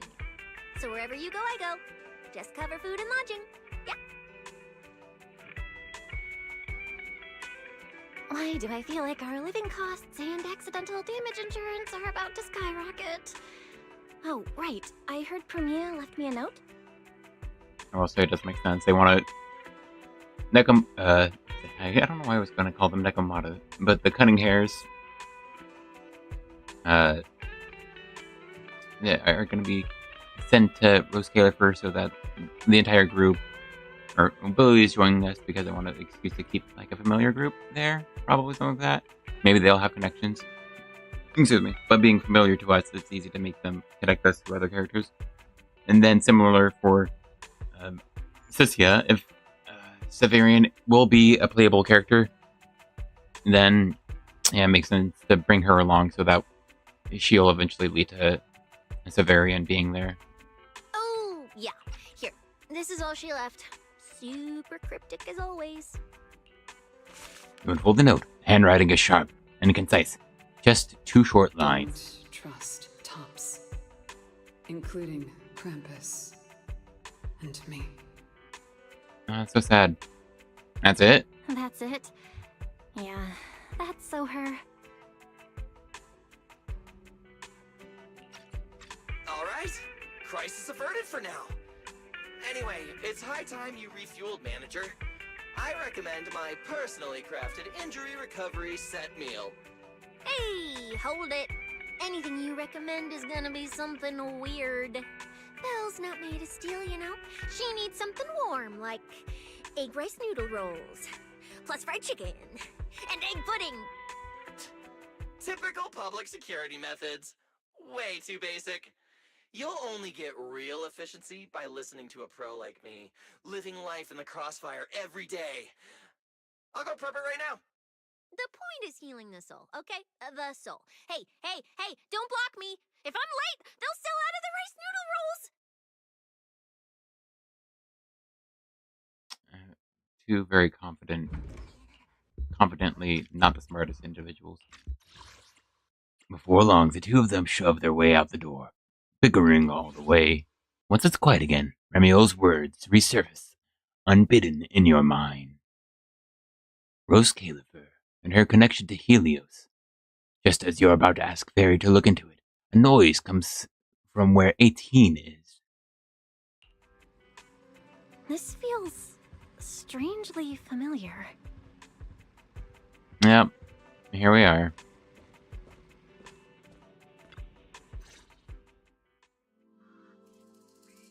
I told you we're on official business this time. Why you gotta keep stopping us? Your course should be able to identify this authorization code. Here, let me see. Norma, patience. We must allow this sweet little bang-boo to give word of our arrival first. 2 unexpected visitors are now fixing their intense gaze on the slightly flustered 18. You 2 didn't come all this way just to bully my bang-boo, did you? What's up this time? Oh, good to see you're all right. Anyone else inside who shouldn't be here? No, actually. Yeah, whatever, doesn't matter. You'll need official clearance to get in anyway. Belly, come on, show him! Manager Bell, please excuse Norma. It's rather important, so she's quite anxious to get things done. Elena hands over a pristine document bearing a top-secret security seals. This is a special assistance request jointly issued by Mayor Mayflower's office and Marcel Group. Oh, okay. Regarding your recent experiences in the Hollow and symptoms, we've concluded that you require immediate comprehensive examination and treatment.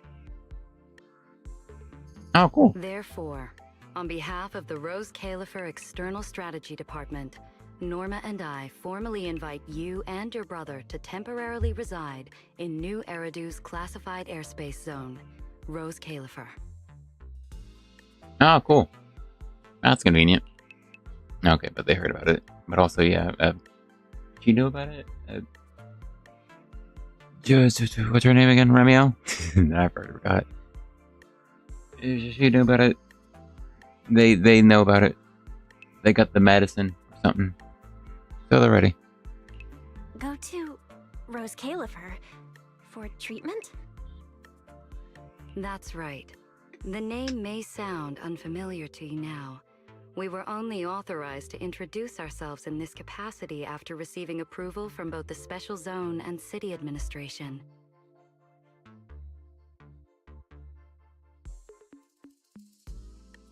Norma and I belong to the same department, the Rose Califer External Strategy Department, responsible for all external-facing affairs. We typically operate under the name of the Marcel Group, acting as the bridge between the Special Zone and the rest of New Eridu. Cool. As for further details, I'm afraid I can't disclose more until the time is right. All your questions should be answered once you arrive. Then it's settled! We've already obtained your abnormal physiological data through, well, legal monitoring methods. Ordinary hospitals in New Eridu won't be able to handle a case like this. I mean, we were resting for like less than 6 hours. Were we at a hospital? So, we'll prepare the necessary procedures as soon as possible. You should start getting ready on your end. Getting treated in Rose Califer? That's exactly what Remiel said back then. Interesting. I don't know. Something about Norma's face is really weird right now, by the way. I don't know how to explain it. It makes me think of someone in particular. I don't know who or why, though. Wait, you said Remiel? Did she say anything else? She's always been enigmatic. And after everything that happened in the Hollow, my memory's kind of hazy. I just remember her telling me to go to Rose Califer. Don't reveal everything to Velina. Okay. Is that so? A perfectly rational, well-intentioned proposal. And that troublesome fugitive beat us to it! Wait, fugitive? What did she do? I suppose we have a responsibility to clarify the danger she poses, Manager. Remiel Dan is currently listed as an S-Class fugitive by the Rose Califer Airspace Patrol, wanted for the attempted assassination of Rose Califer's High Consul, Lady Sunbringer. Assassination? Lady Sunbringer? She tried to assassinate Lady Sunbringer? The first-generation Void Hunter Lady Sunbringer? She's still... Hey, your face is practically screaming. How is someone famous from 100 years ago still alive? Not exactly polite, I'd say. Relax. Lady Sunbringer is alive and well. Make that mostly well. Norma? Alright, sure. Maybe not so much on the alive part. Anyway, a lot of complicated things happened, and that dangerous individual almost got her way. Just stay away from her, got it? Otherwise, who knows what kind of trouble you'll get dragged into next. Manager, Remiel is directly connected to what you experienced in the Hollow. No matter what she told you, please remain cautious around her. And if she contacts you again, we ask that you please inform us. Your condition is already unstable, and now you're entangled in something far beyond what any individual can handle. Please, trust us. Trust Lady Sunbringer. Rose Califer is here to help you, and we need your cooperation for your safety and to uncover some very important truths. Okay. The clearance process will take a bit longer, around a week. Given the urgency, we'll try to expedite it on our end. I'll do it in a few hours. Alright then! Faithin, travel light. Don't bring a bunch of useless stuff. You won't need it in Rose Califer. Oh, my bad. I didn't finish that line. I gotta listen to Norma. Alright then! Faithin, travel light. Don't bring a bunch of useless stuff. You won't need it in Rose Califer. See you! The two of them leave shortly after. Before going, Norma can't resist giving 18 a teasing yank. Velina's final words sound like concern, but carry a subtle edge. Refusal doesn't feel like a real option. So much information. My brain's about to short circuit. I should go talk to Wise. You're watching this one? Okay. Well, that's cool. The duo seem fine. They aren't like, exceptional. They aren't like entertaining like Billy and Cissia. And their voice acting is adequate. They aren't trying anything special. And that's okay. But there's nothing wrong either, which is good. At least I don't think so. Oh hey, I have that thing.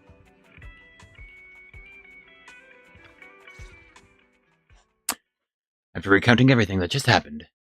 Rose Califer, first generation Void Hunters, an attempted assassination, becoming a wanted fugitive? Whoa, guys.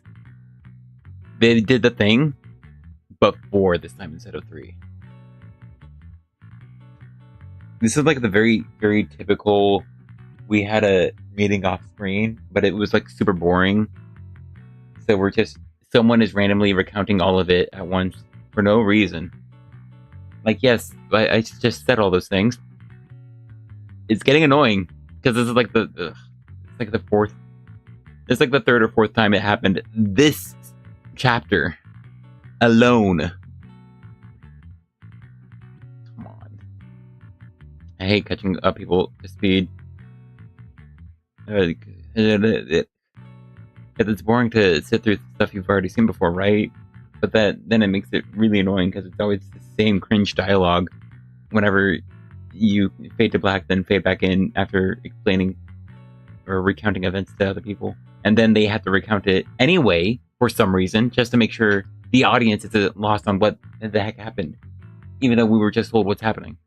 Everything Valina just told us sounds like someone slammed the most dramatic chapter of a mystery novel right in our faces. And then we have this nonsense line right after it, just to make sure it doesn't feel as awkward or weird or random. Excuse me. I hope that wasn't audible. Especially the whole attempted assassination of Lady Sunbringer part. Never thought I'd be sitting here speculating about the ancient grudges between 2 first-generation Void Hunters. Yeah. We've met Remiel, and she's been impossible to read. So what's Lady Sunbringer like?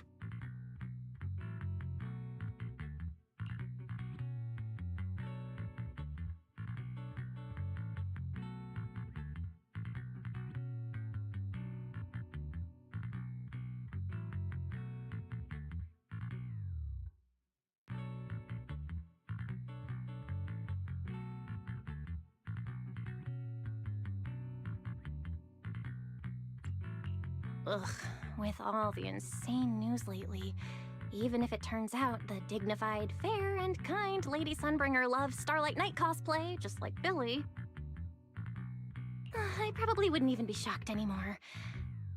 Probably. True. Cross-referencing historical behavioral patterns complete. The probability that subject Sunbringer shares Billy's enthusiasm for Starlight Knight cosplay is below 1.25%. Which means it has higher odds than pulling an S rank. At random. There's still a 1.25% probability? Let's not make up any strange headcanons about Lady Sunbringer. That line can definitely be read as a knock on being disappointed by characters like Seed and Orphe because of the... it's more so Orphe who people were disappointed by in the Season 2 preview. But she and Remiel, they're both legendary first-generation Void Hunters, former partners. And now they're trying to kill each other? What could have happened between them? Error. Insufficient data access permissions.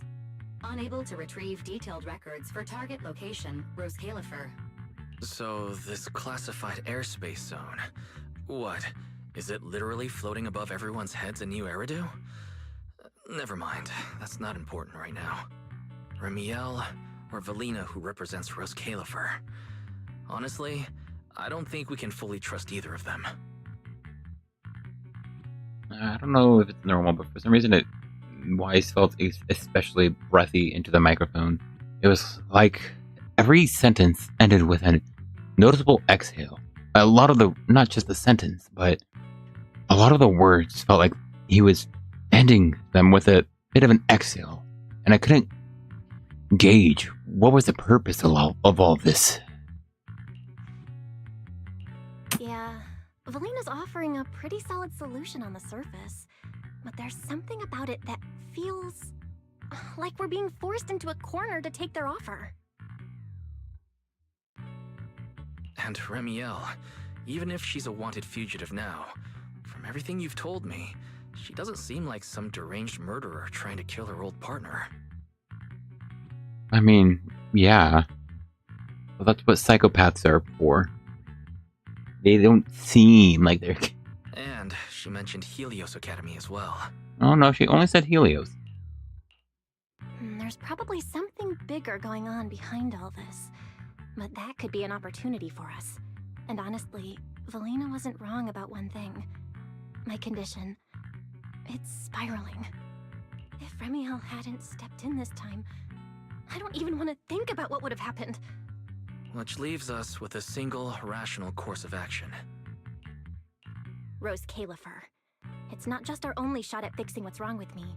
It's also the center of this storm where we can start getting real answers. There are way too many people, in the open and in the shadows, trying to guide us right now. But what we do and what we discover, that's still up to us.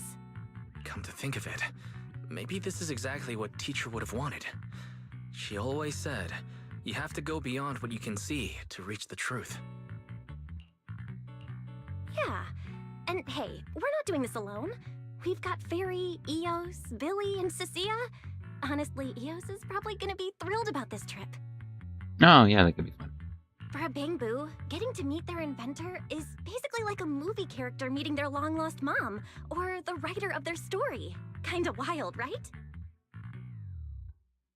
I mean, to be fair, meeting the writer of the character meeting the writer of the story sounds pretty cringe. When you think about it, there's plenty to look forward to. Let's wait for Billy and Cissia to get back and then fill them in. It'll be like Truman meeting... Oh, dang, actually. I feel bad. I'm no good with character names. Hold on. Truman Show characters. Meryl, Marlon, Sylvia, Angela, Kirk, Kristoff. Yeah. It'll be like Truman meeting Kristoff. I love that movie, by the way. That's like awesome ending. Like almost kind of iconic and great cinematography. I love just the scene of him like crashing into the wall, then and just roaming on along the edge, or like getting off to walk along the edge of it, and then getting to the circus. Oh, it's beautiful, and a beautiful like dialogue between the two. In the distance, you can just make out the faint silhouette of a mysterious floating island high above the clouds. Meanwhile, Promeia has returned to his safe house. Good work. It's kind of rare to see you like this. It's nothing. I'll clean it up before I report in. No, I didn't mean that.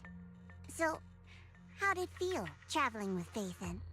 You, or rather, Boss, already saw this coming, didn't you? Boss saw a connection between Phaethon and our objective. Figured she'd be an important variable. So, I was told to pass along the order for you to team up. As for what happens next, well, it's like a die that's already been thrown. Until it lands, no one knows what number's gonna face up. No, some people have a way to die. That's it. Okay.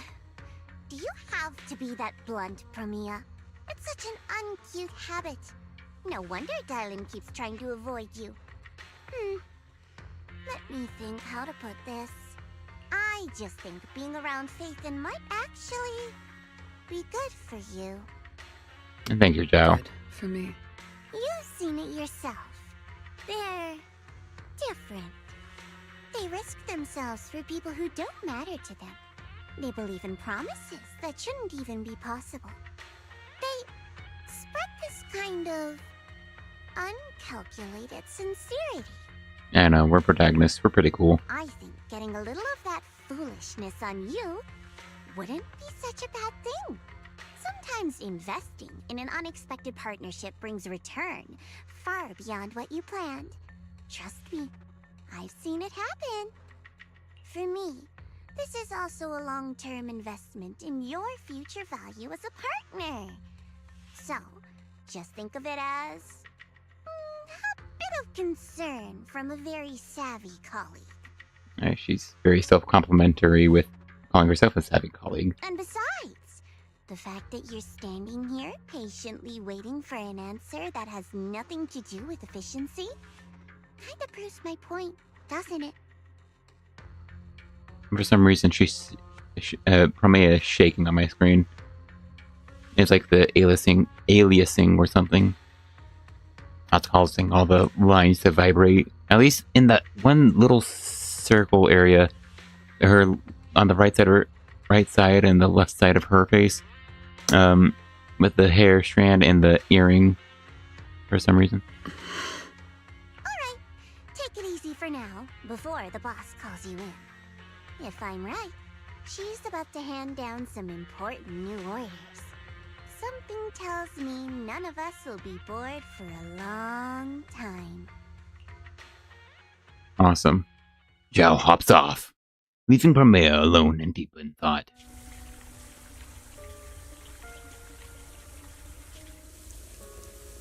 Not just nudity.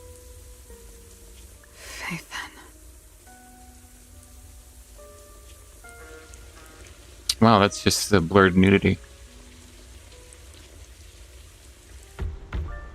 Ooh, knock knock. Come in.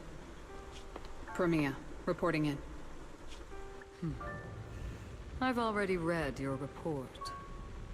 I failed to keep the situation contained within TOPS, which led to developments beyond our expectations. It's fine. Sometimes a few unexpected variables aren't necessarily a bad thing. As for that anomaly, Phaethon. Actually an attacker. Ether attacker. She's already brushed against the edge of the truth. How much do you think she knows? Perhaps still nothing at all. I thought you'd say you hadn't given it any thought, just like usual. Raise your head, Promeia. Your eyes seem different somehow. Go tell Phoenix. It's time to move. Destination. Celestial Nexus. Rose Califer.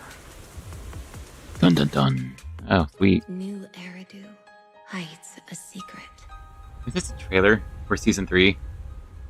Okay. Cool. Its prosperity. I think I've seen this before. This dream of data.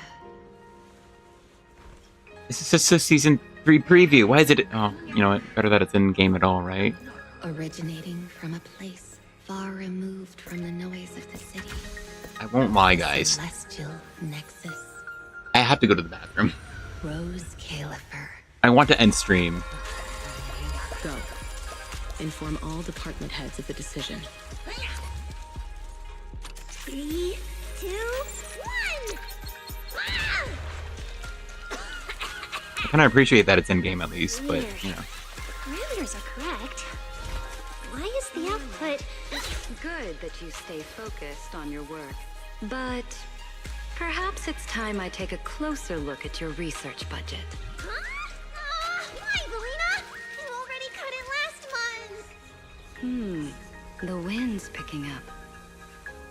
The storm is coming. Huh? What agreement? You need my signature too? Since when did Flint Workshop's opinion matter this much? Yes, please, don't make trouble for Dada Boo. Okay, I'll sign it. The rest should be reviewed again as well. Yes, sir. Reckless. Full of open. No elegance. Hey, you alright? Lady Secret? What I mean is, your tactics are sound, but your execution still needs work. I feel like one of these. Oh, first off, Ice Agent symbol. I feel like one of the homeless. And yet, one of those homeless Prosperity guards might be an A-ring.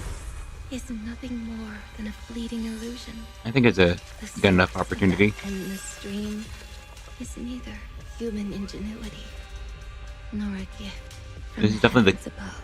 This is definitely the coolest character. It is a chasm of suffering. The most distinct. And that's definitely Phoenix, who we now know. Is this really the outcome I want? Who we now know is of Those who gaze into the Krampus. abyss will find the abyss gazing back. Yeah, from their scratched out images in a photo, Those we who abandon their past can guess them to be cannot Icarus. escape being hunted by it. He definitely looks more detailed. His jacket in particular is new. That towering ideal now stands on the brink of collapse. The old vows may no longer remain.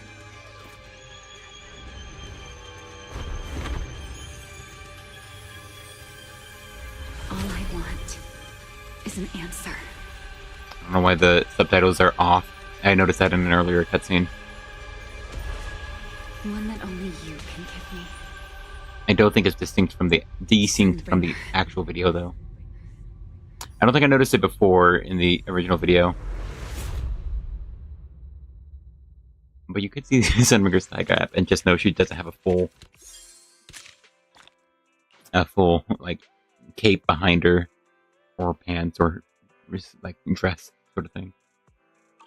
I still think her head looks cool.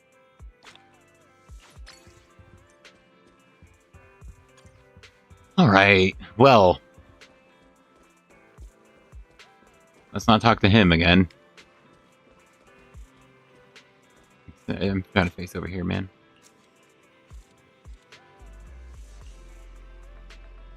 Good morning, New Eridan. Alright. That was the New Eridan Sunset. I think the title is wrong, isn't it? That was... Hold on. B. Hold on. That was wrong this whole time. But it says 2.8 main story in the title, so it was like one thing. Yeah, at least that part was correct when I... yeah, hold on. Actually, I thought I copied settings from another... Wait a second. No, okay. So I did just forget to change the A to a B. Alright, well I got it now. That'll be fine in the VOD. Anyway. This story was cool. I liked it. Yeah. Cissia and Billy are pretty high tier characters. It's weird that I'm not in love with them, but I still think they're really good. They were really entertaining. Both were fun. Would go into depth, but I really need to go. Like, holy crap, do I need to go? Real quick, it was cool, awesome, fun, and I will be back oh gosh, in maybe even later today. Maybe I'll talk about 2.8 later. But I even if I don't complete season 3, I just want to get into it and get Pyrolis. But yeah, the plot was cool. I don't think there's any like dud characters. Maybe just things here and there. The dialogue's still a bit wordy, and a bit too exposity. Don't like hearing Belle's thoughts, but I think it's going in an interesting direction. All right, thanks everyone. Thanks everyone who watched for watching. Hope you have a great, wonderful day.